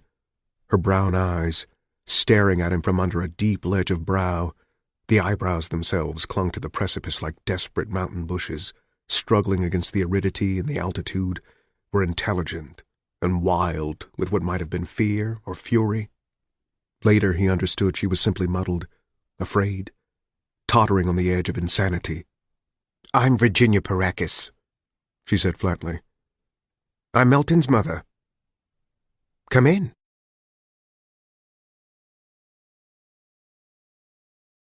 -51 and counting. She did not recognize him until she had led him into the kitchen to brew tea. The house was old and crumbling and dark, furnished in a decor he recognized immediately from his own environment. Modern junk shop. "Elton isn't here now," she said, brooding over the battered aluminum teapot on the gas ring. The light was stronger here, revealing the brown water stains that blotched the wall, the dead flies, souvenirs of summer past, on the window seals, the old aluminum creased with black lines, the pile of wet wrapping paper under the leaking drain pipe. There was an odor of disinfectant that made Richards think of last nights in sick rooms. She crossed the room, and her swollen fingers made a painful search through the heaped junk on the countertop until they found 2 tea bags, one of them previously used. Richards got the used one. He was not surprised. "He works," she said, faintly accentuating the first word and making the statement an accusation. "You're from that fellow in Boston, the one that Elty writes to about pollution, ain't you?" "Yes, Mrs. Paracus." "They met in Boston. My Elton services automatic vending machines." She preened for a moment, and then began her slow trek back across the dunes of linoleum to the stove. "I told Elty that what that Bradley was doing was against the law. I told him it would mean prison or even worse. He doesn't listen to me." Not to his old mom, he doesn't. She smiled with dark sweetness at this calumny. Elton was always building things, you know. He built a treehouse with 4 rooms out back when he was a boy. That was before they cut the elm down, you know. But it was that darky's idea that he should build a pollution station in Portland. She popped the bags into cups and stood with her back to Richards, slowly warming her hands over the gas ring. They write each other. I told him the mails aren't safe. You go to prison or even worse, I said. He said, but Mom, we do it in code. He asks for a dozen apples. I tell him my uncle's a little worse. I said, LT, do you think they can't figure that secret spy stuff out? He doesn't listen. Oh, he used to. I used to be his best friend. But things have changed. Since he got to puberty, things have changed. Dirty magazines under his bed and all that business. Now this darky. I suppose they caught you testing smogs or carcinogens or something, and now you're on the run. It don't matter, she said fiercely at the window. It looked out on a backyard filled with rusting pieces of junk and tire rims and some little boy's sandbox that now, many years later, was filled with scruffy October woods. It don't matter, she repeated. It's the darkies. She turned to Richards, and her eyes were hooded and furious and bewildered. I'm 65, but I was only a fresh young girl of 19 when it began to happen. It was 1979, and the darkies were everywhere. Everywhere! Yes, they were. She nearly screamed, as if Richards had taken issue with her. Everywhere! They sent those darkies to school with whites. They set 'em high in the government. Radicals, rabble-rousing, and rebellion. I ain't so... She broke off as if the words had been splintered from her mouth. She stared at Richards, seeing him for the first time. Oh, God have mercy, she whispered. Mrs. Paracus. Nope, she said in a fear-hoarsened voice. Nope, nope, oh, nope. She began advancing on him, pausing at the counter to pick up a long, gleaming butcher knife out of the general clutter. Out! Out! Out! He got up and began to back away, slowly, first through the short hall between the kitchen and shadowy living room, then through the living room itself. He noticed that an ancient pay telephone hung on the wall from the days when this had been a bona fide inn. The blue door. Guests. When was that? Richards wondered. 20 years ago? 40? Before the darkies had gotten out of hand? Or after? He was just beginning to back down the hall between the living room and the front door when a key rattled in the lock. They both froze, as if some celestial hand had stopped the film while deciding what to do next. The door opened, and Elton Paracus walked in. He was immensely fat, and his lackluster blonde hair was combed back in preposterous waves from his forehead to show a round baby face that held an element of perpetual puzzlement. He was wearing the blue and gold uniform of the Vendo-Spendo Company. He looked thoughtfully at Virginia Paracus. "Put that knife down, Mom." "Nope!" she cried. But already the crumbling of defeat had begun to putty her face. Paracus closed the door and began walking toward her. He jiggled. She shrank away. "You have to make him go, son. He's that bad man. That's Richards. It'll mean prison or worse. I don't want you to go." She began to wail, dropped the knife, and collapsed into his arms. He enfolded her and began to rock her gently as she wept. "I'm not going to jail," he said. "Come on, Mom. Don't cry. Please don't cry." He smiled at Richards over one of her hunched and shaking shoulders, and embarrassed, awfully sorry about this smile. Richards waited. "Now," Paracus said, when the sobs had died to sniffles, "Mr. Richards is Bradley Throckmorton's good friend, and he's going to be with us for a couple of days, Mom." She began to shriek, and he clapped a hand over her mouth, wincing as he did so. "Yes, Mom. Yes, he is. I'm going to drive his car into the park and wire it, and you'll go out tomorrow morning with a package to mail to Cleveland." "Boston," Richard said automatically. "The tapes go to Boston." "They go to Cleveland now. Elton Paracas said, with a patient smile. Bradley's on the run. Oh, Jesus. You'll be on the run, too, Mrs. Paracas howled at her son, and they'll catch you, too. You're too fat. I'm going to take Mr. Richards upstairs and show him his room, Mom. Mr. Richards? Mr. Richards? Why don't you call him by his right name? Poison! He disengaged her with great gentleness, and Richards followed him obediently up the shadowy staircase. There are a great many rooms up here, he said, panting slightly as his huge buttocks flexed and clenched. This used to be a rooming house many years ago, when I was a baby. You'll be able to watch the street. Maybe I better go, Richard said. If Bradley's blown, your mother may be right. This is your room, he said, and threw open a door on a dusty, damp room that held the weight of years. He did not seem to have heard Richard's comment. It's not much of an accommodation, I'm afraid, but... He turned to face Richards, with his patient, I-want-to-please smile. You may stay as long as you want. Bradley Throckmorton's the best friend I've ever had. The smile faltered a bit. The only friend I've ever had. I'll watch after my mom. Don't worry.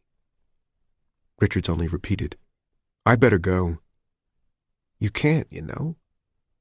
That head bandage didn't even fool Mom for long. I'm going to drive your car to a safe place, Mr. Richards. We'll talk later.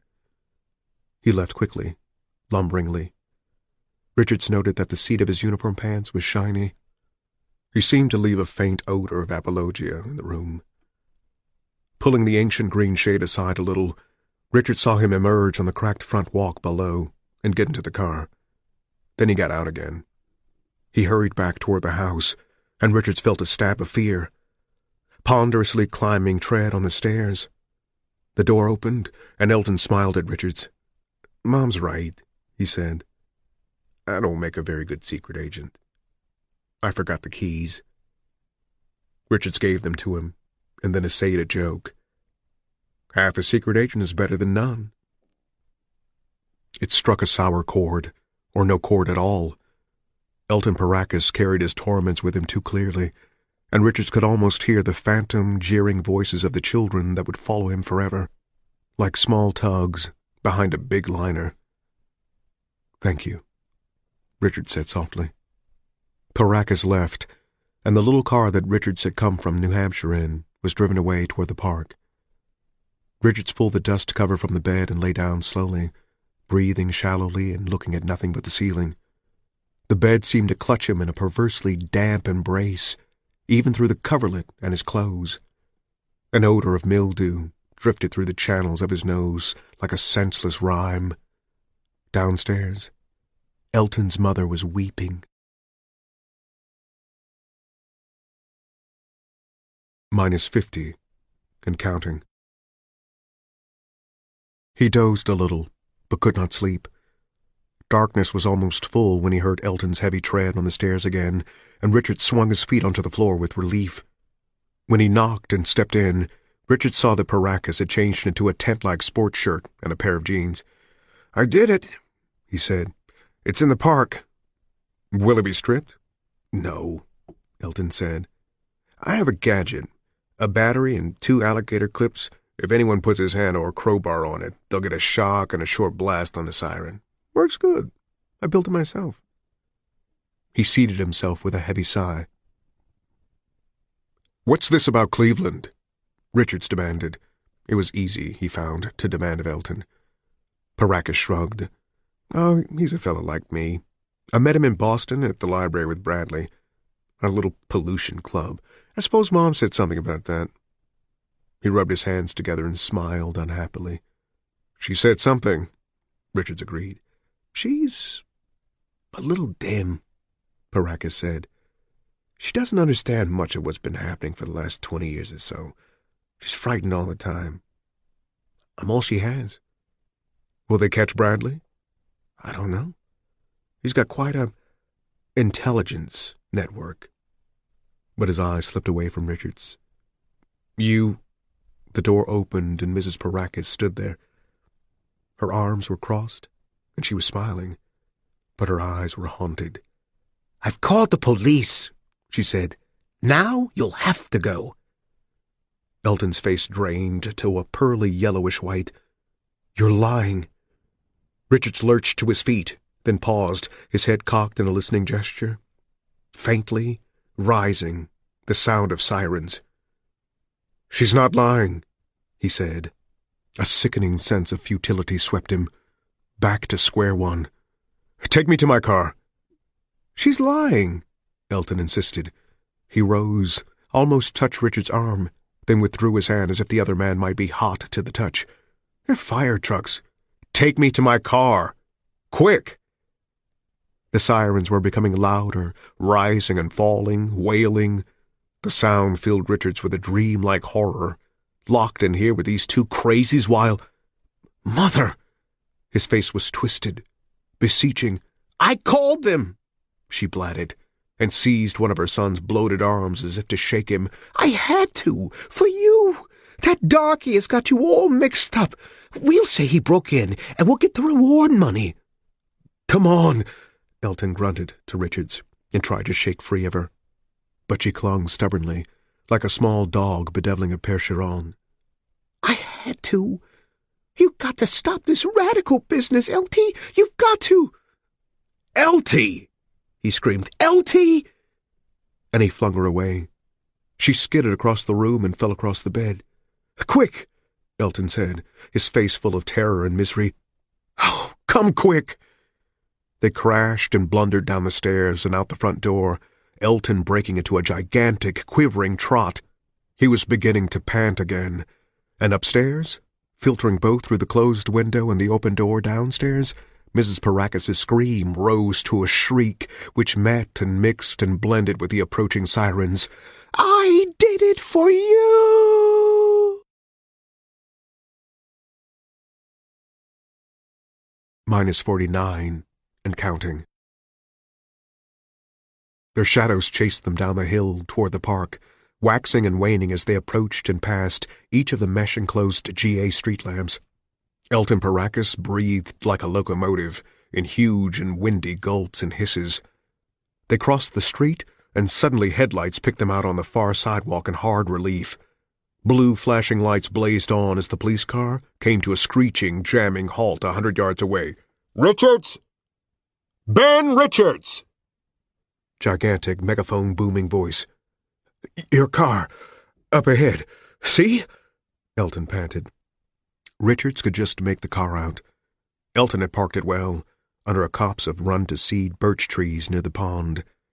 The cruiser suddenly screamed into life again, rear tires bonding hot rubber to the pavement in lines of acceleration, its gasoline-powered engine wailing and climbing revolutions.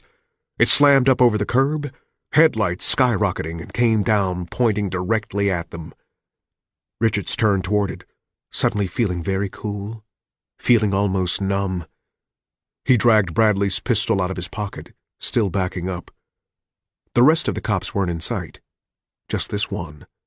The car screamed at them across the October bare ground of the park, self-sealing rear tires digging out great clods of ripped black earth. He squeezed off 2 shots of the windshield. It starred, but did not shatter. He leaped aside at the last second and rolled, dry grass against his face. Up on his knees, he fired twice more at the back of the car, and then it was coming around in a hard, slewing power turn, blue lights turning the night into a crazy, shadow-leaping nightmare. The cruiser was between him and the car, but Elton had leaped the other way, and was now working frantically to remove his electrical device from the car door. Someone was halfway out of the passenger side of the police car, which was on its way again. A thick, stuttering sound filled the dark. Sten gun. Bullets dug through the turf around him in a senseless pattern. Dirt struck his cheeks, pattered against his forehead. He knelt, as if praying, and fired again into the windshield. This time, the bullet punched a hole through the glass. The car was on top of him. He sprang to the left, and the reinforced steel bumper struck his left foot, snapping his ankle and sending him sprawling on his face. The cruiser's engine rose to a supercharged scream, digging through another power turn. Now the headlights were on him again, turning everything stark monochrome. Richards tried to get up, but his broken ankle wouldn't support him. Sobbing in great gulps of air, he watched the police car loom again. Everything became heightened, surreal. He was living in an adrenaline delirium, and everything seemed slow, deliberate, orchestrated. The approaching police car was like a huge, blind buffalo. The Sten gun rattled again, and this time a bullet punched through his left arm, knocking him sideways. The heavy car tried to veer and get him, and for a moment he had a clear shot at the figure behind the wheel. He fired once, and the window blew inward. The car screamed into a slow, digging sidewards roll, then went up and over, crashing down on the roof and then onto its side. The motor stalled, and in sudden, shocking silence, the police radio crackled clearly. Richard still could not get to his feet, and so he began to crawl toward the car. Paracas was in it now, trying to start it, but in his blind panic, he must have forgotten to lever the safety vents open. Each time he turned the key, there was only a hollow, coughing boom of air in the chambers. The night began to fill up with converging sirens. He was still 50 yards from the car when Elton realized what was wrong and yanked down the vent lever. The next time he turned the key, the engine chopped erratically into life and the aircar swept towards Richards. He got to a half-standing position and tore the passenger door open and fell inside. Paracas banked left onto Route 77, which intersected State Street above the park, the lower deck of the car no more than an inch from the paving, almost low enough to drag and spill them. Elton gulped in huge swatches of air and let them out with force enough to flap his lips like window blinds. 2 more police cars screamed around the corner behind them. The blue lights flashed on, and they gave chase. "We're not fast enough!" Elton screamed. "We're not fast!" "They're on wheels!" Richard yelled back. "Cut through that vacant lot!" The aircar banked left, and they were slammed upward violently as they crossed the curb. The battering air pressure shoved them into drive. The police cars swelled behind them, and then they were shooting. Richards heard steel fingers punching holes in the body of their car. The rear window blew in with a tremendous crash, and they were sprinkled with fragments of safety glass. Screaming, Elton whipped the car left and right.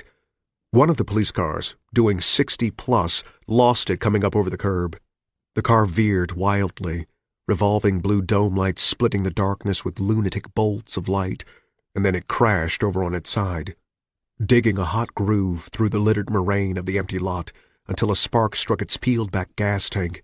It exploded whitely, like a road flare. The second car was following the road again, but Elton beat them. They'd cut the cruiser off, but would gain back the lost distance very shortly. The gas-driven ground cars were nearly 3 times faster than air drive, and if an air car tried to go too far off the road, the uneven surface beneath the thrusters would flip the car over, as Paracas had nearly flipped them crossing the curb. "Turn right!" Richards cried. Paracas pulled them around in another grinding, stomach-lurching turn. They were on Route 1. Ahead, Richards could see that they would soon be forced up the entranceway to the Coast Turnpike. No evasive action would be possible there. Only death would be possible there. "Turn off! Turn off, goddammit! That alley!" For a moment, the police car was 1 turn behind them, lost from view. "No, no!" Paracas was gibbering now. "We'll be like rats in a trap!" Richards leaned over and hauled the wheel around, knocking Elton's hand from the throttle with the same gesture. The aircar skidded around in a nearly 90-degree turn. They bounced off the concrete of the building on the left of the alley's mouth, sending them in at a crooked angle. The blunt nose of the car struck a pile of heaped trash, garbage cans, and splintered crates. Behind these, solid brick. Richards was pitched violently into the dashboard as they crashed, and his nose broke with a sudden snap, gushing blood with violent force. The aircar lay askew in the alley, one cylinder still coughing a little. Paracas was a silent lump lolling over the steering wheel. There was no time for him yet. Richard slammed his shoulder against the crimped passenger door. It popped open, and he hopped on one leg to the mouth of the alley. He reloaded his gun from the crumpled box of shells Bradley had supplied him with. They were greasy cool to the touch. He dropped some of them around his feet. His arm had begun to throb like an ulcerated tooth, making him feel sick and nauseated with pain. Headlights turned the deserted city expressway from night to sunless day. The cruiser skidded around the turn, rear tires fighting for traction, sending up the fragrant smell of seared rubber. Looping black marks scored the expansion joint macadam in parabolas. Then it was forward again. Richards held the gun in both hands, leaning against the building to his left. In a moment, they would realize they could see no taillight ahead. The cop riding shotgun would see the alley. No. Snuffling blood through his broken nose, he began to fire. The range was nearly point blank, and at this distance, the high-powered slug smashed through the bulletproof glass as if it had been paper. Each recoil of the heavy pistol pulsed through his wounded arm, making him scream. The car roared up over the curb, flew a short, wingless distance, and crashed into the blank brick wall across the street. Echo Freebie Repair, a faded sign on this wall read. Because you watch it, we won't botch it. The police car, still a foot above the ground, met the brick wall at high speed and exploded. But others were coming. Always others. Panting, Richards made his way back to the air car. His good leg was very tired. "I'm hurt." Paracas was groaning hollowly. "I'm hurt so bad. Where's Mom? Where's my mama?" Richards fell on his knees, wriggled under the air car on his back, and began to pull trash and debris from the air chambers like a madman. Blood ran down his cheeks from his ruptured nose and pooled beside his ears.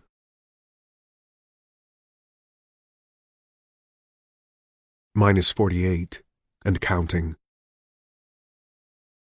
The car would only run on 5 of its 6 cylinders, and it would go no faster than 40, leaning drunkenly to one side. Paracas directed him from the passenger seat, where Richards had manhandled him. The steering column had gone into his abdomen like a rail spike, and Richards thought he was dying. The blood on the dented steering wheel was warm and sticky on Richards' palms. "I'm very sorry," Paracas said. "Turn left here. It's really my fault. I should have known better. She doesn't think straight. She doesn't." He coughed up a glut of black blood and spat it listlessly into his lap. The sirens filled the night, but they were far behind and off to the west. They had gone out Marginal Way, and from there, Paracas had directed him onto back roads. Now they were on Route 9 going north, and the Portland suburbs were petering out into October barren scrub countryside. The strip lumberers had been through like locusts, and the end result was a bewildering tangle of second growth and marsh. "Do you know where you're telling me to go?" Richards asked. He was a huge brand of pain from one end to the other. He was quite sure his ankle was broken. There was no doubt at all about his nose. His breath came through it in flattened gasps. "To a place I know," Elton Paracas said, and coughed up more blood. "She used to tell me a boy's best friend is his mom. Can you believe that? I used to believe it. Will they hurt her? Take her to jail?" "No," Richard said shortly, not knowing if they would or not. It was 20 minutes of 8. He and Elton had left the Blue Door at 10 minutes past 7. It seemed as if decades had passed. A far distance off, more sirens were joining in the general chorus.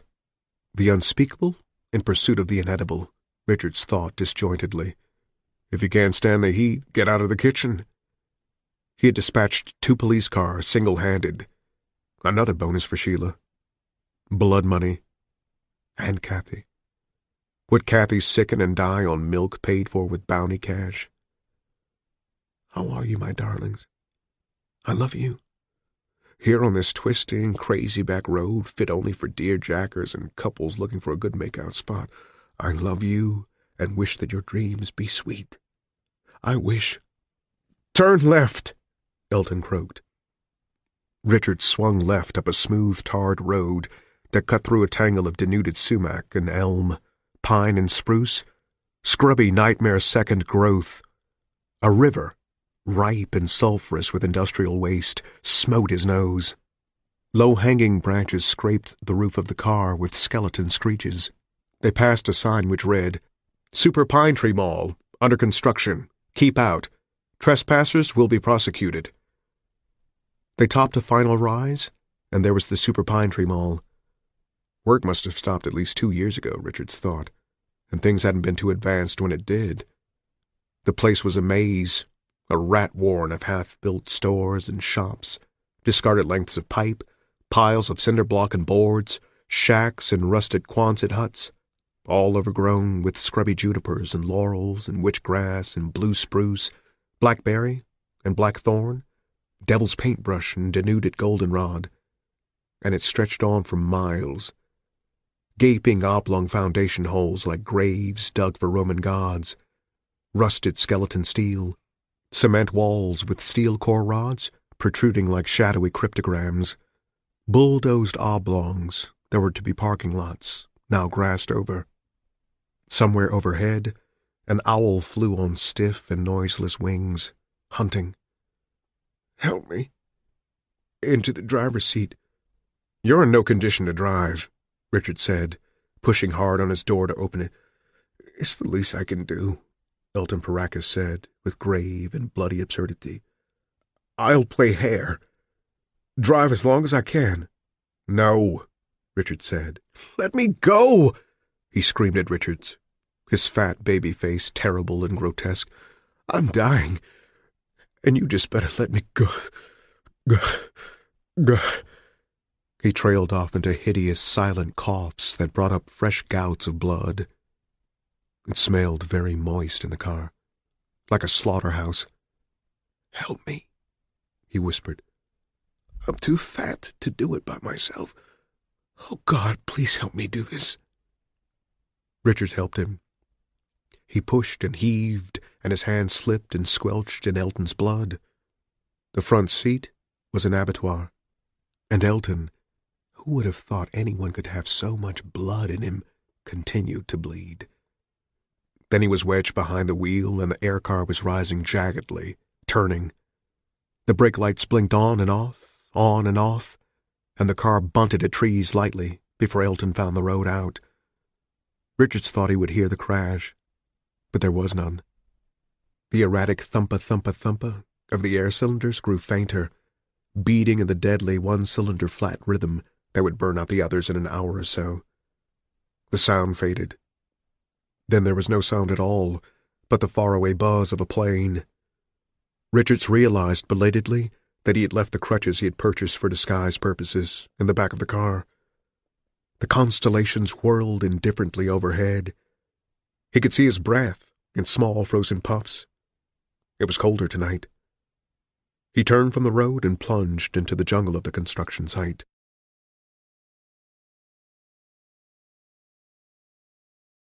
-47, and counting. He spied a pile of cast-off insulation lying in the bottom of a cellar hole and climbed down, using the protruding core rods for handholds. He found a stick and pounded the insulation to scare out the rats. He was rewarded with nothing but a thick, fibrous dust that made him sneeze and yelp with the pain burst in his badly used nose. No rats. All the rats were in the city. He uttered a harsh bray of laughter that sounded jagged and splintered in the big dark. He wrapped himself in strips of the insulation until he looked like a human igloo, but it was warm. He leaned back against the wall and fell into a half-doze. When he roused fully, a late moon, no more than a cold scrap of light, hung over the eastern horizon. He was still alone. There were no sirens. It might have been 3 o'clock. His arm throbbed uneasily, but the flow of blood had stopped on its own. He saw this after pulling the arm out of the insulation and brushing the fibers gently away from the clot. The Sten gun bullet had apparently ripped a fairly large triangular hunk of meat from the side of his arm, just above the elbow. He supposed he was lucky that the bullet hadn't smashed the bone, but his ankle throbbed with a steady, deep ache. The foot itself felt strange and ethereal, barely attached. He supposed the break should be splinted. Supposing? He dozed again. When he woke, his head was clearer. The moon had risen halfway up in the sky, but there was still no sign of dawn, true or false. He was forgetting something. It came to him in a nasty, jolting realization. He had to mail 2 tape clips before noon if they were to get to the games building by the 6:30 airtime. That meant traveling or defaulting the money. But Bradley was on the run, or captured, and Elton Paracas had never given him the Cleveland name, and his ankle was broken. Something large, a deer, weren't they extinct in the east, suddenly crashed through the underbrush off to his right, making him jump. Insulation slid off him like snakes, and he pulled it back around himself, miserably, snuffling through his broken nose. He was a city dweller, sitting in a deserted development gone back to the wild in the middle of nowhere. The night suddenly seemed alive and malevolent, frightening of its own self, full of crazed bumps and creaks. Richards breathed through his mouth, considering his options and their consequences. 1. Do nothing. Just sit here and wait for things to cool off. Consequence? The money he was piling up, $100 an hour, would be cut off at 6 tonight. He would be running for free, but the hunt wouldn't stop. Not even if he managed to avoid them for the whole 30 days. The hunt would continue until he was carried off on a board. 2. Mail the clips to Boston. It couldn't hurt Bradley or the family, because their cover was already blown. Consequences? Number 1. The tapes would undoubtedly be sent to Harding by the hunters watching Bradley's mail. But, number 2, they would still be able to trace him directly to wherever he mailed the tapes from, with no intervening Boston postmark. 3. Mail the tapes directly to the Games Building in Harding. Consequences? The hunt would go on, but he would probably be recognized in any town big enough to command a mailbox. They were all lousy choices. Thank you, Mrs. Paracas. Thank you. He got up, brushing the insulation away, and tossed the useless head bandage on top of it. As an afterthought, he buried it in the insulation. He began hunting around for something to use as a crutch. The irony of leaving the real crutches in the car struck him again, and when he found a board that reached approximately to armpit height, he threw it over the lip of the cellar foundation and began to climb laboriously back up the core rods. When he got to the top, sweating and shivering simultaneously, he realized that he could see his hands. The first faint gray light of dawn had begun to probe the darkness. He looked longingly at the deserted development, thinking, it would have made such a fine hiding place. No good. He wasn't supposed to be a hiding man. He was a running man. Wasn't that what kept the ratings up? A cloudy, cataract-like ground mist was creeping slowly through the denuded trees. Richards paused to get his directions, and then struck off toward the woods that bordered the abandoned supermall on the north. He paused only once to wrap his coat around the top of his crutch, and then continued.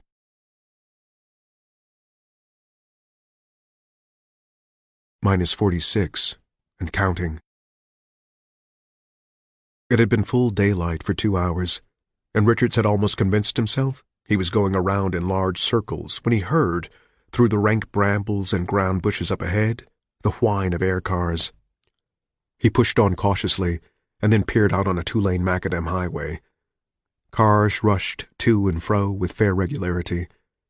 About a half a mile up, Richards could make out a cluster of houses, and what was either an air station or an old general store with pumps in front. He pushed on, paralleling the highway, falling over occasionally. His face and hands were a needlepoint of blood from briars and brambles, and his clothes were studded with brown sticker balls. He'd given up trying to brush them away. Burst milkweed pods floated lightly from both shoulders, making him look as if he had been in a pillow fight. He was wet from top to toe. He had made it through the first 2 brooks, but in the third, his crutch had slipped on the treacherous bottom, and he'd fallen headlong. The camera, of course, was undamaged. It was waterproof and shockproof. Of course. The bushes and trees were thinning.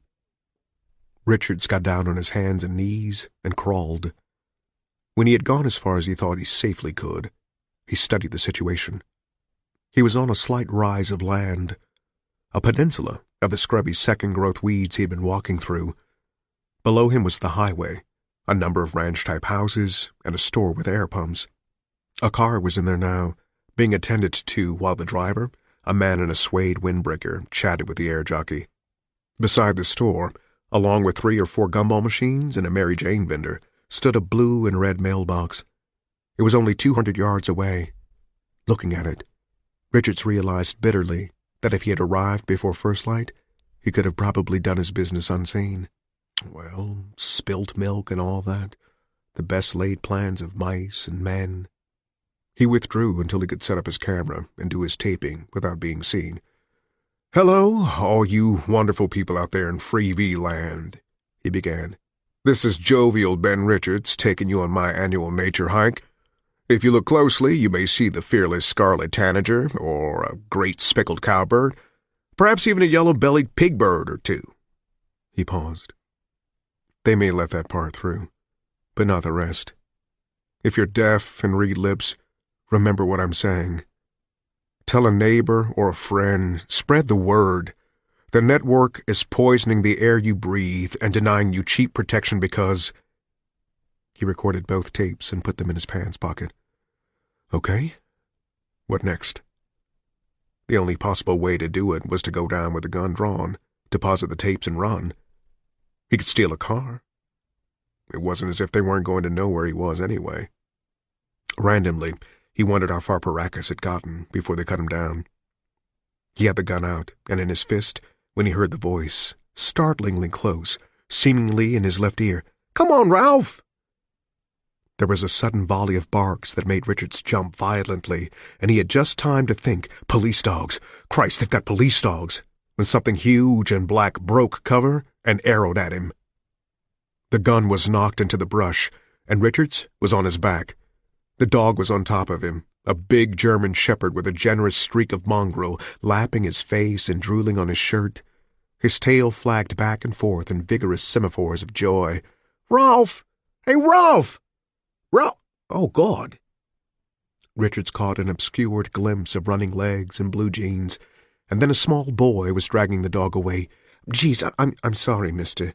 Geez, he don't bite. He's too dumb to bite. He's just friendly. He ain't... God, ain't you a mess? You get lost?" The boy was holding Rolf by the collar and staring at Richards with frank interest. He was a good-looking boy, well-made, perhaps 11, and there was none of the pale and patched inner-city look on his face. There was something suspicious and alien in his features, yet familiar also. After a moment, Richards placed it. It was innocence. "Yes," he said dryly. "I got lost." "Gee, you sure must have fallen around some." "That I did, pal. You want to take a close look at my face and see if it's scratched up very badly? I can't see it, you know." The boy leaned forward obediently and scanned Richards' face. No sign of recognition flickered there. Richards was satisfied. "It's all bird-caught," the boy said. There's a delicate New England twang in his voice, not exactly down east, but lightly springy, sardonic. "But you'll live." His brow furrowed. "You escaped from Thomaston?" "I know you ain't from Pineland, 'cause you don't look like a retard." "I'm not escaped from anywhere," Richard said, wondering if that was a lie or the truth. "I was hitchhiking." "Bad habit, pal. You never do it, do you?" "No way," the boy said earnestly. "There's crazy dudes running the roads these days." "That's what my dad says." "He's right," Richard said. "But I just had to get... He snapped his fingers in a pantomime of it just slipped my mind. "You know, Jetport." "You must mean Boyd Field." "That's it." "Geez, that's over 100 miles from here, mister. In Derry." "I know," Richard said ruefully, and ran a hand over Rolf's fur. The dog rolled over obligingly and played dead.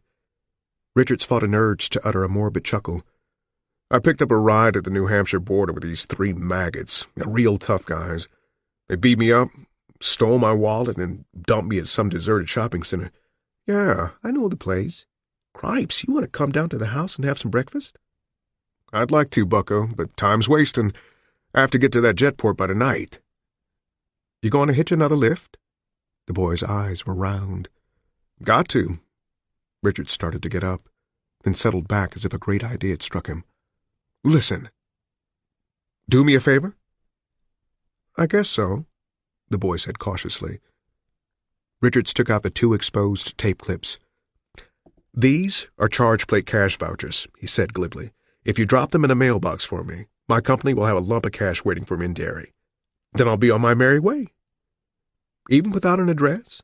"These go direct," Richards said. "Sure." "Okay. There's a mailbox down at Gerald's store." He got up, his inexperienced face unable to disguise the fact that he thought Richards was lying in his teeth. "Come on, Ralph." He let the boy get 15 feet and then said, "No. Come here again." The boy turned and came back with his feet dragging. There was dread on his face. Of course. There were enough holes in Richard's story to drive a truck through. "I've got to tell you everything, I guess," Richard said. "I was telling you the truth about most of it, pal. But I didn't want to risk the chance that you might blab." The morning October sun was wonderfully warm on his back and neck, and he wished he could stay on the hill all day and sleep sweetly in fall's fugitive warmth. He pulled the gun from where it had fallen and let it lie loosely on the grass. The boy's eyes went wide. "Government," Richard said quietly. "Jesus," the boy whispered. Rolf sat beside him, his pink tongue lolling rakishly from the side of his mouth. "I'm after some pretty hard guys, kid.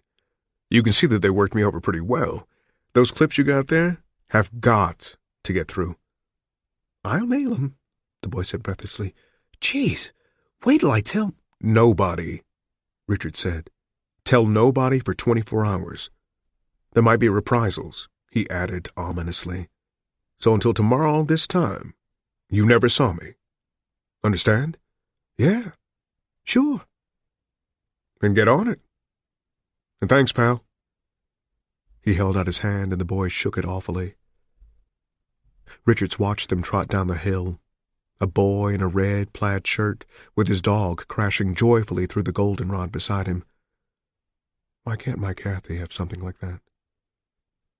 His face twisted into a terrifying and wholly unconscious grimace of rage and hate, and he might have cursed God himself if a better target had not interposed itself on the dark screen of his mind. The Games Federation. And behind that, like the shadow of a darker god, the network. He watched until he saw the boy, made tiny with distance, drop the tapes into the mailbox. Then he got up stiffly, propping his crutch under him, and crashed back into the brush, angling toward the road. The jetport then. And maybe someone else would pay some dues before it was all over.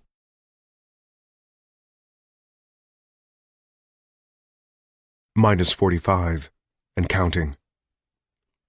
He had seen an intersection a mile back, and Richards left the woods there, making his way awkwardly down the gravel bank between the woods and the road.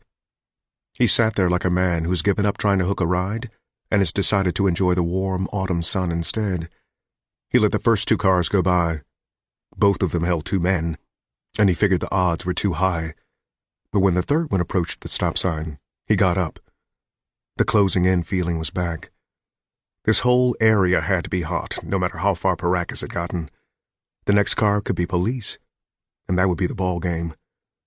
There was a woman in the car, and she was alone. She would not look at him. Hitchhikers were distasteful and thus to be ignored.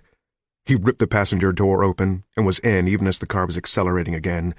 He was picked up and thrown sideways, one hand holding desperately onto the door jamb, his good foot dragging. The thumping hiss of brakes. The air car swerved wildly. "What? Who? You can't—" Richards pointed the gun at her, knowing he must look grotesque close up, like a man who'd been run through a meat grinder. The fierce image would work for him. He dragged his foot in and slammed the door, gun never swerving. She was dressed for town and wore blue wraparound sunglasses. Good-looking from what he could see. "Wheel it," Richard said. She did the predictable, slammed both feet on the brake and screamed. Richards was thrown forward, his bad ankle scraping excruciatingly. The air car juddered to a stop on the shoulder, 50 feet beyond the intersection. You're... Ben Richards, take your hands off the wheel. Put them in your lap. She did it, shuddering convulsively. She would not look at him. Afraid, Richards supposed, that she would be turned to stone. What's your name, ma'am? Amelia Williams. Don't shoot me. Don't kill me. You can have my money, only for God's sake, don't kill me! Shh, Richard said soothingly. Shh. When she had quieted a little, he said, I won't try to change your mind about me, Mrs. Williams. Is it, Mrs.? Yes, she said automatically. But I have no intention of harming you. Do you understand that? Yes, she said, suddenly eager. You want the car? They got your friend and now you need a car. You can take it. It's insured. I won't even tell. I swear I won't. I'll say someone stole it in the parking lot. We'll talk about it, Richard said. Begin to drive. Go up Route 1 and we'll talk about it. Are there roadblocks? No. Yes. Hundreds of them. They'll catch you. Don't lie, Mrs. Williams. Okay? She began to drive. Erratically at first, then more smoothly. The motion seemed to soothe her. Richards repeated his question about roadblocks. Around Lewiston? She said, with frightened unhappiness. That's where they got that other fellow. How far is that? 30 miles or more. Caracas had gotten farther than Richards would have dreamed. Will you rape me? Amelia Williams asked, so suddenly that Richards almost barked with laughter. No, he said. Then matter-of-factly, I'm married. I saw her, she said with a kind of smirking doubtfulness that made Richards want to smash her. Eat garbage, bitch. Kill a rat that was hiding in the bread box. Kill it with a whisk broom and then see how you talk about my wife. Can I get off here? She asked pleadingly, and he felt a trifle sorry for her again. No, he said. You're my protection, Mrs. Williams. I have to get to Voigt Field, in a place called Derry. You're going to see that I get there. That's 150 miles, she wailed. Someone else told me 100. They were wrong. You'll never get through to there. I might, Richard said, and then looked at her. And so might you, if you play it right. She began to tremble again, but said nothing. Her attitude was that of a woman waiting to wake up. -44, and counting. They traveled north through autumn burning like a torch. The trees were not dead this far north, murdered by the big poisonous smokes of Portland, Manchester, and Boston. They were all hues of yellow, red, brilliant starburst purple. They awoke in Richards an aching feeling of melancholy. It was a feeling he never would have suspected his emotions could have harbored only 2 weeks before. In another month, the snow would fly and cover all of it. Things ended in fall. She seemed to sense his mood and said nothing. The driving filled the silence between them, lulled them. They passed over the water at Yarmouth. Then there were only woods and trailers and miserable poverty shacks with outhouses tacked on the sides. Yet one could always spot the freebie cable attachment, bolted on below a sagging, paintless window seal or beside a hinge-smashed door, winking and heliographing in the sun, until they entered Freeport. There were 3 police cruisers parked just outside of town, the cops meeting in a kind of roadside conference. The woman stiffened like a wire, her face desperately pale, but Richards felt calm. They passed the police without notice, and she slumped. If they'd been monitoring traffic, they would have been on us like a shot, Richards said casually. You might as well paint Ben Richards is in this car on your forehead in dayglow. Why can't you let me go? She burst out, and in the same breath, have you got a J? Rich folks blow dokes. The thought brought a bubble of ironic laughter, and he shook his head. You're laughing at me? She asked, stung. You've got some nerve, don't you, you cowardly little murderer, scaring me half out of my life, probably planning to kill me the way you killed those poor boys in Boston. There was a full gross of those poor boys, Richard said, ready to kill me. That's their job. Killing for pay. Ready to do anything for money. Wanting to overturn the country? Why don't you find decent work? Because you're too lazy. Your kind spit in the face of anything decent. Are you decent? Richards asked. Yes! she stormed. "Isn't that why you picked on me? Because I was defenseless and decent?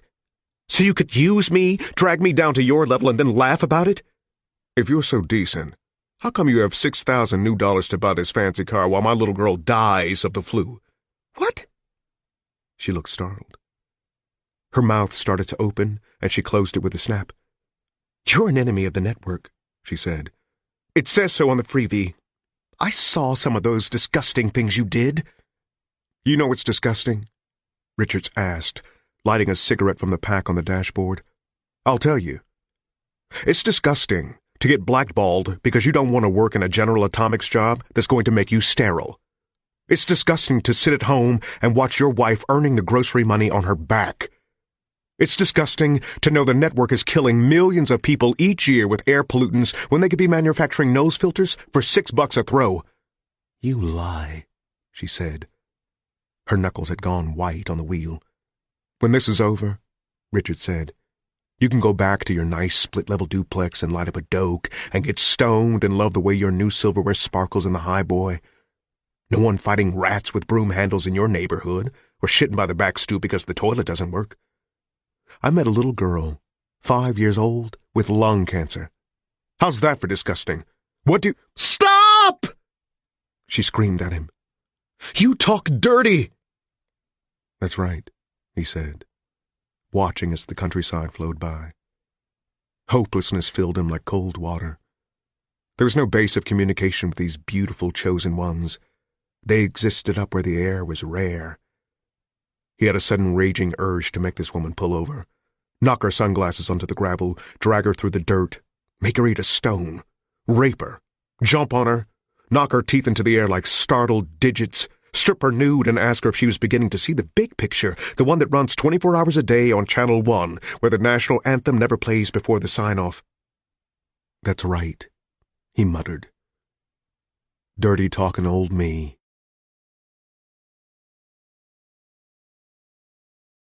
-43, and counting. They got farther than they had any right to, Richards figured. They got all the way to a pretty town by the sea called Camden, over 100 miles from where he had hitched a ride with Amelia Williams. Listen, he said, as they were entering Augusta, the state capital, there's a good chance they'll sniff us here. I have no interest in killing you. Dig it? Yes, she said. Then with bright hate, you need a hostage. Right.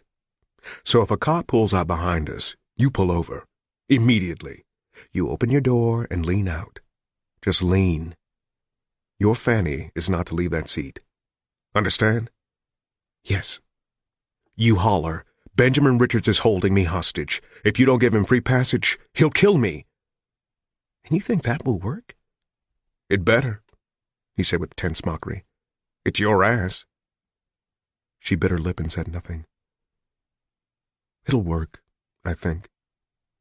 There'll be a dozen freelance cameramen around in no time, hoping to get some games money or even the Zapruder award itself.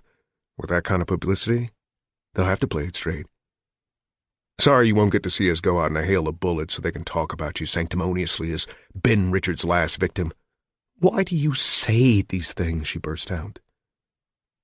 He didn't reply, only slid down in his seat until just the top of his head showed and waited for the blue lights in the rearview mirror.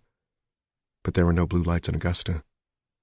They continued on for another hour and a half, skirting the ocean as the sun began to wester, catching little glens and peaks of the water across fields and beyond bridges and through heavy firs. It was past 2 o'clock when they rounded a bend not far from the Camden town line and saw a roadblock. 2 police cars parked on either side of the road. 2 cops were checking a farmer in an old pickup and waving it through. Go another 200 feet and then stop, Richard said. Do it just the way I told you. She was pallid, but seemingly in control. Resigned, maybe. She applied the brakes evenly, and the air car came to a neat stop in the middle of the road, 50 feet from the checkpoint. The trooper holding the clipboard waved her forward imperiously. When she didn't come, he glanced inquiringly at his companion. A third cop, who'd been sitting inside one of the cruisers with his feet up, suddenly grabbed the hand mic under the dash and began to speak rapidly. "Here we go," Richards thought. "Oh, God, here we go." -42, and counting. The day was very bright. The constant rain of Harding seemed light years away, and everything was very sharp and clearly defined. The troopers' shadows might have been drawn with black Crayolas. They were unhooking the narrow straps that crossed their gun butts. Mrs. Williams swung open the door and leaned out. "Don't shoot, please," she said, and for the first time Richards realized how cultured her voice was, how rich. She might have been in a drawing room, except for the pallid knuckles and the fluttering bird-like pulse in her throat. With the door open, he could smell the fresh, invigorating odor of pine and timothy grass. "Come out of the car with your hands over your head," the cop with the clipboard said. He sounded like a well-programmed machine. General Atomics Model 6925-A9, Richards thought. The Hicksville Trooper. 16 PSM iridium batteries included. Comes in white only. "You and your passenger, ma'am. We see him." "My name is Amelia Williams," she said very clearly. "I can't get out as you ask. Benjamin Richards is holding me hostage. If you don't give him free passage, he says he'll kill me." The two cops looked at each other, and something barely perceptible passed between them. Richards, with his nerves strung up to a point where he seemed to be operating with the seventh sense, caught it. "Drive!" he screamed.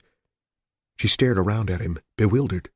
"But they won't—" The clipboard clattered to the road. The two cops fell into the kneeling posture almost simultaneously, guns out, gripped in right hands, left hands holding right wrists, one on each side of the solid white line. The sheets of flimsy on the clipboard fluttered errantly. Richards tromped his bad foot on Amelia Williams' right shoe, his lips drawing back into a tragedy mask of pain as the broken ankle grated. The air car ripped forward. The next moment, two hollow punching noises struck the car, making it vibrate. A moment later, the windshield blew in, splattering them both with bits of safety glass. She threw both hands up to protect her face, and Richards leaned savagely against her, swinging the wheel. They shot through the gap between the V'd cars, with scarcely a flirt of the rear deck. He caught a crazy glimpse of the troopers whirling to fire again, and then his whole attention was on the road. They mounted a rise, and then there was one more hollow thump as a bullet smashed a hole in the trunk. The car began to fishtail, and Richards hung on, whipping the wheel in diminishing arcs. He realized dimly that Williams was screaming. "Steer!" he shouted at her. "Steer, goddammit! Steer! Steer!" Her hands groped reflexively for the wheel and found it. He let go and batted the dark glasses away from her eyes with an open-handed blow. They hung on one ear for a moment, and then dropped off. "Pull over!" "They shot at us." Her voice began to rise. "They shot at us! They shot at—" "Pull over!" The scream of sirens rose behind them. She pulled over clumsily, sending the car around in a shuddering half-turn that spumed gravel into the air. "I told them, and they tried to kill us," she said wonderingly. "They tried to kill us." But he was out already. Out and hopping clumsily back the way he had come, gun out. He lost his balance and fell heavily, scraping both knees. When the first cruiser came over the rise, he was in a sitting position on the shoulder of the road, the pistol held firmly at shoulder level. The car was doing 80 easily, and still accelerating. Some backroad cowboy at the wheel with too much engine up front and visions of glory in his eyes. They perhaps saw him, perhaps tried to stop. It didn't matter. There were no bulletproof tires on these. The one closest to Richards exploded as if there had been dynamite inside. The cruiser took off like a big-ass bird, gunning across the shoulder in howling, uncontrolled flight. It crashed into the hole of a huge elm. The driver's side door flew off. The driver rammed through the windshield like a torpedo and flew 30 yards before crashing into the pucker brush. The second car came almost as fast, and it took Richards 4 shots to find a tire. 2 slugs splattered sand next to his spot. This one slid round in a smoking half-turn and rolled 3 times, spraying glass and metal. Richards struggled to his feet. looked down and saw his shirt darkening slowly just above the belt. He hopped back toward the air car and then dropped on his face as the second cruiser exploded, spewing shrapnel above and around him. He got up, panting and making strange whimpering noises in his mouth. His side had begun to throb in slow, aching cycles. She could have gotten away, perhaps, but she'd made no effort. She was staring, transfixed, at the burning police car on the road. When Richards got in, she shrank from him. "You killed them. You killed those men." "They tried to kill me. You too. Drive. Fast." "They did not try to kill me! Drive!" She drove. The mask of the well-to-do young Hausfrau on her way back from the market now hung in tatters and shreds. Beneath it was something from the cave, something with twitching lips and rolling eyes. Perhaps it had been there all along. They drove about 5 miles and came to a roadside store and air station. "Pull in," Richard said.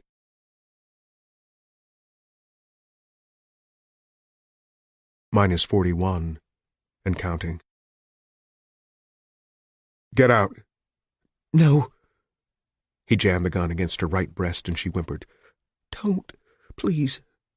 "I'm sorry, but there's no more time for you to play prima donna. Get out." She got out and he slid after her. "Let me lean on you." He slung an arm around her shoulders and pointed with the gun at the telephone booth beside the ice dispenser. They began shuffling toward it, a grotesque 2-man vaudeville team. Richards hopped on his good foot. He felt tired. In his mind, he saw the cars crashing, the body flying like a torpedo, the leaping explosion. These scenes played over and over again, like a continuous loop of tape. The store's proprietor, an old pal with white hair and scrawny legs, hidden by a dirty butcher's apron, came out and stared at them with worried eyes. "Hey," he said mildly, "I don't want you here. I got family. Go down the road. Please, I don't want no trouble." "Go inside, Pop," Richard said. The man went. Richard slid loosely into the booth, breathing through his mouth, and fumbled 50 cents into the coin horn. Holding the gun and receiver in one hand, he punched 0. "What exchange is this, operator?" "Rockland, sir." "Put me through to the local newsy hookup, please." "You may dial that, sir. The number is—" "You dial it." "Do you wish—" "Just dial it!" "Yes, sir," she said, unruffled. There were clicks and pops in Richard's ear. Blood had darkened his shirt to a dirty purple color. He looked away from it. It made him feel ill. "Rockland Newsy," a voice said in Richard's ear. "Freebie tablet number 6943. "This is Ben Richards." There was a long silence. Then, "Look, Maggot, I like a joke as well as the next guy, but this has been a long, hard—" "Shut up! You're going to get confirmation of this in 10 minutes at the outside. You can get it now if you got a police band radio. Just a second." There was the clunk of a dropping phone on the other end and a faint wailing sound. When the phone was picked up, the voice was hard and businesslike, with an undercurrent of excitement. "Where are you, fella? Half the cops in eastern Maine just went through Rockland, and about 110. Richards craned his neck at the sign over the store. "A place called Gilly's Town Line Store and Air Stop on US 1. You know it?" "Yeah, just listen to me, Maggot. I didn't call to give you my life story. Get some photogs out here, quick, and get this on the air. Red newsbreak top. I've got a hostage. Her name is Amelia Williams from—" He looked at her. "Falmouth," she said miserably. "From Falmouth. Safe conduct, or I'll kill her." "Jesus, I smell the Pulitzer Prize." "No, you just shit your pants, that's all," Richard said. He felt lightheaded. "You get the word out. I want the state pigs to find out everyone knows I'm not alone. 3 of them at a roadblock tried to blow us up." "What happened to the cops?" "I killed them." "All 3? Hot damn!" The voice, pulled away from the phone, yelled distantly, "Dickie! Open the national cable!" I'm going to kill her if they shoot, Richard said, simultaneously trying to inject sincerity into his voice, and to remember all the old gangster movies he had seen on TV as a kid. If they want to save the girl, they better let me through. When? Richards hung up and hopped clumsily out of the booth. Help me. She put an arm around him, grimacing at the blood. See what you're getting yourself into? Yes. This is madness. You're going to be killed. Drive north, he mumbled. Just drive north. He slid into the car, breathing hard. The world insisted on going in and out. High, atonal music jangled in his ears. She pulled out and onto the road. His blood had smeared on her smart green and black-striped blouse. The old man, Gilly, cracked the screen door open and poked out a very old Polaroid camera. He clicked the shutter, pulled the tape, and waited. His face was painted with horror and excitement and delight. In the distance, rising and converging, sirens.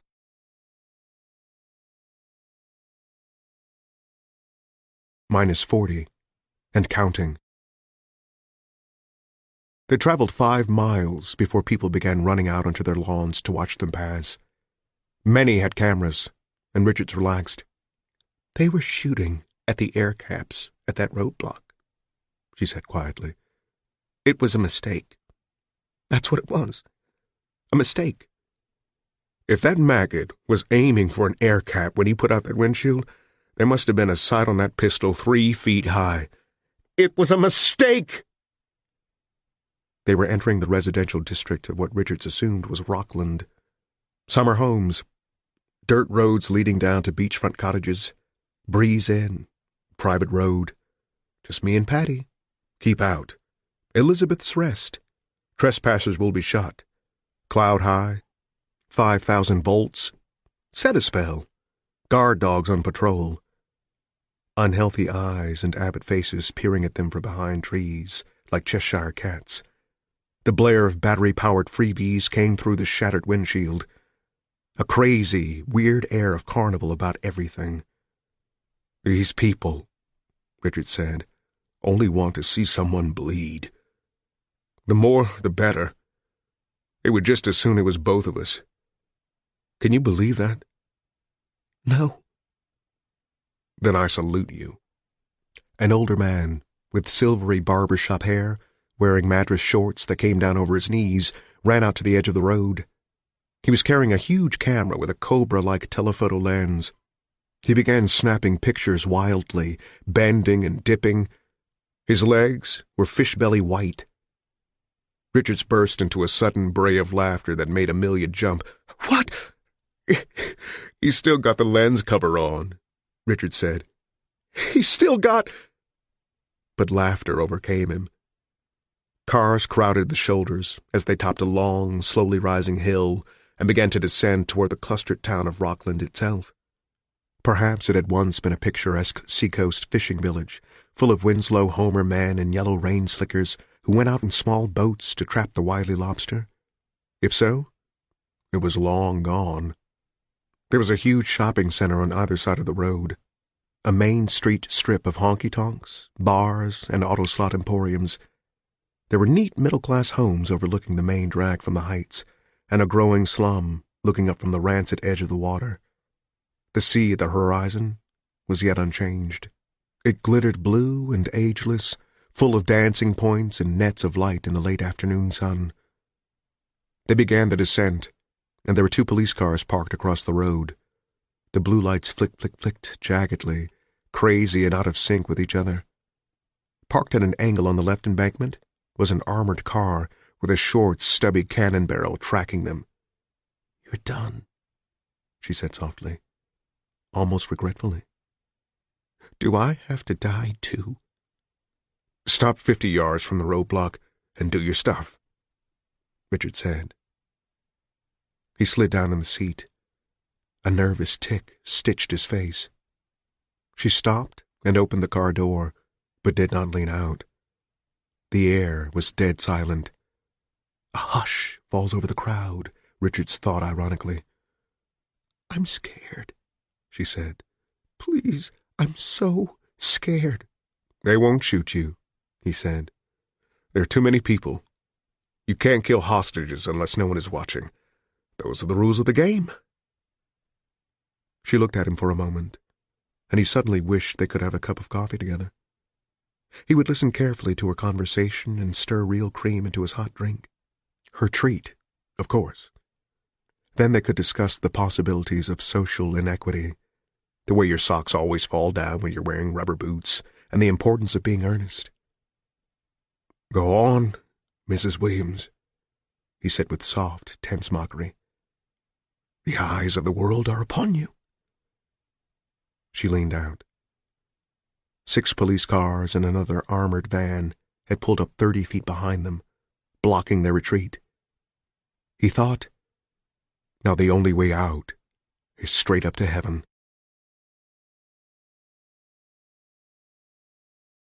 -39 and counting.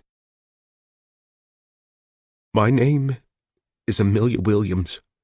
Benjamin Richards is holding me hostage. If you don't give us safe conduct, he says he'll kill me." Silence for a moment so complete that Richards could hear the faraway honk of some distant yacht's air horn. Then, asexual blaring amplified, "We want to talk to Ben Richards." "No," Richards said swiftly.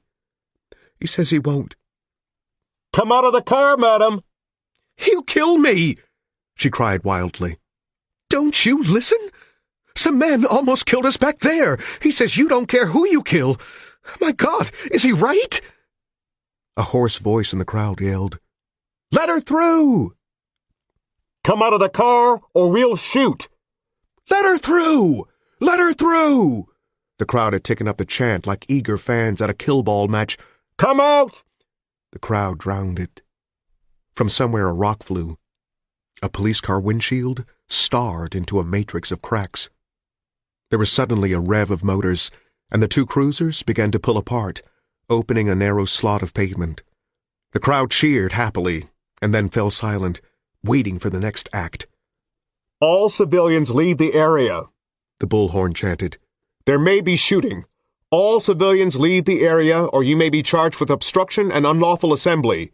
The penalty for obstruction and unlawful assembly is 10 years in the state penitentiary, or a fine of $10,000 or both. Clear the area!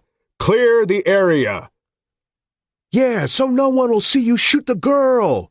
a hysterical voice yelled. "Screw all pigs!" The crowd didn't move. A yellow and black newsy-mobile had pulled up with a flashy screech. 2 men jumped out and began setting up a camera. 2 cops rushed over, and there was a short, savage scuffle for possession of the camera. Then one of the cops yanked it free, picked it up by the tripod, and smashed it on the road. One of the newsmen tried to reach the cop that had done it, and was clubbed. A small boy darted out of the crowd and fired a rock at the back of a cop's head. Blood splattered the road as the cop fell over. A half-dozen more descended on the boy, bearing him off. Incredibly, small and savage fistfights had begun on the sidelines between the well-dressed townfolk and the rattier slum-dwellers. A woman in a ripped and faded house-dress suddenly descended on a plump matron and began to pull her hair. They fell heavily to the road and began to roll on the macadam, kicking and screaming. "My God," Amelia said sickly. "What's happening?" Richards asked. He dared look no higher than the clock on the dashboard. "Fight! Police hitting people? Someone broke a newsie's camera." "Give up, Richards! Come out!" "Drive on," Richards said softly. The air car jerked forward, erratically. "They'll shoot the air caps," she said. "Then wait till you have to come out." "They won't," Richards said. "Why?" "They're too dumb." They didn't. They proceeded slowly past the ranked police cars and the bug-eyed spectators.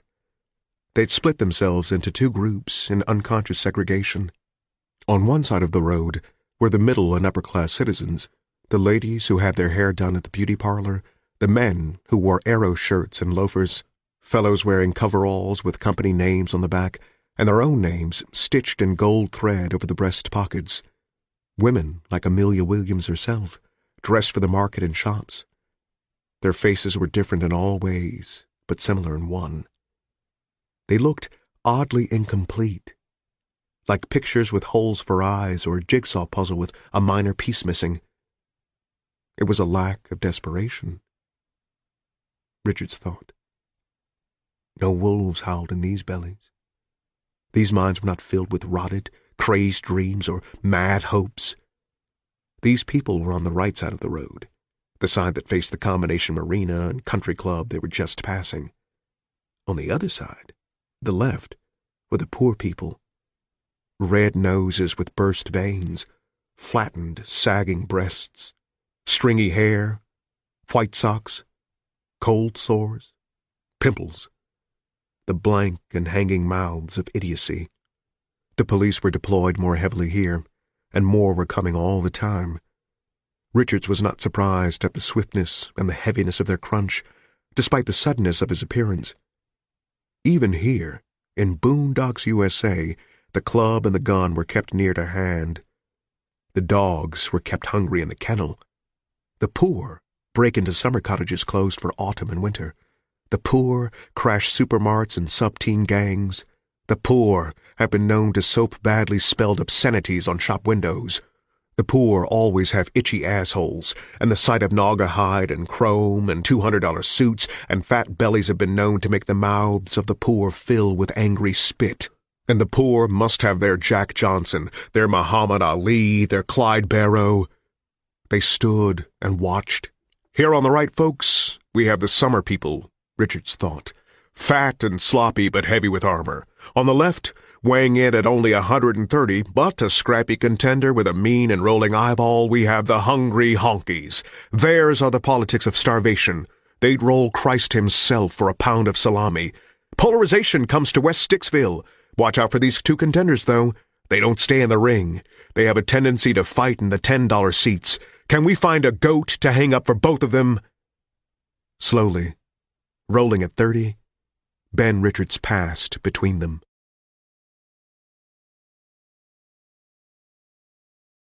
Minus 38, and counting. An hour passed. It was 4 o'clock. Shadows crawled across the road. Richards, slumped down below eye level in his seat, floated in and out of consciousness effortlessly. He had clumsily pulled his shirt out of his pants to look at the new wound. The bullet had dug a deep and ugly canal in his side that had bled a great deal. The blood had clotted, but grudgingly. When he had to move quickly again, the wound would rip open and bleed a great deal more. Didn't matter. They were going to blow him up. In the face of this massive armory, his plan was a joke. He would go ahead with it, fill in the blanks until there was an accident, and the air car was blown into bent bolts and shards of metal. Terrible accident.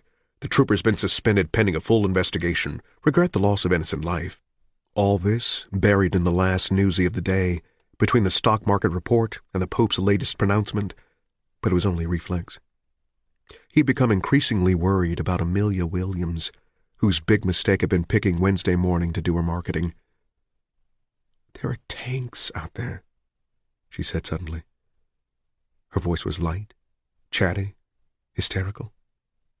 "Can you imagine it? Can you—" She began to cry. Richards waited. Finally he said, "What town are we in?" "Winterport," the sign said. "Oh, I can't wait for them to do it. I can't." "Okay," he said. She blinked slowly, giving an infinitesimal shake of her head as if to clear it. "What?" "Stop. Get out." "But they'll kill me." "Yes, but there won't be any blood. You won't see any blood. They got enough firepower out there to vaporize me in the car, too." "You're lying. You'll kill me." The gun had been dangling between his knees. He dropped it on the floor.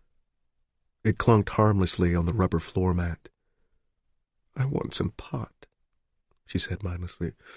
"Oh, God, I want to be high. Why didn't you wait for the next car? Jesus! Jesus!" Richards began to laugh. He laughed in wheezy, shallow-chested heaves that still hurt his side. He closed his eyes and laughed until tears oozed out from under the lids. "It's cold in here with that broken windshield," she said irrelevantly. "Turn on the heater." Her face was a pale blotch in the shadows of late afternoon. -37, and counting. "We're in Derry," she said. The streets were black with people. They hung over roof ledges and sat on balconies and verandas from which the summer furniture had been removed. They ate sandwiches and fried chicken from greasy buckets. "Are there jetport signs?" "Yes, I'm following them. They'll just close the gates." "I'll just threaten to kill you again if they do." "Are you going to skyjack a plane?" "I'm going to try." "You can't." "I'm sure you're right." They made a right, then a left. Bullhorns exhorted the crowd monotonously to move back, to disperse. "Is she really your wife? That woman in the pictures?" "Yes. Her name is Sheila. Our baby Kathy is 1.5 years old. She had the flu. Maybe she's better now. That's how I got into this." A helicopter buzzed them, leaving a huge arachnid shadow on the road ahead. A grossly amplified voice exhorted Richards to let the woman go. When it was gone, and they could speak again, she said, "Your wife looks like a little tramp. She could take better care of herself." "The picture was doctored," Richards said tonelessly. "They would do that?" "They would do that." "The jetport. We're coming up to it." "Are the gates shut?" "I can't see. Wait. Open, but blocked. A tank. It's pointing its shooter at us." "Drive to within 30 feet of it and stop." The car crawled slowly down the 4-lane access road between the parked police cars, between the ceaseless scream and babble of the crowd. A sign loomed over them, "Void Airfield." The woman could see an electrified cyclone fence, which crossed a marshy, worthless sort of field on both sides of the road. Straight ahead was a combination information booth and check-in point on a traffic island. Beyond that was the main gate, blocked by an A-62 tank capable of firing 1/4 megaton shells from its cannon. Farther on, a confusion of roads and parking lots, all tending toward the complex jetline terminals that blocked the runways from view. A huge control tower bulked over everything, like an H.G. Wells Martian, the westering sun glaring off its polarized bank of windows and turning them to fire. Employees and passengers alike had crowded down to the nearest parking lot, where they'd been held back by more police. There was a pulsing, heavy whine in their ears, and Amelia saw a steel-gray Lockheed GA Superbird rising into a flat, powerful climb from one of the runways behind the main buildings. "Richards!" She jumped and looked at him frightened. He waved his hand at her nonchalantly. "It's all right, Ma. I'm only dying." "You're not allowed inside," the huge amplified voice admonished him. "Let the woman go. Step out." "What now?" she asked. It's a standoff. They'll just wait until—" "Let's push them a little farther," Richard said. "They'll bluff along a little more. Lean out. Tell them I'm hurt and half crazy. Tell them I want to give up to the airline police." "You want to do what?" "The airline police are neither state enforcement nor federal. They've been international ever since the UN Treaty of 1995. There used to be a story that if you gave up to them, you'd get amnesty. Sort of like landing on free parking in Monopoly. Full of shit, of course. They turn you over to the hunters, and the hunters drag you out in back of the barn." She winced. "But maybe they'll think I believe it, or that I've fooled myself into believing it. Go ahead and tell them." She leaned out, and Richards tensed. If there was going to be an unfortunate accident which would remove Amelia from the picture, it would probably happen now. Her head and upper body were clearly and cleanly exposed to 1,000 guns. One squeeze on one trigger, and the entire farce would come to a quick end. "Ben Richards wants to give up to the airline police," she cried. "He's shot in 2 places." She threw a terrified glance over her shoulder, and her voice broke. High and clear in the sudden silence the diminishing jet had left. "He's been out of his mind half the time, and God, I'm so frightened. Please, please, please!" The cameras were recording it all, sending it on a live feed that would be broadcast all over North America and half the world in a matter of minutes. That was good. That was fine. Richards felt tension stiffen his limbs again, and he knew he was beginning to hope. Silence for a moment. There was a conference going on behind the checkpoint booth. "Very good," Richards said softly. She looked at him. "Do you think it's hard to sound frightened? We're not in this together, whatever you think. I only want you to go away." Richards noticed for the first time how perfect her breasts were beneath the blood-stained black and green blouse. How perfect and how precious. There was a sudden grinding roar, and she screamed aloud. "It's the tank," he said. "It's okay. Just the tank." "It's moving," she said. "They're going to let us in." "Richards, you will proceed to Lot 16. Airline police will be waiting there to take you into custody."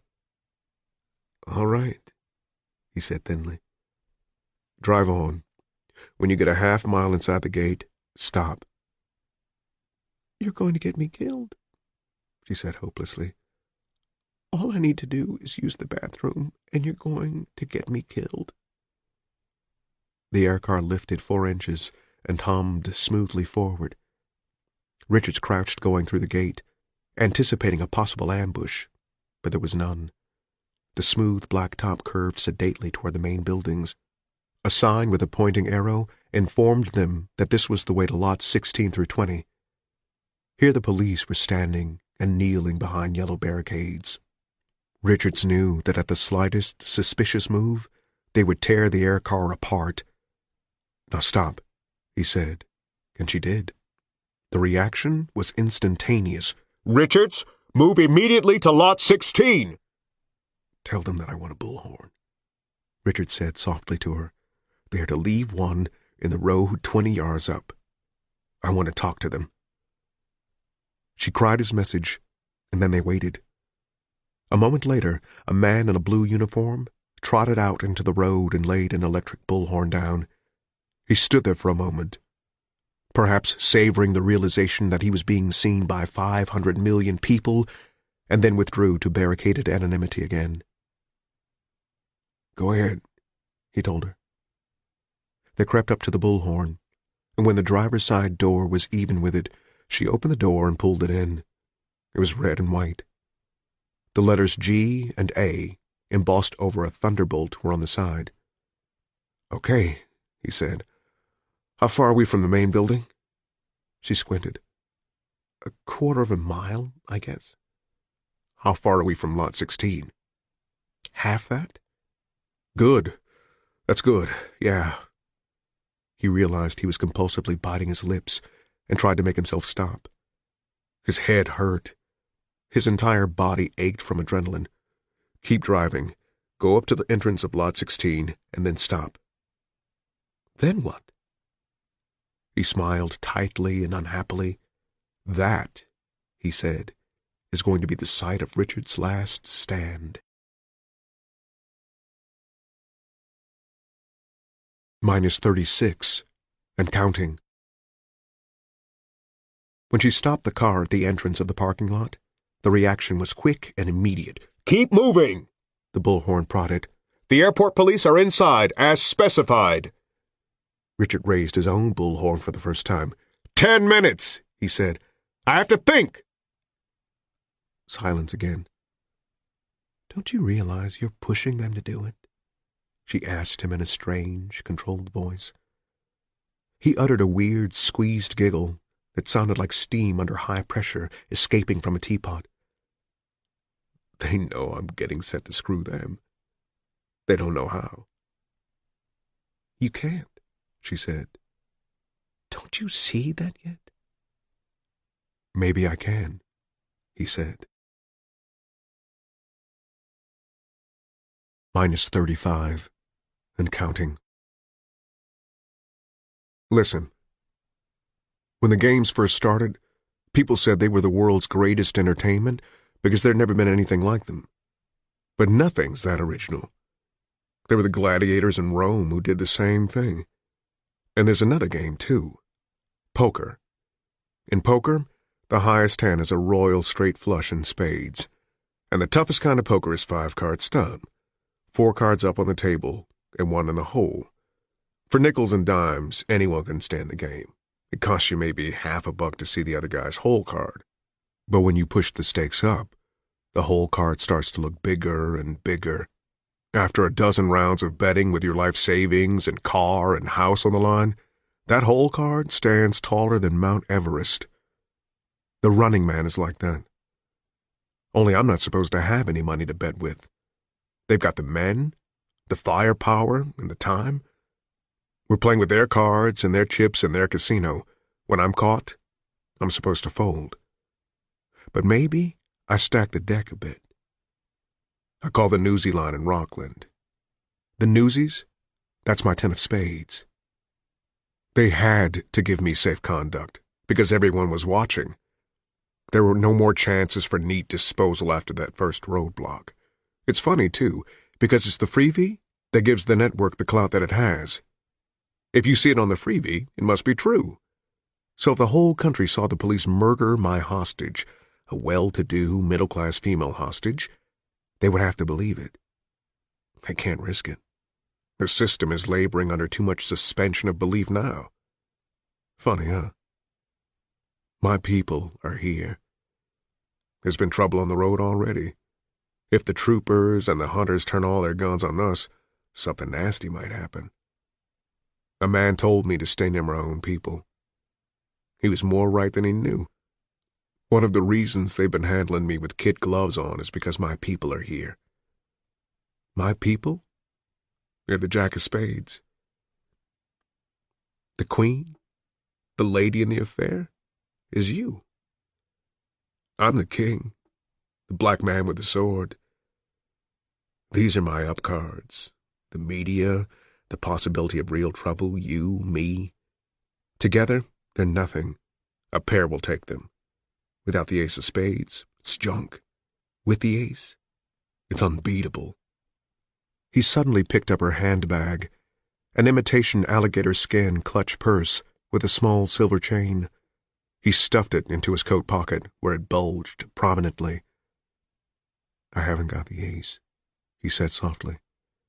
With a little more forethought, I could have had it. But I do have a hole card. One they can't see. So I'm going to run a bluff. You don't have a chance, she said hollowly. What can you do with my bag? Shoot them with a lipstick? I think that they've been playing a crooked game so long that they'll fold. I think they're yellow straight through from the back to belly. Richards, 10 minutes are up! Richards put the bullhorn to his lips.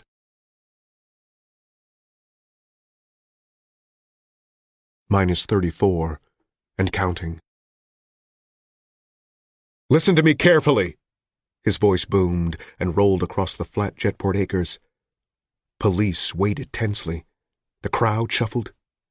I am carrying 12 pounds of Dynacore high-impact plastic explosive in my coat pocket, the variety they call Black Irish. 12 pounds is enough to take out everything, and everyone within a third of a mile, and probably enough to explode the Jetport fuel storage tanks. If you don't follow my instructions to the letter, I'll blow you all to hell. A General Atomics imploder ring is set into the explosive. I have it pulled out to half-cock. One jiggle, and you can all put your heads between your legs and kiss your asses goodbye. There were screams from the crowd, followed by sudden tide-like movement. The police at the barricades suddenly found that they had no one to hold back. Men and women were tearing across roads and fields, streaming out the gates and scaling the cyclone fence around the jet port. Their faces were blank and avid with panic. The police shuffled uneasily. On no face did Amelia Williams see disbelief. "Richards?" The huge voice boomed. "That's a lie. Come out." "I am coming out," he boomed back.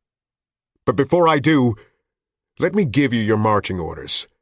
I want a jet fully fueled and ready to fly with a skeleton crew.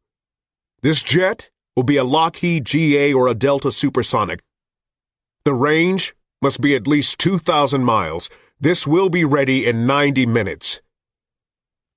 Cameras reeling and cranking away, flashbulbs popping.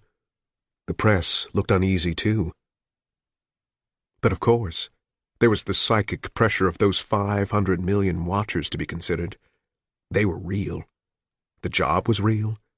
And Richard's 12 pounds of black Irish might be just a figment of his admirable criminal mentality. "Richards!" A man dressed only in dark slacks and a white shirt, rolled up to the elbows in spite of the fall chill, strolled out from behind a gaggle of unmarked cars, 50 yards beyond Lot 16. He was carrying a bullhorn larger than Richard's. From this distance, Amelia could see only that he was wearing small spectacles. They flashed in the dying sunlight. "I'm Evan McCone." He knew the name, of course.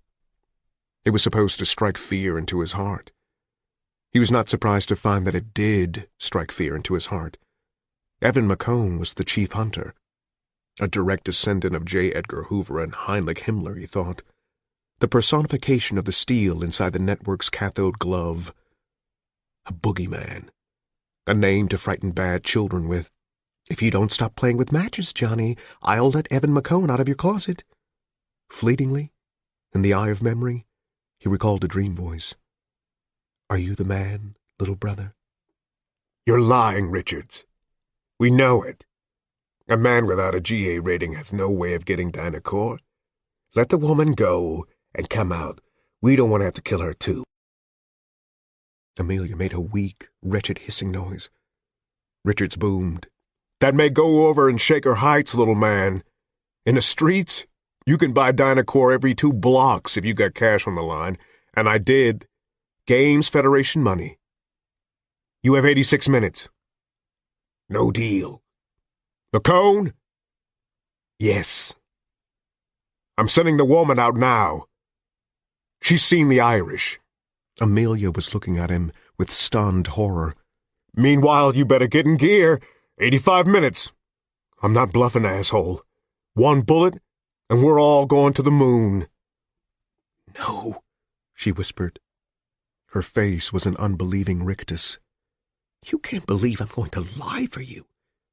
"If you don't, I'm dead. I'm shot and broken and hardly conscious enough to know what I'm saying, but I know this is the best way, one way or the other.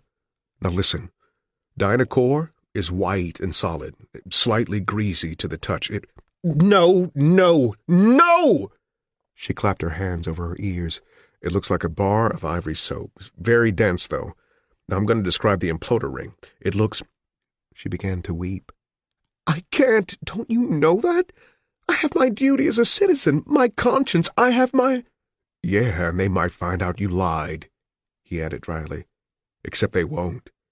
Because if you back me, they'll cave in. I'll be off like a big-ass bird." "I can't!" "Richard, send the woman out." "The imploder ring is gold," he continued. "About 2 inches in diameter. It looks like a key ring with no keys in it. Attached to it is a slim rod like a mechanical pencil with a GA trigger device attached to it. The trigger device looks like the eraser on the pencil." She was rocking back and forth, moaning a little. She had a cheek in either hand and was twisting her flesh as if it were dough. "I told them I had pulled out to half cock. That means you would be able to see a single small notch just above the surface of the Irish. Got it?" No answer. She wept and moaned and rocked. "Sure you do," he said softly. You're a bright girl, aren't you? I'm not going to lie, she said. If they ask you anything else, you don't know from Rudy Toot. You didn't see. You were too scared. Except for one thing, I've been holding the ring ever since that first roadblock. You didn't know what it was, but I had it in my hand. Better kill me now. Go on, he said. Get out. She stared at him convulsively, her mouth working, her eyes dark holes. The pretty, self-assured woman with the wraparound shades was all gone. Richards wondered if that woman would ever reappear. He did not think so. Not wholly. Go, he said. Go. Go. Oh, God. She lunged against the door and half sprang, half fell out. She was on her feet instantly and running. Her hair streamed out behind her, and she seemed very beautiful, almost goddess-like, and she ran into the lukewarm starburst of a million flashbulbs. Carbines flashed up, ready, and were lowered as the crowd ate her. Richards risked cocking an eyebrow over the driver's side window, but could see nothing. He slouched back down, glanced at his watch, and waited for dissolution. -33, and counting. The red second hand on his watch made 2 circles. Another 2. Another 2. Richards! He raised the bullhorn to his lips. 79 minutes, McCone! Play it right up to the end. The only way to play it. Right up to the moment McCone gave the order to fire at will. It would be quick, and it didn't really seem to matter a whole hell of a lot. After a long, grudging, eternal pause, we need more time. At least 3 hours. There isn't an LGA or a Delta on this field. One will have to be flown in. She had done it. Oh, amazing grace. The woman had looked into the abyss and then walked out across it. No net, no way back. Amazing. Of course they didn't believe her. It was their business not to believe anyone about anything. Right now they would be hustling her to a private room in one of the terminals, 6 of McCone's picked interrogators waiting, and when they got her there, the litany would begin. Of course you're upset, Mrs. Williams, but just for the record, would you mind going through this once more? We're puzzled by one small thing here. Are you sure that wasn't the other way around? How do you know? Why? Then what did he say? So the correct move was to buy time. Fob Richards off with one excuse and then another.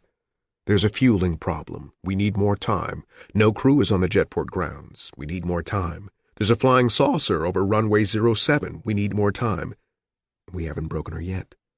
Haven't quite gotten her to admit that your high explosive consists of an alligator handbag stuffed with assorted Kleenex and change and cosmetics and credit cards. We need more time. We can't take a chance on killing you yet. We need more time. Richards! Listen to me, he megaphoned back. You have 75 minutes. Then it all goes up. No reply. Spectators had begun to creep back in spite of Armageddon's shadow. Their eyes were wide and wet and sexual. A number of portable spotlights had been requisitioned and focused on the little car, bathing it in a depthless glow and emphasizing the shattered windshield. Richards tried to imagine the little room where they would be holding her, probing her for the truth, and could not. The press would be excluded, of course. McCone's men would be trying to scare the tits off her, and undoubtedly would be succeeding. But how far would they dare go with a woman who did not belong to the ghetto society of the poor, where people had no faces? Drugs. There were drugs, Richards knew, drugs that McCone could command immediately, drugs that could make a Yaqui Indian babble out his entire life story like a babe in arms, drugs that would make a priest rattle off penitent's confessions like a stenographer's recording machine. A little violence? The modified electric move-alongs that had worked so well in the Seattle riots of 2005? Or only the steady battering of their questions? The thoughts served no purpose, but he could not shut them out or turn them off. Beyond the terminals, there was the unmistakable whine of a Lockheed carrier being warmed up. His bird. The sound of it came in rising and falling cycles. When it cut off suddenly, he knew the fueling had begun. 20 minutes, if they were hurrying. Richards did not think they would be hurrying. Well, well, well. Here we are. All the cards on the table but one. McCone? McCone, are you peeking yet? Have you sliced into her mind yet? Shadows lengthened across the field, and everybody waited. -32, and counting. Richards discovered that the old cliché was a lie. Time did not stand still. In some ways it would have been better if it had. Then there at least would have been an end to hope. Twice the amplified voice informed Richards that he was lying. He told them if it was so, they had better open up. 5 minutes later, a new amplified voice told him that the Lockheed's flaps were frozen and that fueling would have to begin with another plane. Richards told them that was fine, as long as the plane was ready to go by the original deadline. The minutes crept by. 26 left, 25, 22, 20. She hasn't broken yet. My God, maybe 18, 15. The plane's engines again, rising to a strident howl as the ground crews went through fuel system and pre-flight checks. 10 minutes. Then 8. Richards. Here. We've simply got to have more time. The bird's flaps are frozen solid. We're going to irrigate the veins with liquid hydrogen, but we simply have to have time. You have it. 7 minutes. Then I'm going to proceed to the airfield using the service ramp. I will be driving with one hand on the wheel and one hand on the imploder ring. All gates will be opened. And remember that I'll be getting closer to those fuel tanks all the time. You don't seem to realize that I'm through talking, fellas. 6 minutes. The second hand made its orderly, regular turns. 3 minutes left. 2. 1. They would be going for broke in the little room he could not imagine. He tried to call Amelia's image up in his mind and failed. It was already blurring into other faces. One composite face composed of Stacy and Bradley and Elton and Virginia Paracas and the boy with the dog. All he could remember was that she was soft and pretty in the uninspired way that so many women can be, thanks to Max Factor and Revlon and the plastic surgeons who tuck and tie and smooth out and unbend. Soft. Soft. But hard in some deep place. Where did you go, hard wasp woman? Are you hard enough? Or are you blowing the game right now? He felt something warm running down his chin and discovered that he had bitten his lips through, not once, but several times. He wiped his mouth absently, leaving a teardrop-shaped smear of blood on his sleeve, and dropped the car into gear. It rose obediently, lifters grumbling. Richards, if you move that car, we'll shoot. The girl talked. We know. No one fired a shot. In a way, it was almost anticlimactic. -31, and counting. The service ramp described a rising arc around the Glacine, futuristic Northern States terminal. The way was lined with police, holding everything from Mace B and tear gas to heavy armor-piercing weaponry.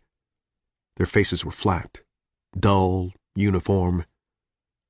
Richards drove slowly, sitting up straight now, and they looked at him with vacant, bovine awe. In much the same way, Richards thought, that cows must look at a farmer who had gone mad and lies kicking and sunfishing and screaming on the barn floor. The gate to the service area Caution, employees only, no smoking, unauthorized persons keep out, had been swung open, and Richards drove sedately through, passing ranks of high-octane tanker trucks and small private planes pulled up on their chocks. Beyond them was a taxiway, wide oil-blackened cement with expansion joints. Here his bird was waiting, a huge white jumbo jet with a dozen turbine engines softly grumbling. Beyond, runways stretched straight and clean into the gathering twilight, seeming to approach a meeting point on the horizon. The bird's roll-up stairway was just being put into place by 4 men wearing coveralls. To Richards, it looked like the stairs leading to a scaffold, and, as if to complete the image, the executioner stepped neatly out of the shadows that the plane's huge belly threw. Evan McCone. Richards looked at him with the curiosity of a man seeing a celebrity for the first time. No matter how many times you see his picture in the movie 3Ds, you can't believe his reality until he appears in the flesh. And then the reality takes on a curious tone of hallucination, as if entity had no right to exist separate from image. He was a small man, wearing rimless glasses with a faint suggestion of a potbelly beneath his well-tailored suit. It was rumored that McCone wore elevator shoes, but if so, they were unobtrusive. There was a small silver flag pin in his lapel. All in all, he did not look like a monster at all, the inheritor of such fearsome alphabet soup bureaus as the FBI and the CIA. Not like a man who had mastered the technique of the black car in the night, the rubber club, the sly question about relatives back home. Not like a man who had mastered the entire spectrum of fear. Ben Richards. He used no bullhorn, and without his voice was soft and cultured without being effeminate in the slightest. Yes. I have a sworn bill from the Games Federation, an accredited arm of the Network Communications Commission, for your apprehension and execution. Will you honor it? Does a hand need a flag? Ah, McCone sounded pleased. The formalities are taken care of. I believe in formalities, don't you? No, of course you don't. You've been a very informal contestant. That's why you're still alive. Did you know you surpassed the standing running man record of 8 days and 5 hours, some 2 hours ago? Of course you don't. But you have. Yes, and your escape from the YMCA in Boston, sterling. I understand the Nielsen rating on the program jumped 12 points. Wonderful. Of course we almost had you during that Portland interlude. Bad luck. Paracas swore with his dying breath that you had jumped ship in Auburn. We believed him. He was so obviously a frightened little man. Obviously, Richards echoed softly. But this last play has been simply brilliant. I salute you. In a way, I'm almost sorry the game has to end. I suspect I shall never run up against a more inventive opponent. Too bad, Richard said. It's over, you know, McCone said. The woman broke. We used sodium pentothal on her. Old, but reliable. He pulled a small automatic. Step out, Mr. Richards. I will pay you the ultimate compliment. I'm going to do it right here, where no one can film it. Your death will be one of relative privacy. Get ready, then, Richards grinned. He opened the door and stepped out. The 2 men faced each other across the blank service area cement.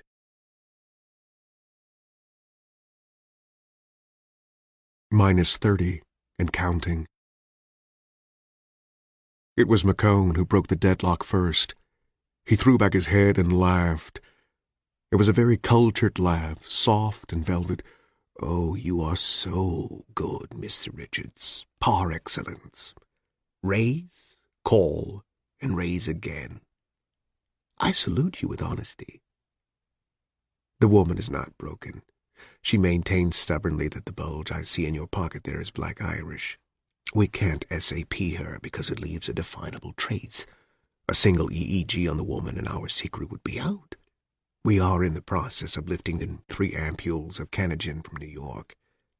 Leaves no trace. We expect it in 40 minutes. Not in time to stop you, alas. She is lying. It's obvious.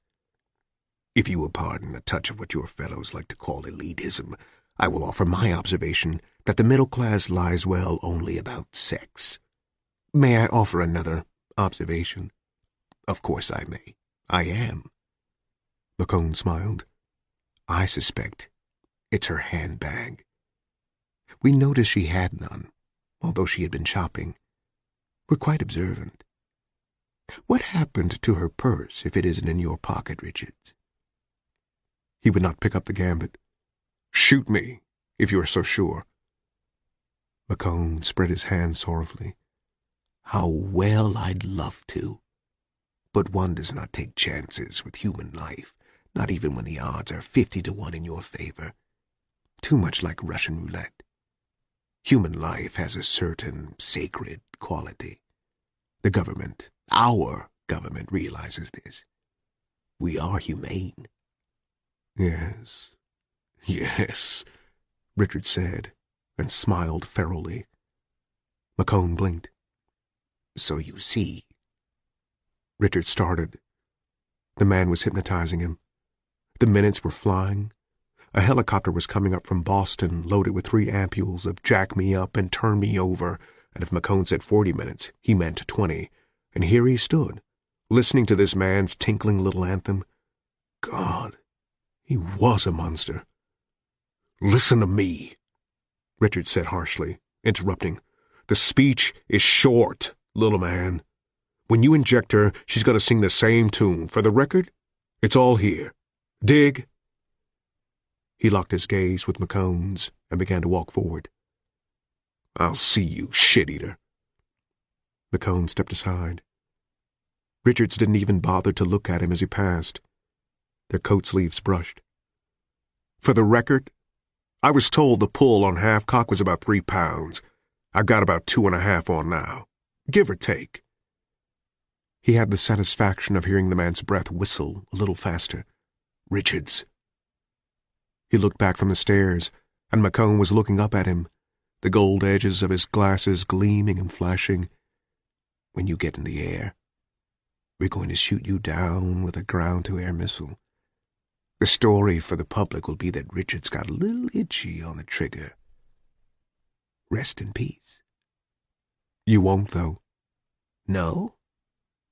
Richards began to smile and gave half a reason. We're going to be very low and over heavily populated areas. Add 12 fuel pods to 12 pounds of Irish, and you got a very big bang potential. Too big. You'd do it if you could get away with it. But you can't. He paused. You're so bright. Did you anticipate me on the parachute? Oh, yes, McCone said calmly. It's in the forward passenger compartment. Such old hat, Mr. Richards. Or do you have another trick in your bag? You haven't been stupid enough to tamper with the chute either, I'll bet. Oh, no. Too obvious. And you would pull that non-existent imploder ring just before you struck, I imagine. Quite an effective airburst. Goodbye, little man. Goodbye, Mr. Richards. And bon voyage, he chuckled. Yes, you do rate honesty. So I will show you one more card. Just one. We're going to wait for the canogen before taking action. You were absolutely right about the missile. For now, just a bluff. Call and raise again, eh? But I can afford to wait. You see, I'm never wrong. Never. And I know you are bluffing. So we can afford to wait. But I'm keeping you. Voilà, Mr. Richards. He waved. Soon, Richards said, but not loud enough for McCone to hear, and he grinned.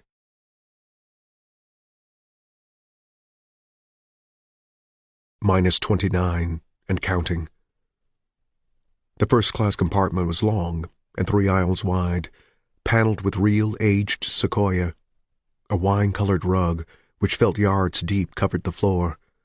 A 3D movie screen was cranked up and out of the way on the far wall, between the first class and the galley.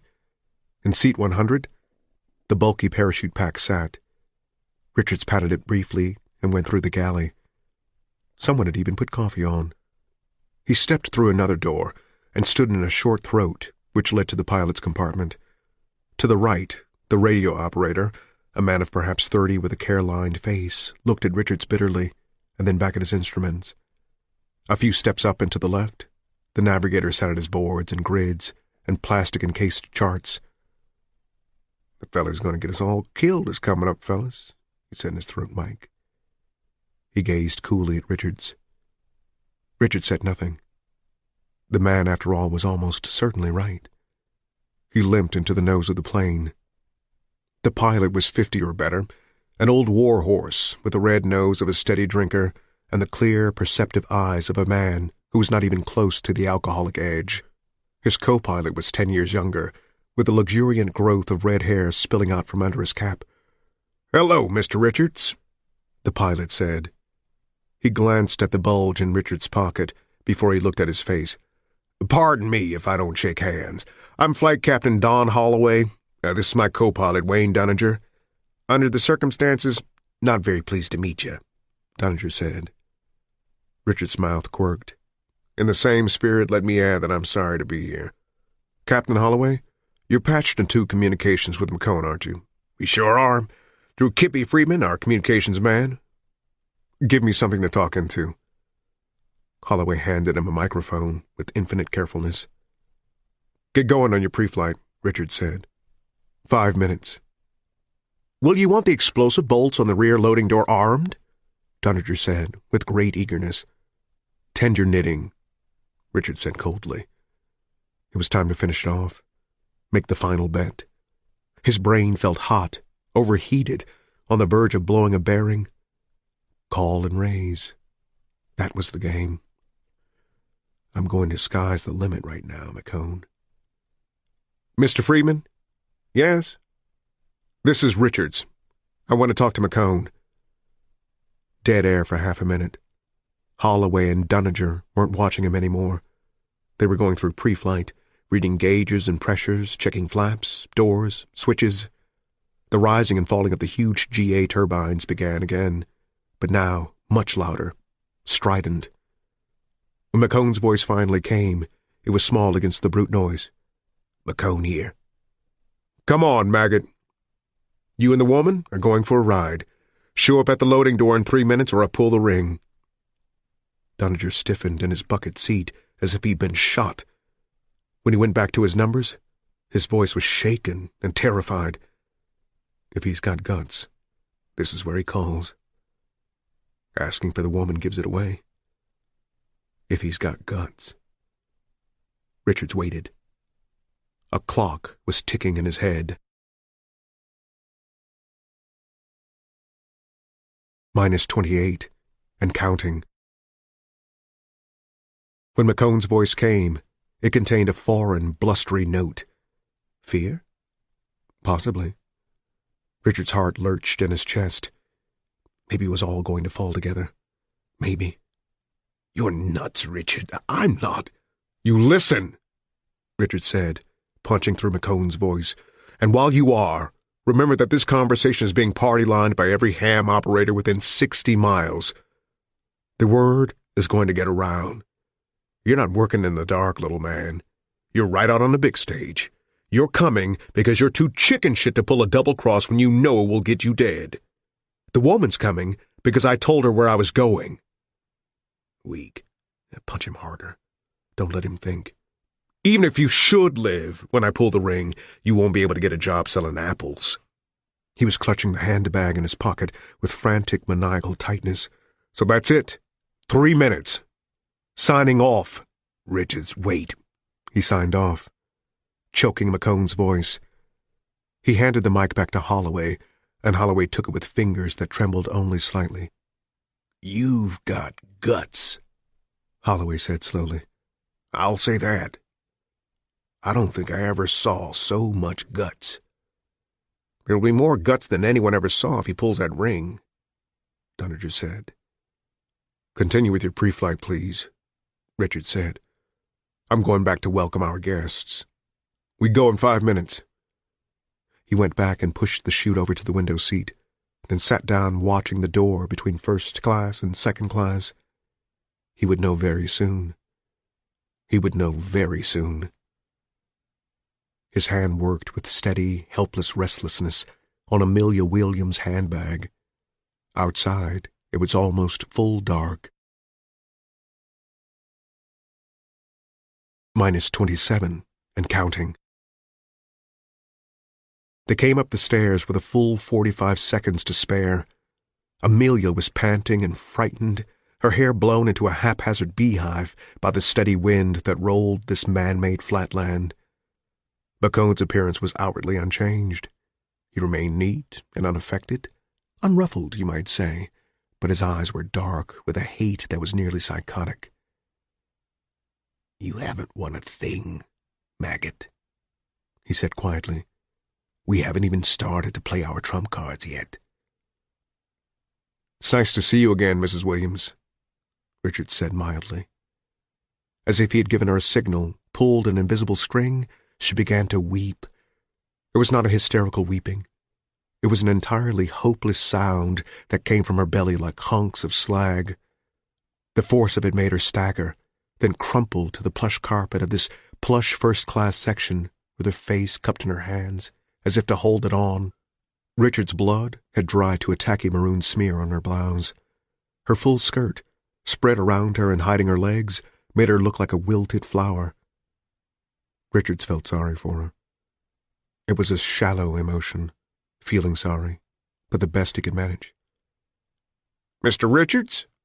It was Holloway's voice over the cabin intercom. "Yes." Are we green?" "Yes." "And I'm giving the service crew the order to remove the stairs and seal us up. Don't get nervous with that thing." "All right, Captain. Thank you." "You gave yourself away when you asked for the woman. You know that, don't you?" McCone seemed to be smiling and scowling at the same time. The overall effect was frighteningly paranoid. His hands were clenching and unclenching. "Ah, so," Richard said mildly. "And since you're never wrong, you'll undoubtedly jump me before we take off. That way you'll be out of jeopardy and come up smelling like a rose, right?"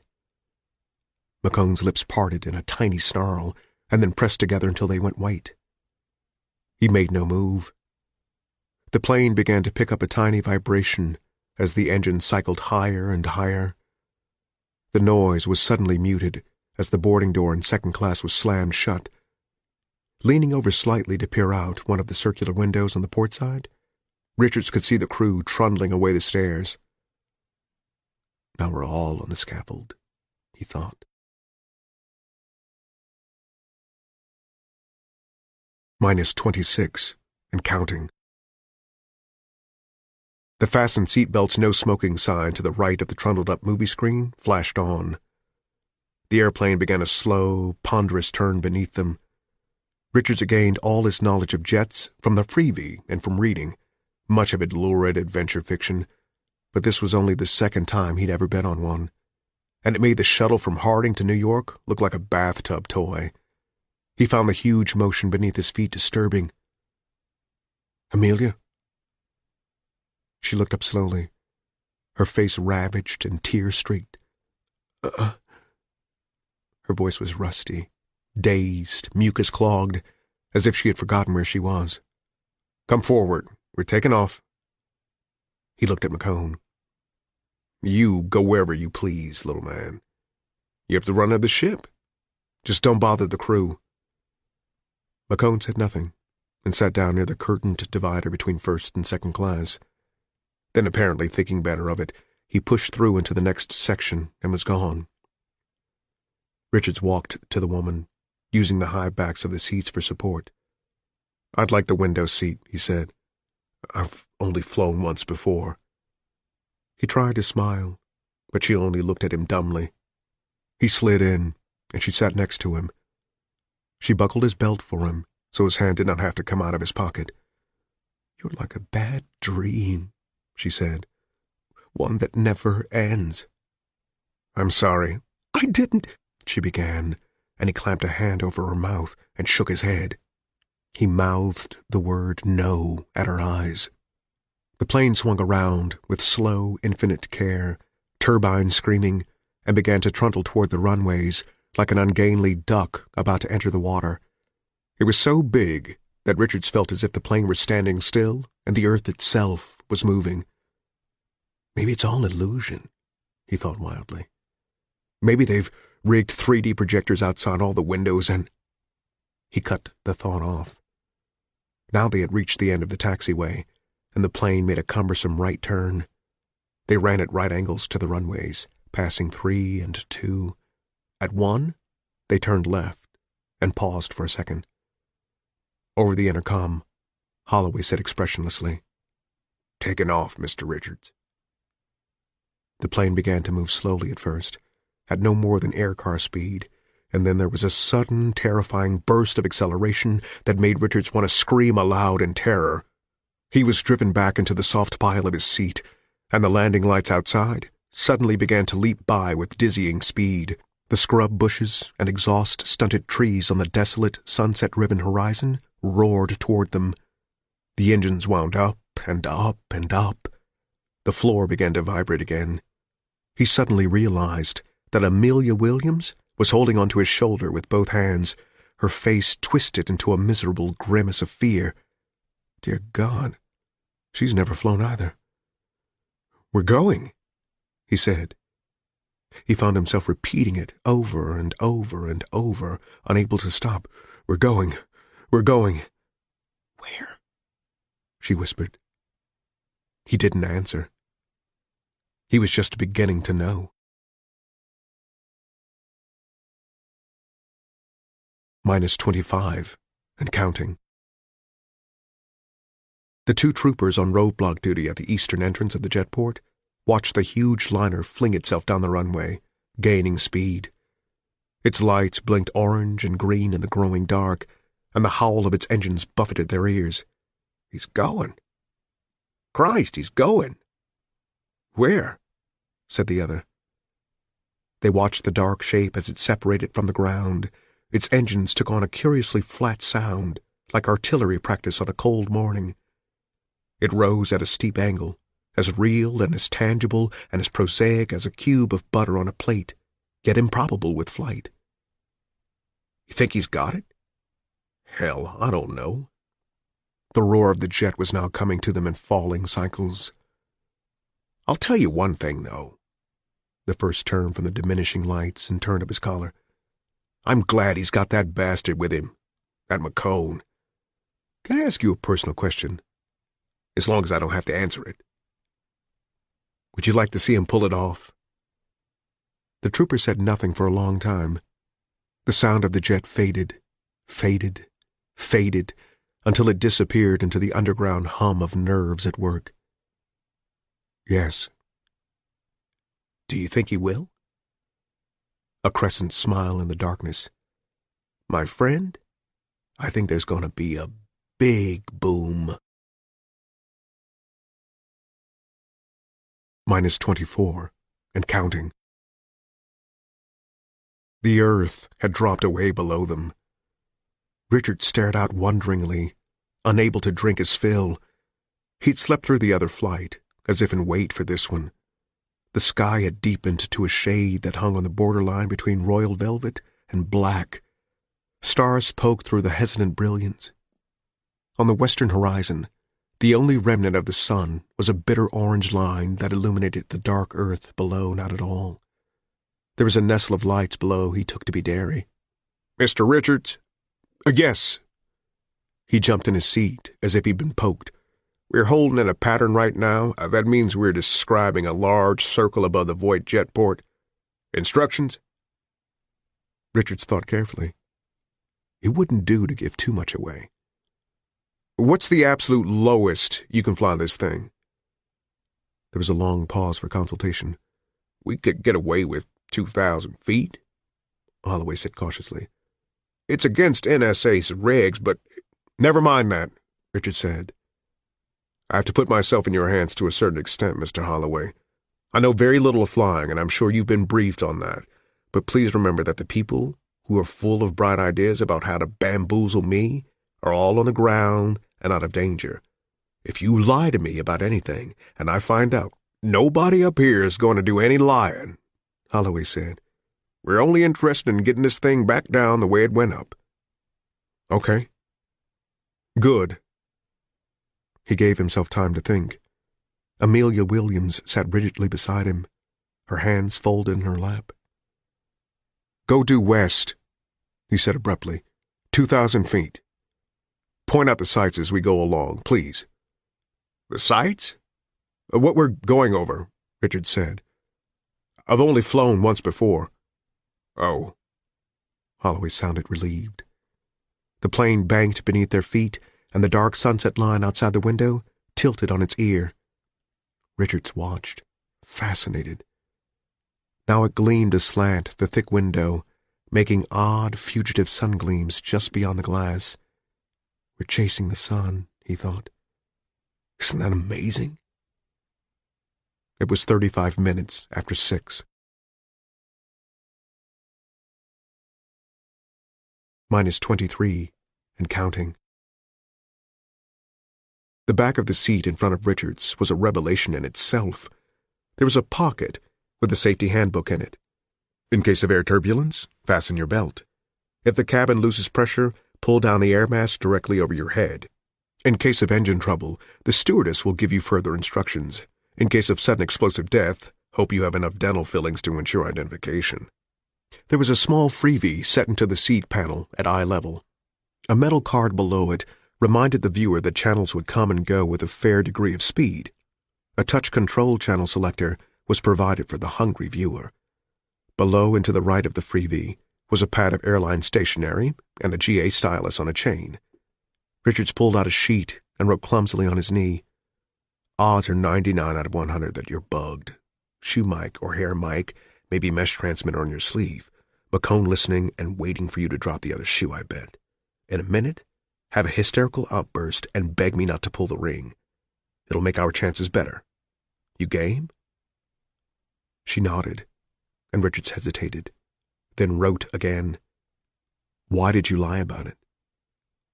She plucked the stylus out of his hand and held it over the paper on his knee for a moment, and then wrote, Don't know. You made me feel like a murderer. Wife. And you seemed so. The stylus paused, wavered, and then scrawled. Pitiful. Richards raised his eyebrows and grinned a little. It hurt. He offered her the stylus, but she shook her head mutely. He wrote, Go into your act in about 5 minutes. She nodded, and Richards crumpled the paper and stuffed it into the ashtray embedded in the armrest. He lit the paper. It puffed into flame and blazed brightly for a moment, kindling a tiny reflective glow in the window. Then it collapsed into ashes, which Richards poked thoughtfully. About 5 minutes later, Amelia Williams began to moan. It sounded so real that for a moment, Richards was startled. Then it flashed across his mind that it probably was real. Please don't, she said. Please don't make that man have to try you. I never did anything to you. I want to go home to my husband. We have a daughter, too. She's 6. She'll wonder where her mommy is. Richards felt his eyebrow rise and fall twice in an involuntary tick. He didn't want her to be that good. Not that good. He's dumb, he told her, trying not to speak for an unseen audience, but I don't think he's that dumb. It will be all right, Mrs. Williams. That's easy for you to say. You've got nothing to lose. He didn't answer her. She was so patently right. Nothing, anyway, that he hadn't lost already. Show it to him, she pleaded. For God's sake, why don't you show it to him? Then he'd have to believe you. Call off the people on the ground. They're tracking us with missiles. I heard him say so. I can't show him, Richard said. To take it out of my pocket would mean putting the ring on safety or taking the full risk of blowing us up accidentally. Besides, he added, injecting mockery into his voice. "I don't think I'd show him if I could. He's the maggot with something to lose. Let him sweat it." "I don't think I can stand it," she said dully. "I almost think I'd rather joggle you and have it over. That's the way it's going to end anyway, isn't it?" "You haven't," he began, and then the door between first and second was snapped open, and McCone half strode, half lunged through. His face was calm, but beneath the calm was an odd, sheeny look, which Richards recognized immediately. The sheen of fear, white and waxy and glowing. "Mrs. Williams," he said briskly, "coffee, if you please, for 7. You'll have to play stewardess on this flight, I'm afraid." She got up without looking at either of them. "Where?" "Forward," McCone said smoothly. "Just follow your nose." He was a mild, blinking sort of man, and ready to lunge at Amelia Williams the moment she showed a sign of going for Richards. She made her way up the aisle without looking back. McCone stared at Richards and said, "Would you give us up if I could promise you amnesty, pal?" "Pal? That word sounds really greasy in your mouth," Richards marveled. He flexed his free hand, looked at it. The hand was caked with small runnels of dried blood, dotted with tiny scrapes and scratches from his broken ankle hike through the southern Maine woods. Really greasy. "You make it sound like 2 pounds of fatty hamburger cooking in the pan, the only kind you can get at the welfare stores in Co-op City." He looked at McCone's well-concealed pot. "That now? That looks more like a steak gut. Prime cut. No fat on prime cut except that crinkly little ring around the outside, right?" "Amnesty," McCone repeated. "How does that word sound?" "Like a lie," Richard said, smiling. "Like a fat fucking lie. Don't you think I know you're nothing but the hired help?" McCone flushed. It was not a soft flush at all. It was hard and red and brick-like. "It's going to be good to have you on my home court," he said. "We've got high-impact slugs that will make your head look like a pumpkin dropped on a sidewalk from the top floor of a skyscraper. Gas-filled. They explode on contact. A gut shot, on the other hand." Richard screamed, "Here it goes! I'm pulling the ring!" McCone screeched. He staggered back 2 steps. His rump hit the well-padded arm of seat number 95 across the way. He overbalanced and fell into it like a man into a sling, his arms flailing the air around his head in crazed warding-off gestures. His hands froze about his head like petrified birds, splay-fingered. His face stared through their grotesque frame like a plaster death mask on which someone had hung a pair of gold-rimmed spectacles for a joke.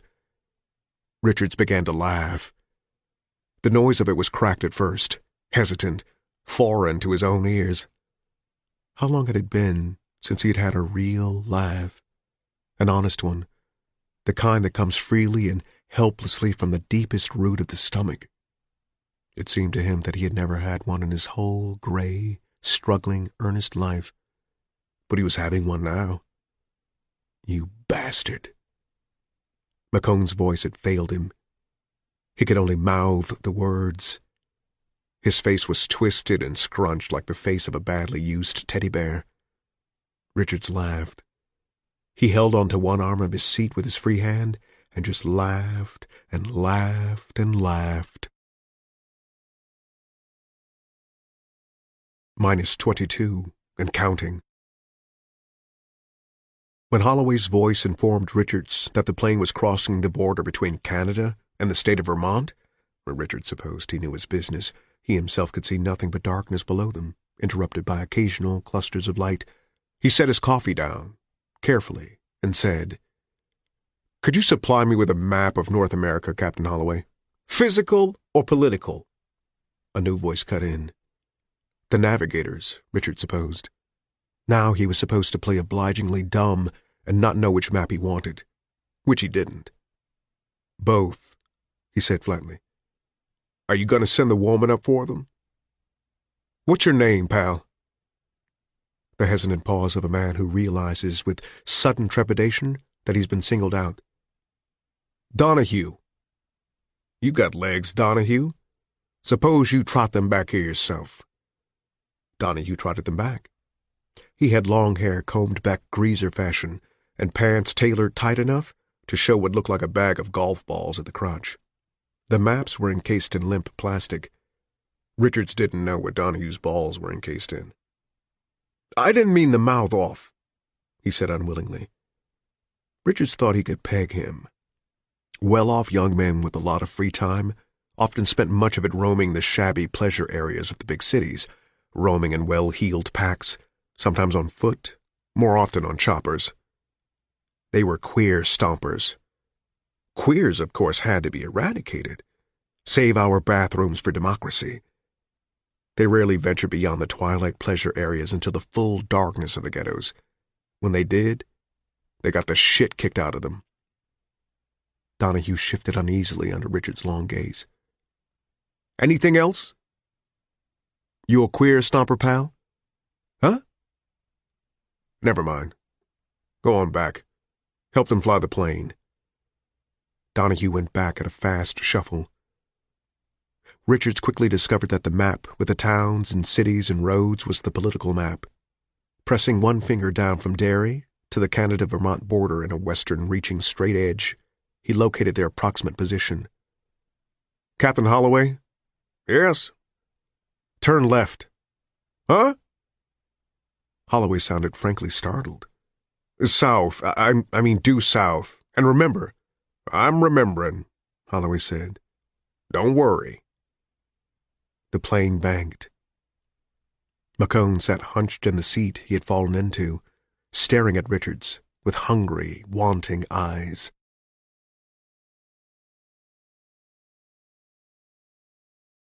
-21, and counting. Richards found himself drifting in and out of a daze, and it frightened him. The steady drone of the engines were insidious, hypnotic. McCone was aware of what was happening, and his leaning posture became more and more vulpine. Amelia was also aware. She cringed miserably in a forward seat near the galley, watching them both. Richards drank 2 more cups of coffee. Not much help. It was becoming increasingly difficult to concentrate on the coordination of his map and Holloway's toneless commentary on their outlaw flight. Finally, he drove his fist into his side, where the bullet had taken him. The pain was immediate and intense, like a dash of cold water in the face. A whistling, half-whispered screech issued from either side of his clenched mouth, like stereo. Fresh blood wet his shirt and sieved through onto his hand. Amelia moaned. "We'll be passing over Albany in about 6 minutes," Holloway said. "If you look out, you'll see it coming up on your left." "Relax," Richard said to no one. To himself. "Relax. Just relax. God, will it be over soon?" Yes, quite soon. It was 7:45. -20, and counting. It could have been a bad dream, a nightmare that had crawled out of the dark and into the unhealthy limelight of his half-awake mind. More properly, a vision or hallucination. His brain was working and concentrating on one level, dealing with the problem of navigation and the constant danger of McCone. On another, something black was taking place. Things were moving in the dark. Track on. Positive. Huge, whining servo mechanisms turning in the dark, in the night, infrared eyes glowing in unknown spectrums, pale green foxfire of dials and swinging radar scopes. Lock. We have a lock. Trucks rumbling along back-country roads and on triangulated flatbeds 200 miles apart. Microwave dishes swing at the night sky. Endless streams of electrons fly out on invisible bat wings. Bounce. Echo. The strong blip and the fading afterimage lingering until the returning swing of light illuminates it in a slightly more southerly position. Solid? Yep. 200 miles south of Newark. It could be Newark. Newark's on red, also southern New York. Executive hold still in effect? That's right. We had him dead bang over Albany. Be cool, pal. Trucks thundering through closed towns where people look out of cardboard-patched windows with terrified, hating eyes, roaring like prehistoric beasts in the night. Open the holes. Huge grinding motors slide huge concrete dunce caps aside, shunting them down gleaming steel tracks. Circular silos like the entrances to the underworld of the Morlocks. Gasps of liquid hydrogen escaping into the air. Tracking? We are tracking. Newark. Roger, Springfield. Keep us in. Drunks sleeping in alleys wake foggily to the thunder of the passing trucks and stare mutely at the slices of sky between close-leaning buildings. Their eyes are faded and yellow. Their mouths are dripping lines. Hands pull with senile reflex for newsies to protect against the autumn cold.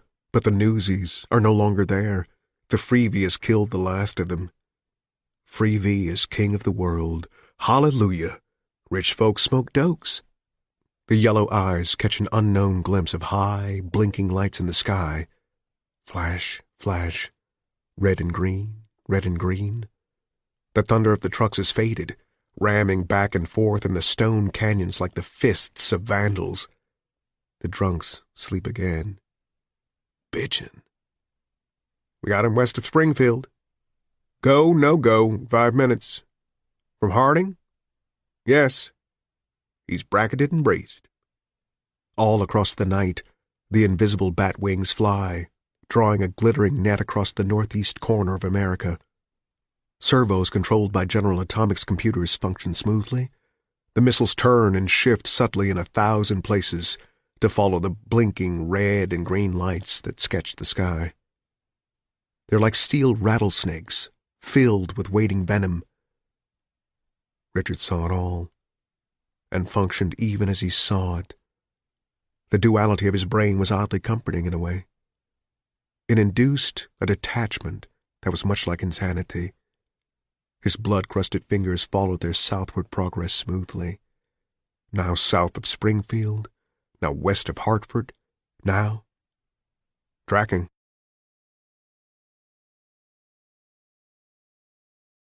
-19 and counting. Mr. Richards? Yes. We're over Newark, New Jersey. Yes, Richard said. I've been watching. Holloway? Holloway didn't reply, but Richards knew he was listening. They got a bead drawn on us all the way, don't they? Yes, Holloway said. Richards looked at McCone. I imagine they're trying to decide if they can afford to do away with their professional bloodhound here. Imagine they'll decide in the affirmative. After all they have to do is train a new one. McCone was snarling at him, but Richards thought it was a completely unconscious gesture, one that could probably be traced all the way to McCone's ancestors, the Neanderthals who had crept up behind their enemies with large rocks rather than battling to the death in the honorable but unintelligent manner. When do we get over open country again, Captain? We won't. Not on a due-south heading. We will strike open sea after we cross the offshore North Carolina drilling derricks, though. Everything south of here is a suburb of New York City? That's about the size of it, Holloway said. Thank you. Newark was sprawled and groined below them like a handful of dirty jewelry thrown carelessly into some lady's black velvet vanity box. Captain, wearily. Yes. You will now proceed due west. McCone jumped as if he'd been goosed. Amelia made a surprised coughing noise in her throat. West? Holloway asked. He sounded unhappy and frightened for the first time. You're asking for it, going that way. West takes us over pretty open country. Pennsylvania between Harrisburg and Pittsburgh is all farm country. There isn't another big city east of Cleveland.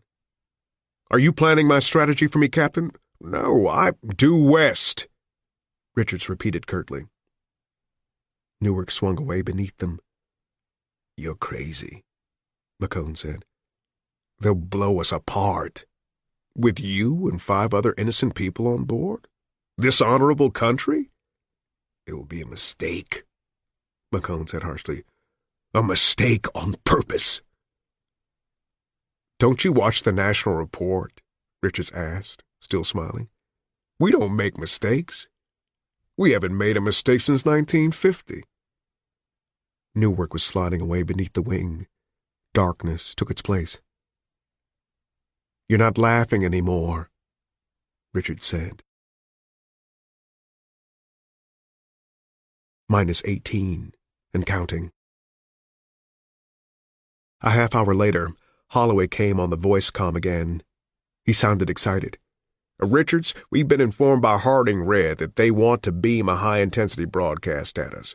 From Games Federation. I was told you would find it very much worth your while to turn on the freebie." "Thank you."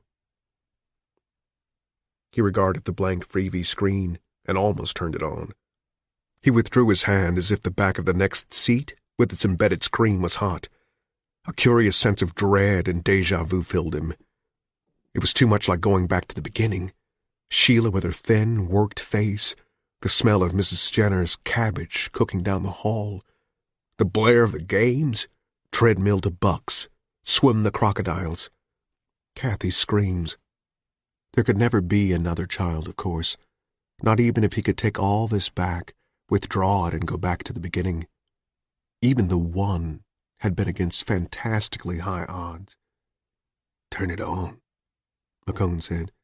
"Maybe they're going to offer us a deal." "Shut up," Richard said. He waited, letting the dread fill him up like heavy water. The curious sense of presentiment. He hurt very badly. His wound was still bleeding, and his legs felt weak and far away.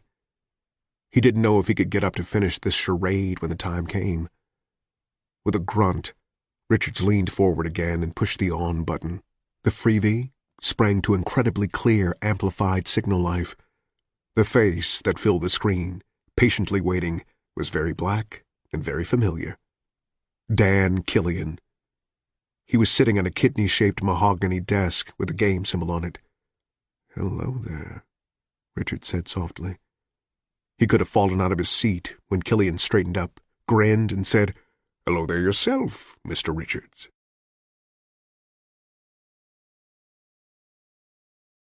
-17, and counting. "I can't see you," Killian said, "but I can hear you. The jet's voice comm is being relayed through the radio equipment in the cockpit. They tell me you're shot up." "It's not as bad as it looks," Richard said. "I got scratched up in the woods." "Oh, yes," Killian said. "The famous run through the woods. Bobby Thompson canonized it on the air just tonight, along with your current exploit, of course. Tomorrow those woods will be full of people looking for a scrap of your shirt, or maybe even a cartridge case." "That's too bad," Richard said. "I saw a rabbit." "You've been the greatest contestant we've ever had, Richards. Through a combination of luck and skill, you've been positively the greatest. Great enough for us to offer you a deal." "What deal?" "Nationally televised firing squad." "This plane hijack has been the most spectacular, but it's also been the dumbest. Do you know why? Because for the first time, you're not near your own people. You left them behind when you left the ground. Even the woman that's protecting you. You may think she's yours. She may even think it, but she's not. There's no one up there but us, Richards. You're a dead duck. Finally. People keep telling me that, and I keep drawing breath. You've been drawing breath for the last 2 hours, strictly on Games Federation say-so. I did it. And I'm the one that finally shoved through the authorization for the deal I'm going to offer you. There was strong opposition from the old guard. This kind of thing has never been done, but I'm going through with it. You asked me who you could kill if you could go all the way to the top with a machine gun. One of them would have been me, Richards. Does that surprise you? I suppose it does. I pegged you for the house nigger. Killian threw back his head and laughed, but the laughter sounded forced. The laughter of a man playing for high stakes and laboring under a great tension. Here's the deal, Richards. Fly your plane to Harding. There will be a games limo waiting at the airport. An execution will be performed. A fake. Then you join our team. There was a startled yelp of rage from McCone. You black bastard! Amelia Williams looked stunned. Very good, Richard said. I knew you were good, but this is really great. What a fine used car salesman you would have made, Killian. Did McCone sound like I was lying? McCone is a fine actor. He did a little song and dance at the airport that could have won an Academy Award. Still he was troubled. McCone's hustling away of Amelia for coffee when it appeared she might trip the Irish, McCone's steady, heavy antagonism, they didn't fit. Or did they? His mind began to pinwheel. Maybe you're springing this on him without his knowledge, counting on his reaction to make it look even better. Killian said, You've done your song and dance with a plastic explosive, Mr. Richards. We know that you were bluffing. But there is a button on this desk, a small red button, which is not a bluff. 20 seconds after I push it, that plane will be torn apart by surface-to-air Diamondback missiles carrying clean nuclear warheads. The Irish isn't fake either. But there was a curdled taste in his mouth. The bluff was soured. Oh, it is. You couldn't get on a Lockheed GA plane with a plastic explosive, not without tripping the alarms. There are 4 separate detectors on the plane, installed to foil hijackers. A 5th was installed in the parachute you asked for. I can tell you that the alarm lights in the Void Field Control Tower were watched with great interest and trepidation when you got on. The consensus was that you probably had the Irish. You've proved so resourceful all the way up the line that it seemed like a fair assumption to make. There was more than a little relief when none of those lights went on. I assume you never had the opportunity to pick any up. Maybe you never thought of it until too late. Well, doesn't matter. It makes your position worse, but... McCone was suddenly standing beside Richards. Here it goes, he said, grinning. Here is where I blow your fucking head off, donkey. He pointed his gun at Richards' temple. -16, and counting. You're dead if you do, Killian said. McCone hesitated, fell back a step and stared at the freebie unbelievingly. His face began to twist and crumple again. His lips writhed in a silent effort to gain speech. When it finally came, it was a whisper of thwarted rage. I can take him! Right now, right here! We'll all be safe, we'll... Wearily, Killian said, You're safe now, you goddamned fool. And Donahue could have taken him, if we wanted him taken. This man is a criminal.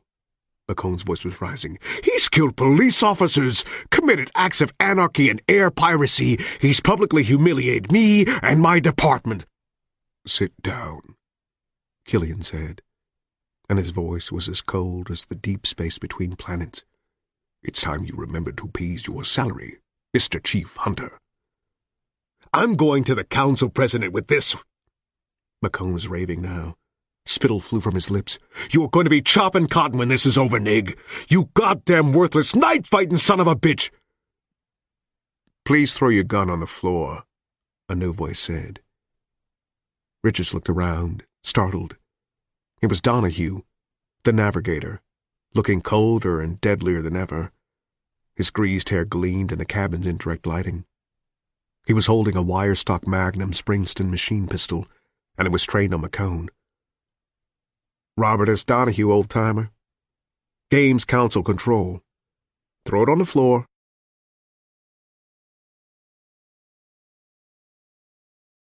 -15, and counting. McCone looked at him for a long second, and then the gun thumped on the heavy pile of the carpet. You. I think we've heard all the rhetoric we need, Donahue said. Go back into second class. and sit down like a good boy." McCone backed up several paces, snarling futilely. He looked to Richards like a vampire in an old horror movie that had been thwarted by a cross. When he was gone, Donahue threw Richards a sardonic little salute with the barrel of his gun and smiled. "He won't bother you again." "You still look like a queer stomper," Richards said evenly. The small smile faded. Donahue stared at him with sudden, empty dislike for a moment, and then went forward again. Richards turned back to the freebie screen. He found that his pulse rate had remained perfectly steady. He had no shortness of breath, no rubber legs. Death had become a normality. "Are you there, Mr. Richards?" Killian asked. "Yes, I am." "The problem has been handled." "Yes?" "Good. Let me get back to what I was saying." "Go ahead." Killian sighed at his tone. "I was saying that our knowledge of your bluff makes your position worse, but makes our credibility better. Do you see why?" "Yes," Richard said detachedly. "It means you could have blown this bird out of the sky any time, or you could have had Holloway set the plane down at will. McCone would have bumped me." "Exactly. Do you believe we know you are bluffing?" "No. But you're better than McCone. Using your Planet Houseboy was a fine stroke." Killian laughed. "Oh, Richards, you are such a peach. Such a rare, iridescent bird." And yet again it sounded forced, tense, pressured. It came to Richards that Killian was holding information which he wanted badly not to tell. "If you really had it, you would have pulled the string when McCone put the gun to your head. You knew he was going to kill you. Yet you sat there." Richards knew it was over, knew that they knew. A smile cracked his features. Killian would appreciate that. He was a man of a sharp and sardonic turn of mind. Make them pay to see the whole card then. "I'm not buying any of this. If you push me, everything goes bang. And you wouldn't be the man you are if you didn't spin it out to the very end. Mr. Donahue." "Yes, sir." Donahue's cool, efficient, emotionless voice came over the voice comm and out of the freebie almost simultaneously. "Please go back and remove Mrs. Williams' pocketbook from Mr. Richards' pocket. You're not to harm him in any way." "Yes, sir." Richards was eerily reminded of the plastipunch that had stenciled his original ID card at Games headquarters. Clitter, clitter, clitter. Donahue reappeared and walked towards Richards.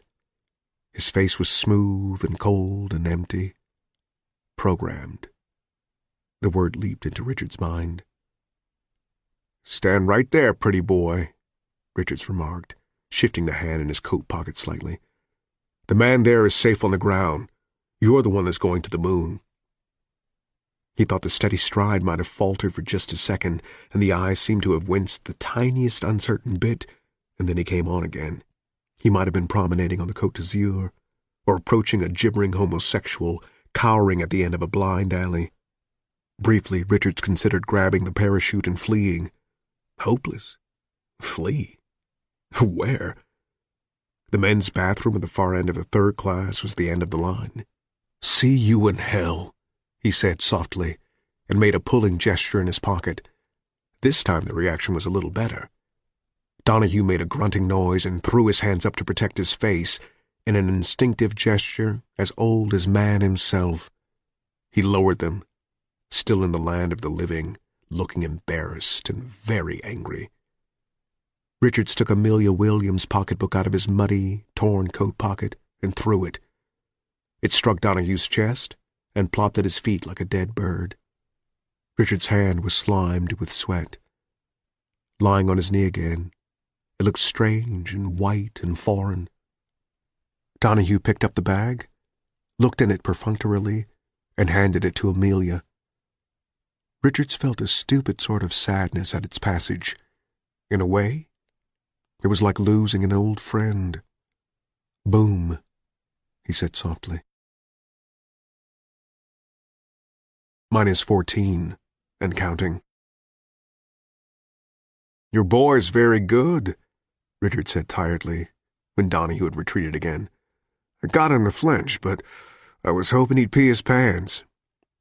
He was beginning to notice an odd doubling of his vision. It came and went. He checked his side gingerly. It was clotting reluctantly for the second time. "What now?" he asked. "Do you set up cameras at the airport so everyone can watch the desperado get it? Now the deal," Killian said softly. His face was dark, unreadable. Whatever he had been holding back was now just below the surface. Richards knew it. And suddenly he was filled with dread again. He wanted to reach out and turn the freebie off. Not hear it anymore. He felt his insides begin a slow and terrible quaking. An actual, literal quaking. But he could not turn it off. Of course not. It was, after all, free. "Get thee behind me, Satan," he said thickly. "What?" Killian looked startled. "Nothing. Make your point." Killian did not speak. He looked down at his hands. He looked up again. Richards felt an unknown chamber of his mind groan with psychic presentiment. It seemed to him that the ghosts of the poor and the nameless, of the drunks sleeping in alleys, were calling his name. "McCone is played out," Killian said softly. "You know it because you did it. Cracked him like a soft-shelled egg. We want you to take his place." Richards, who thought he had passed the point of all shock, found his mouth hanging open in utter, dazed incredulity. It was a lie. Had to be. Yet, Amelia had her purse back now. There was no reason for them to lie or offer false illusions. He was hurt and alone. Both McCone and Donahue were armed. One bullet, administered just above the left ear, would put a neat end to him with no fuss, no muss, or bother. Conclusion? Killian was telling God's truth. "You're nuts," he muttered. "No. You are the best runner we've ever had, and the best runner knows the best places to look. Open your eyes a little, and you'll see that the running man is designed for something besides pleasuring the masses and getting rid of dangerous people. Richards, the network is always in the market for fresh, new talent. We have to be." Richards tried to speak, could say nothing. The dread was still in him, widening, heightening, thickening. "There's never been a chief hunter with a family," he finally said. "You ought to know why. The possibilities for extortion—" "Ben," Killian said with infinite gentleness, "your wife and daughter are dead. They've been dead for over 10 days. -13, and counting. Dan Killian was talking. Had been perhaps for some time, but Richards heard him only distantly, distorted by an odd echo effect in his mind. It was like being trapped in a very deep well and hearing someone call down. His mind had gone midnight dark, and the darkness served as the background for a kind of scrapbook slideshow. An old Kodak of Sheila wiggling in the halls of Trades High, with a loose-leaf binder under her arm. Micro-skirts had just come back into fashion then. A freeze frame of the two of them, sitting at the end of the Bay Pier. Admission free. Backs to the camera, looking out at the water. Hands linked. Sepia-toned photo of a young man in an ill-fitting suit and a young woman in her mother's best dress. Specially taken up, standing before a J.P. with a large wart on his nose. They giggled at that wart on their wedding night. Stark black-and-white action photo of a sweating, bare-chested man wearing a lead apron and working heavy-engine gear levers in a huge, vault-like underground chamber lit with arc lamps. Soft tone color photo, soft to blur the stark, peeling surroundings, of a woman with a big belly standing at a window and looking out, ragged curtain held aside, watching for her man to come up the street. The light is a soft cat's paw on her cheek. Last picture. Another old-timey Kodak of a thin fellow holding a tiny scrap of a baby high over his head in a curious mixture of triumph and love, his face split by a huge winning grin. The pictures began to flash by faster and faster, whirling, not bringing any sense of grief and love and loss, not yet, no, bringing only a cool Novocaine numbness. Killian, assuring that the network had nothing to do with their deaths, all a horrible accident.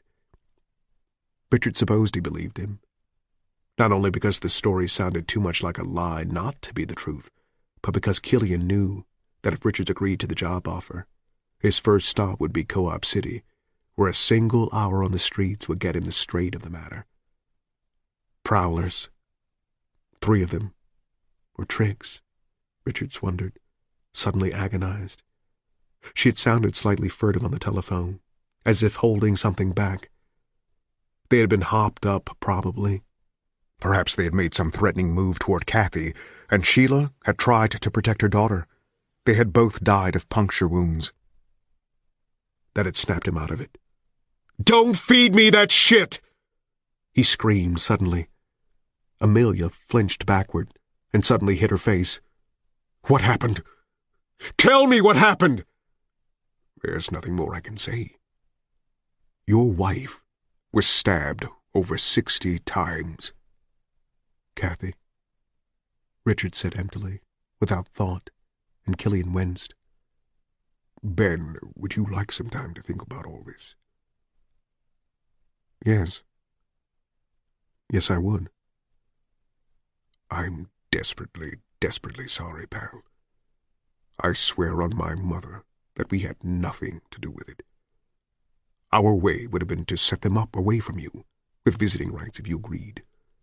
A man doesn't willingly work for the people who butchered his family. We know that." "I need time to think." "As chief hunter," Killian said softly, "you could get those bastards and put them down a deep hole, and a lot of others just like them." "I want to think. Goodbye." Richards reached out and thumbed the freebie into blackness. He sat stone-like in his seat. His hands dangled loosely between his knees. The plane droned on into darkness. So, he thought, it's all come unraveled. All of it.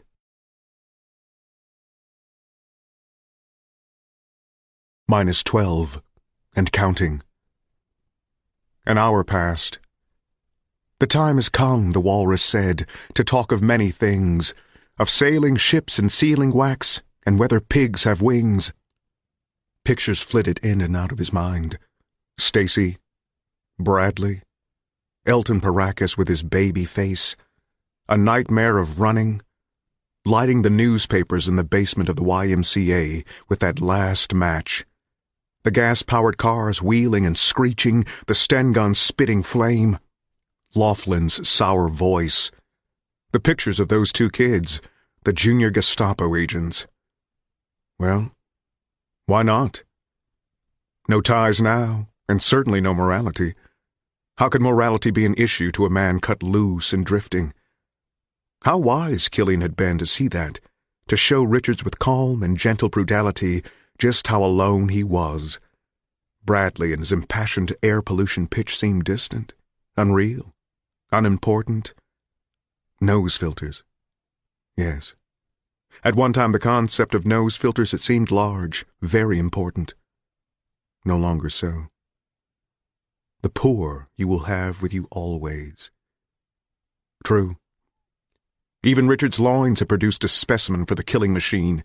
Eventually the poor would adapt, mutate.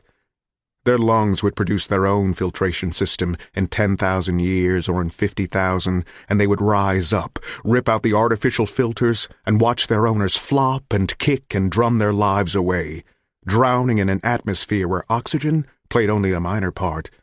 And what was futurity to Ben Richards? It was only bitchin'. There would be a period of grief. They would expect that, provide for it. There would even be rages, moments of revolt, abortive tries to make the knowledge of deliberate poison in the air public again? Maybe. They would take care of it. Take care of him? Anticipation of a time when he would take care of them. Instinctively, he knew he could do it. He suspected he might even have a certain genius for the job. They would help him, heal him. Drugs and doctors. A change of mind. Then peace. Contentiousness rooted out like bitter weed. He regarded the peace longingly, the way a man in the desert regards water. Amelia Williams cried steadily in her seat long after the time when all tears should have gone dry. He wondered indifferently what would become of her. She couldn't very well be returned to her husband and family in her present state. She simply was not the same lady who had pulled up to a routine stop sign with her mind all full of meals and meetings, clubs and cooking. She had shown red. He supposed there would be drugs and therapy, a patient showing off. The place where two roads diverged, a pinpointing of the reason why the wrong path had been chosen, a carnival in dark mental browns. He wanted suddenly to go to her, comfort her, tell her that she was not badly broken, that a single crisscrossing of psychic band-aids should fix her, make her even better than she had been before. Sheila. Kathy. Their names came and repeated, clanging in his mind like bells, like words repeated until they are reduced to nonsense. Say your name over 200 times and discover you were no one. Grief was impossible. He could feel only a fuzzy sense of embarrassment. They had taken him, run him slack-lunged, and he had turned out to be nothing but a horse's ass after all. He remembered a boy from his grammar school days who had stood up to give the Pledge of Allegiance, and his pants had fallen down. The plane droned on and on. He sank into a three-quarter doze. Pictures came and went lazily. Whole incidents were seen without any emotional color at all. Then, a final scrapbook picture. A glossy 8x10, taken by a bored police photographer who had perhaps been chewing gum. Exhibit C, ladies and gentlemen of the jury. One ripped and sliced small body in a blood-drenched crib. Splatters and runnels on the cheap stucco walls, and the broken Mother Goose mobile, bought for a dime. A great sticky clot on the second-hand teddy bear with one eye. He snapped awake, full awake and bolt upright, with his mouth propped wide in a blabbering scream. The force expelled from his lungs was great enough to make his tongue flap like a sail. Everything in the first-class compartment was suddenly clear and plangently real, overpowering, awful. It had the grainy reality of a scare tabloid newsy clip. Laughlin being dragged out of that shed in Topeka, for instance. Everything was very real and in technicolor. Amelia screamed affrightedly in unison, cringing back in her seat with eyes as huge as cracked porcelain doorknobs, trying to cram a whole fist in her mouth. Donahue came charging through the galley, his gun out. His eyes were small, enthusiastic black beads. "What is it? What's wrong? McCone?" "No," Richard said, feeling his heart slow just enough to keep his words from sounding squeezed and desperate. "Bad dream. My little girl." "Oh." Donahue's eyes softened in counterfeit sympathy. He didn't know how to do it very well. Perhaps he would be a goon all his life. Perhaps he would learn. He turned to go.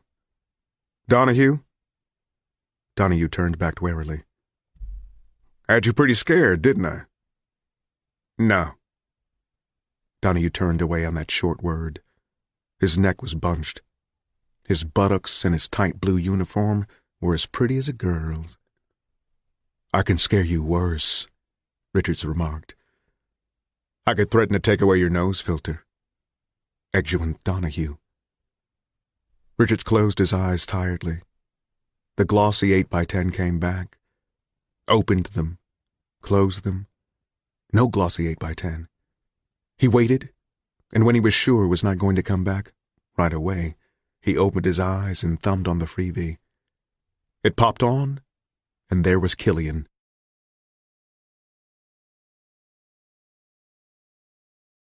-11, and counting. "Richards." Killian leaned forward, making no effort to conceal his tension. "I've decided to accept. Richard said. Killian leaned back and nothing smiled but his eyes. I'm very glad, he said. -10 and counting. Jesus, Richard said. He was standing in the doorway to the pilot's country. Holloway turned around. Aye. He'd been speaking to something called Detroit VOR. Doniger was drinking coffee. The twin control consoles were untended, yet they swerved, tipped, and turned as if in response to ghost hands and feet. Dials swung. Lights flashed. There seemed to be a huge and constant input and output going on. To no one at all. Who's driving the bus? Richards asked, fascinated. Otto, Doniger said. Otto? Otto, the automatic pilot? Get it? Shitty pun. Doniger suddenly smiled. Glad to have you on the team, fella. You may not believe this, but some of us guys were rooting for you pretty hard. Richards nodded noncommittally. Holloway stepped into the slightly awkward breach by saying, Otto freaks me out, too, even after 20 years of this. But he's dead safe. Sophisticated as hell. It would make one of the old ones look like, well, like an orange crate beside a Chippendale bureau. Is that right? Richards was staring out into the darkness. Yes. You lock on POD, a point of destination, and Otto takes over, aided by voice radar all the way. Makes the pilot pretty superfluous, except for takeoffs and landings, and in case of trouble. Is there much you can do if there's trouble? Richards asked. We can pray, Holloway said. Perhaps it was meant to sound jocular, but it came out with a strange sincerity that hung in the cabin.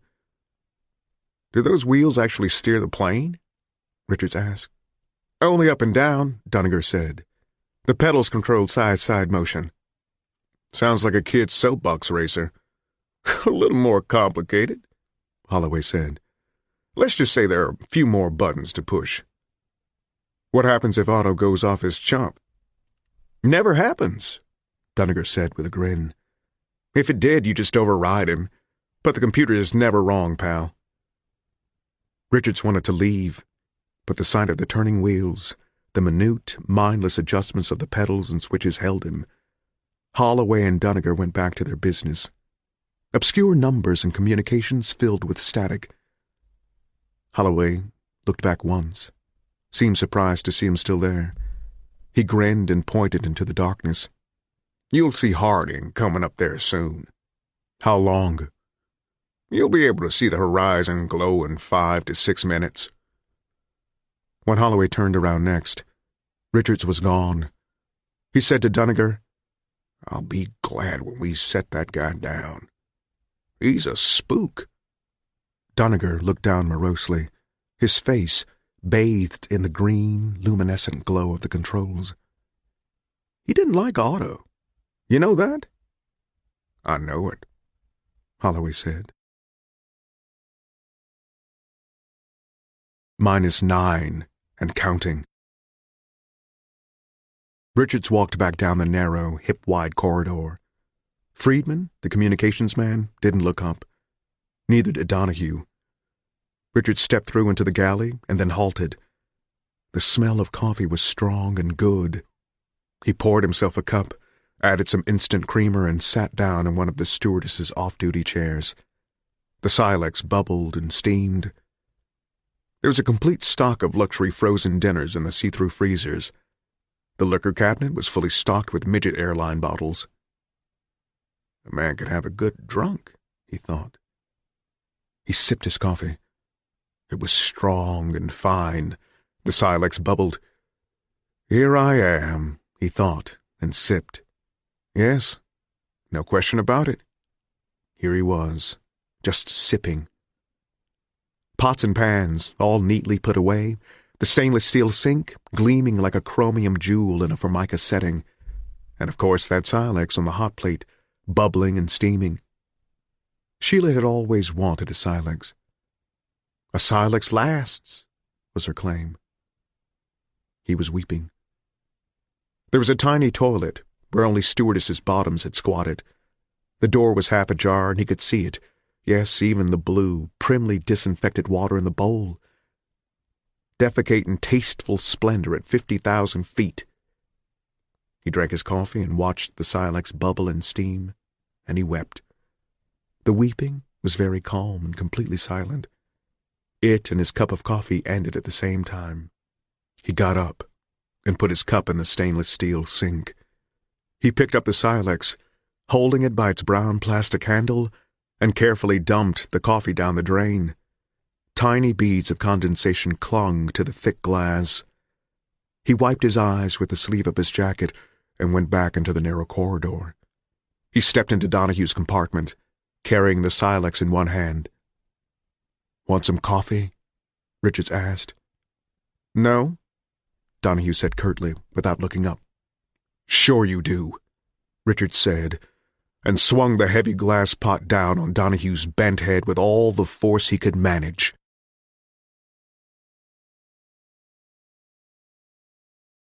-8, and counting. The effort ripped open the wound in his side for the third time, but the pot didn't break. Richards wondered if it had been fortified with something. Vitamin B12, perhaps? To keep it from shattering in case of high-level turbulence. It did take a huge, amazing blot of Donahue's blood. He fell silently onto his map table. A runnel of blood ran across the plastic coating of the top one and began to drip. "Roger 5-by. C1984," a radio voice said brightly. Richards was still holding the silex. It was matted with strands of Donahue's hair. He dropped it, but there was no clunk, carpeting even here. The glass bubble of the silex rolled up at him, a winking, bloodshot eyeball. The glossy 8x10 of Kathy in her crib appeared unbidden, and Richards shuddered. He lifted Donahue's dead weight by the hair and rummaged inside his blue flight jacket. The gun was there. He was about to drop Donahue's head back to the map table, but paused and yanked it up even further. Donahue's mouth hung unhinged, an idiot leer. Blood dripped into it.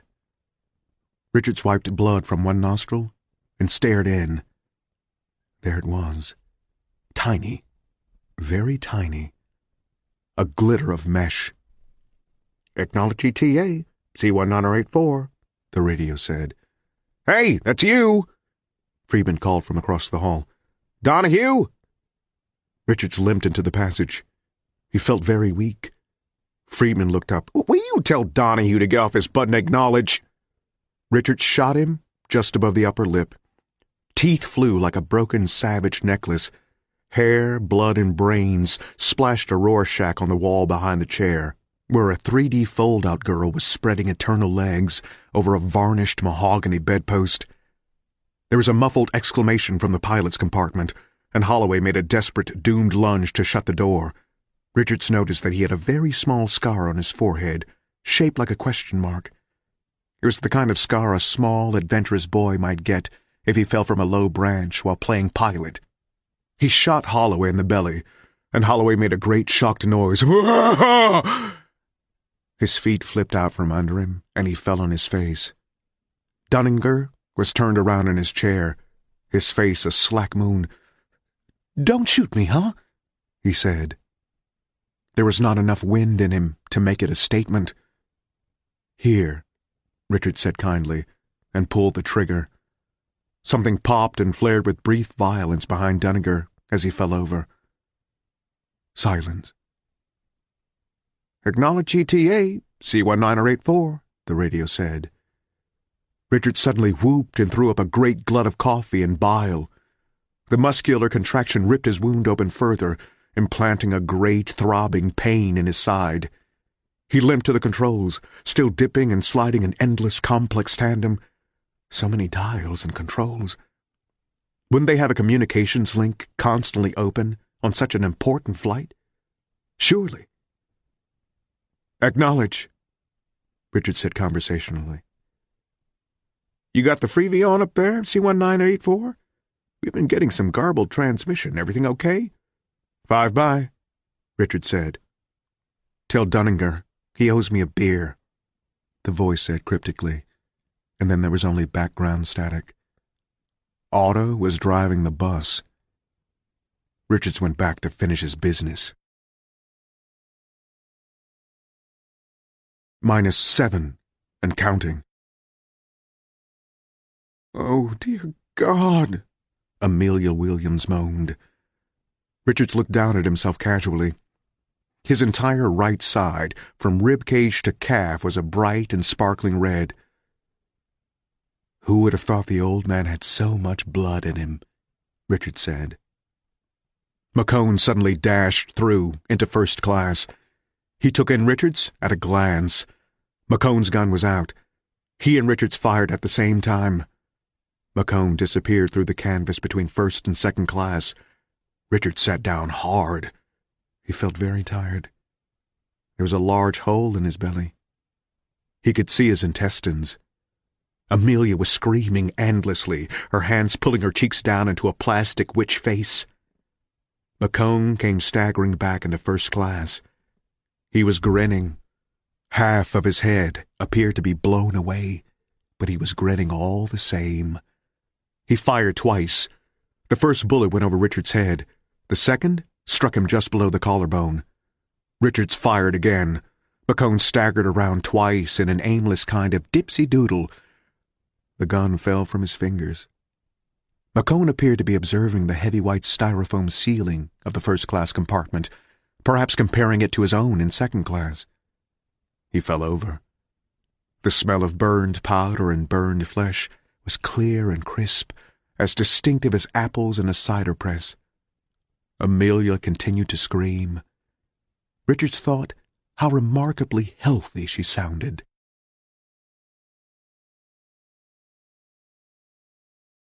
-6, and counting. Richards got up very slowly, holding his intestines in. It felt as if someone was lighting matches in his stomach. He went slowly up the aisle, bent over, one hand to his midriff, as if bowing. He picked up the parachute with one hand and dragged it behind him. A loop of gray sausage escaped his fingers, and he pushed it back in. It hurt to push it in. It vaguely felt as if he might be shitting himself. Amelia Williams was groaning. God! Oh, God! Oh, dear God! "Put this on," Richard said. She continued to rock and moan, not hearing him. He dropped the parachute and slapped her. He could get no force into it. He balled his fist and punched her. She shut up. Her eyes stared at him dazedly. "Put this on," he said again. "Like a pack-sack. You see how?" She nodded. "I can't jump. Scared." "We're going down. You have to jump." "Can't." "All right. Shoot you then." She popped out of her seat, knocking him sideways, and began to pull the pack-sack on with wild, eye-rolling vigor. She backed away from him as she struggled with the straps. "No, that one goes under."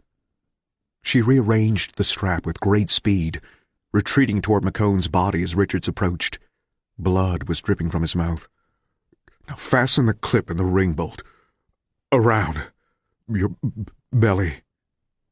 She did it with trembling fingers, weeping when she missed the connection the first time.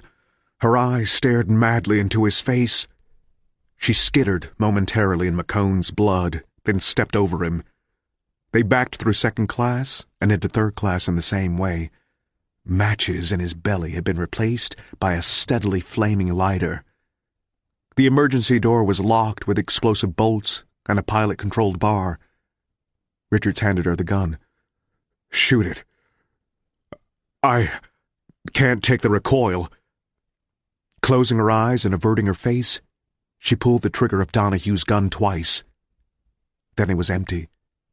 The door stood closed, and Richards felt a faint, sick despair. Amelia Williams was holding the ripcord ring nervously, giving it tiny little twitches. "Maybe," she began, and the door suddenly blew away into the night, sucking her along with it. -5, and counting. Bent hag-like, a man in a reverse hurricane, Richards made his way from the blown door, holding the backs of seats. If they had been flying higher, with a greater difference in air pressure, he would have been pulled out too. As it was, he was being badly buffeted, his pearled intestines accordioning out and trailing after him on the floor. The cool night air, thin and sharp at 2,000 feet, was like a slap of cold water. The cigarette lighter had become a torch, and his insides were burning. Through second class. Better. Suction not so great. Now over McCone's sprawled body. Step up, please. And through first class. Blood ran loosely from his mouth. He paused at the entrance to the galley and tried to gather up his intestines. He knew they didn't like it on the outside. Not a bit. They were getting all dirty. He wanted to weep for his poor, fragile intestines who had asked for none of this. He couldn't pack them back inside. It was all wrong. They were all jumbled. Frightening images from high school biology books jetted past his eyes. He realized with dawning, stumbling truth the fact of his own actual ending, and cried out miserably through a mouthful of blood. There was no answer from the aircraft. Everyone was gone. Everyone but himself and Otto. The world seemed to be draining of color as his body drained of its own bright fluid. Leaning crookedly against the galley entrance, like a drunk leaning against a lamppost, he saw the things around him go through a shifting, wraith-like gray-out. This is it. I'm going. He screamed again, bringing the world back into excruciating focus. Not yet. Mustn't. He lunged through the galley with his guts hanging in ropes around him. Amazing that there could be so much in there. So round, so firm, so fully packed. He stepped on part of himself, and something inside pulled. The flare of pain was beyond belief, beyond the world, and he shrieked, splattering blood on the far wall. He lost his balance and would have fallen, had not the wall stopped him at 60 degrees. Gutshot. I'm gutshot. Insanely, his mind responded. Clitter, clitter, clitter. One thing to do.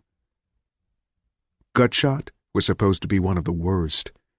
They had had a discussion once about the worst ways to go on their midnight lunch break. That had been when he was a wiper. Hale and hearty and full of blood and piss and semen, all of them, gobbling sandwiches and comparing the relative merits of radiation poisoning, freezing, falling, bludgeoning, drowning. And someone had mentioned being gutshot. Harris, maybe. The fat one who drank illicit beer on the job. It hurts in the belly, Harris said. It takes a long time. And all of them nodding and agreeing solemnly, with no conception of pain. Richards lurched up the narrow corridor, holding both sides for support, past Donahue, past Friedman and his radical dental surgery.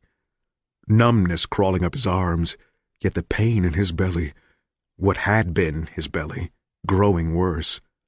Still, even through all this he moved, and his ruptured body tried to carry out the commands of the insane Napoleon caged inside his skull.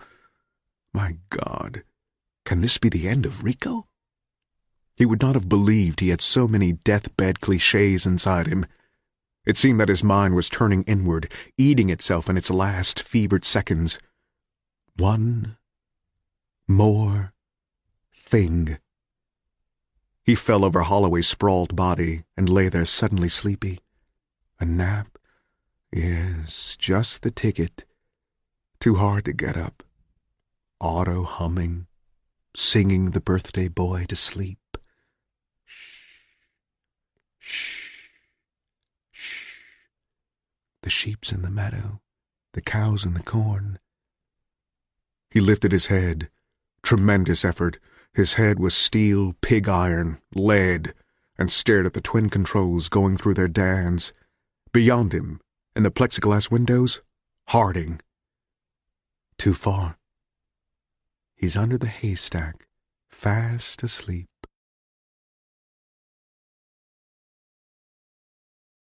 -4, and counting. The radio was squawking worriedly. "Come in, C-1984. You're too low. Acknowledge. Acknowledge. Shall we assume guidance control? Acknowledge. Acknowledge. Eat it," Richards whispered.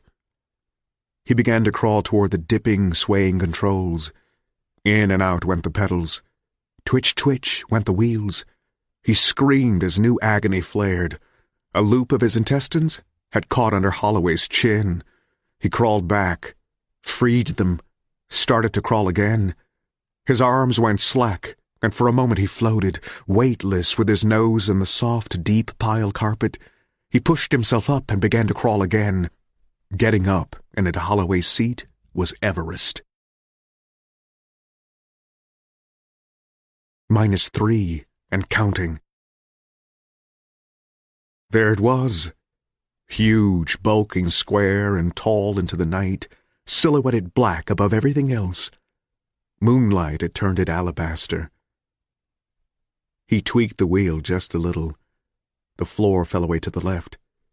He lurched in Holloway's seat and almost fell out. He turned the wheel back, overcorrected again, and the floor fell away to the right. The horizon was tilting crazily. Now the pedals. Yes. Better. He pushed the wheel in gingerly. A dial in front of his eyes moved from 2,000 to 1,500 in the wink of an eye. He eased the wheel back. He had very little sight left. His right eye was almost completely gone. Strange that they should go one at a time. He pushed the wheel in again. Now it seemed that the plane was floating, weightless. The dial slipped from 1,500 to 1,200 to 900. He pulled it back out. "C-1984!" The voice was very alarmed now. "What's wrong? Acknowledge!" "Speak, boy," Richards croaked. "Roof! Roof!" -2 and counting. The big plane cruised through the night like a sliver of ice, and now Co-op City was spread out below like a giant broken carton. He was coming at it. Coming at the games building. -1 and counting. Now the jet cruised across the canal, seemingly held up by the hand of God, giant, roaring. A push freak in a doorway stared up and thought he was seeing a hallucination, the last dope dream come to take him away, perhaps to General Atomic's heaven, where all the food was free and all the piles were clean breeders. The sound of its engines drove people into doorways, their faces craning upwards like pale flames. Glass show windows jingled and fell inward. Gutter litter was sucked down bowling alley streets in dervishes. A cop dropped his move-along and wrapped his hands around his head and screamed and could not hear himself.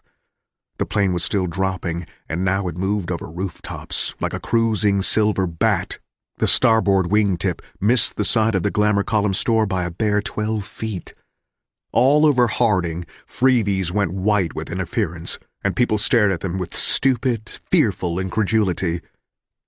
The thunder filled the world. Killian looked up from his desk and stared into the wall-to-wall window that formed one entire side of the room. The twinkling vista of the city, from South City to Crescent, was gone. The entire window was filled with an oncoming Lockheed TriStar jet. Its running lights blinked on and off, and for just a moment, an insane moment of total surprise and horror and disbelief, he could see Richards staring out at him. His face smeared with blood, his black eyes burning like the eyes of a demon. Richards was grinning and giving him the finger. Jesus was all Killian had time to get out. -0 and counting. Heeling over slightly, the Lockheed struck the games building dead on, 3/4 of the way up. Its tanks were still better than a quarter full. Its speed was slightly over 500 miles an hour. The explosion was tremendous, lighting up the night like the wrath of God. and it rained fire 20 blocks away. The Running Man was written by Stephen King, writing as Richard Bachman, and read by Kevin Kennerly. This has been a presentation of Simon & Schuster Audio.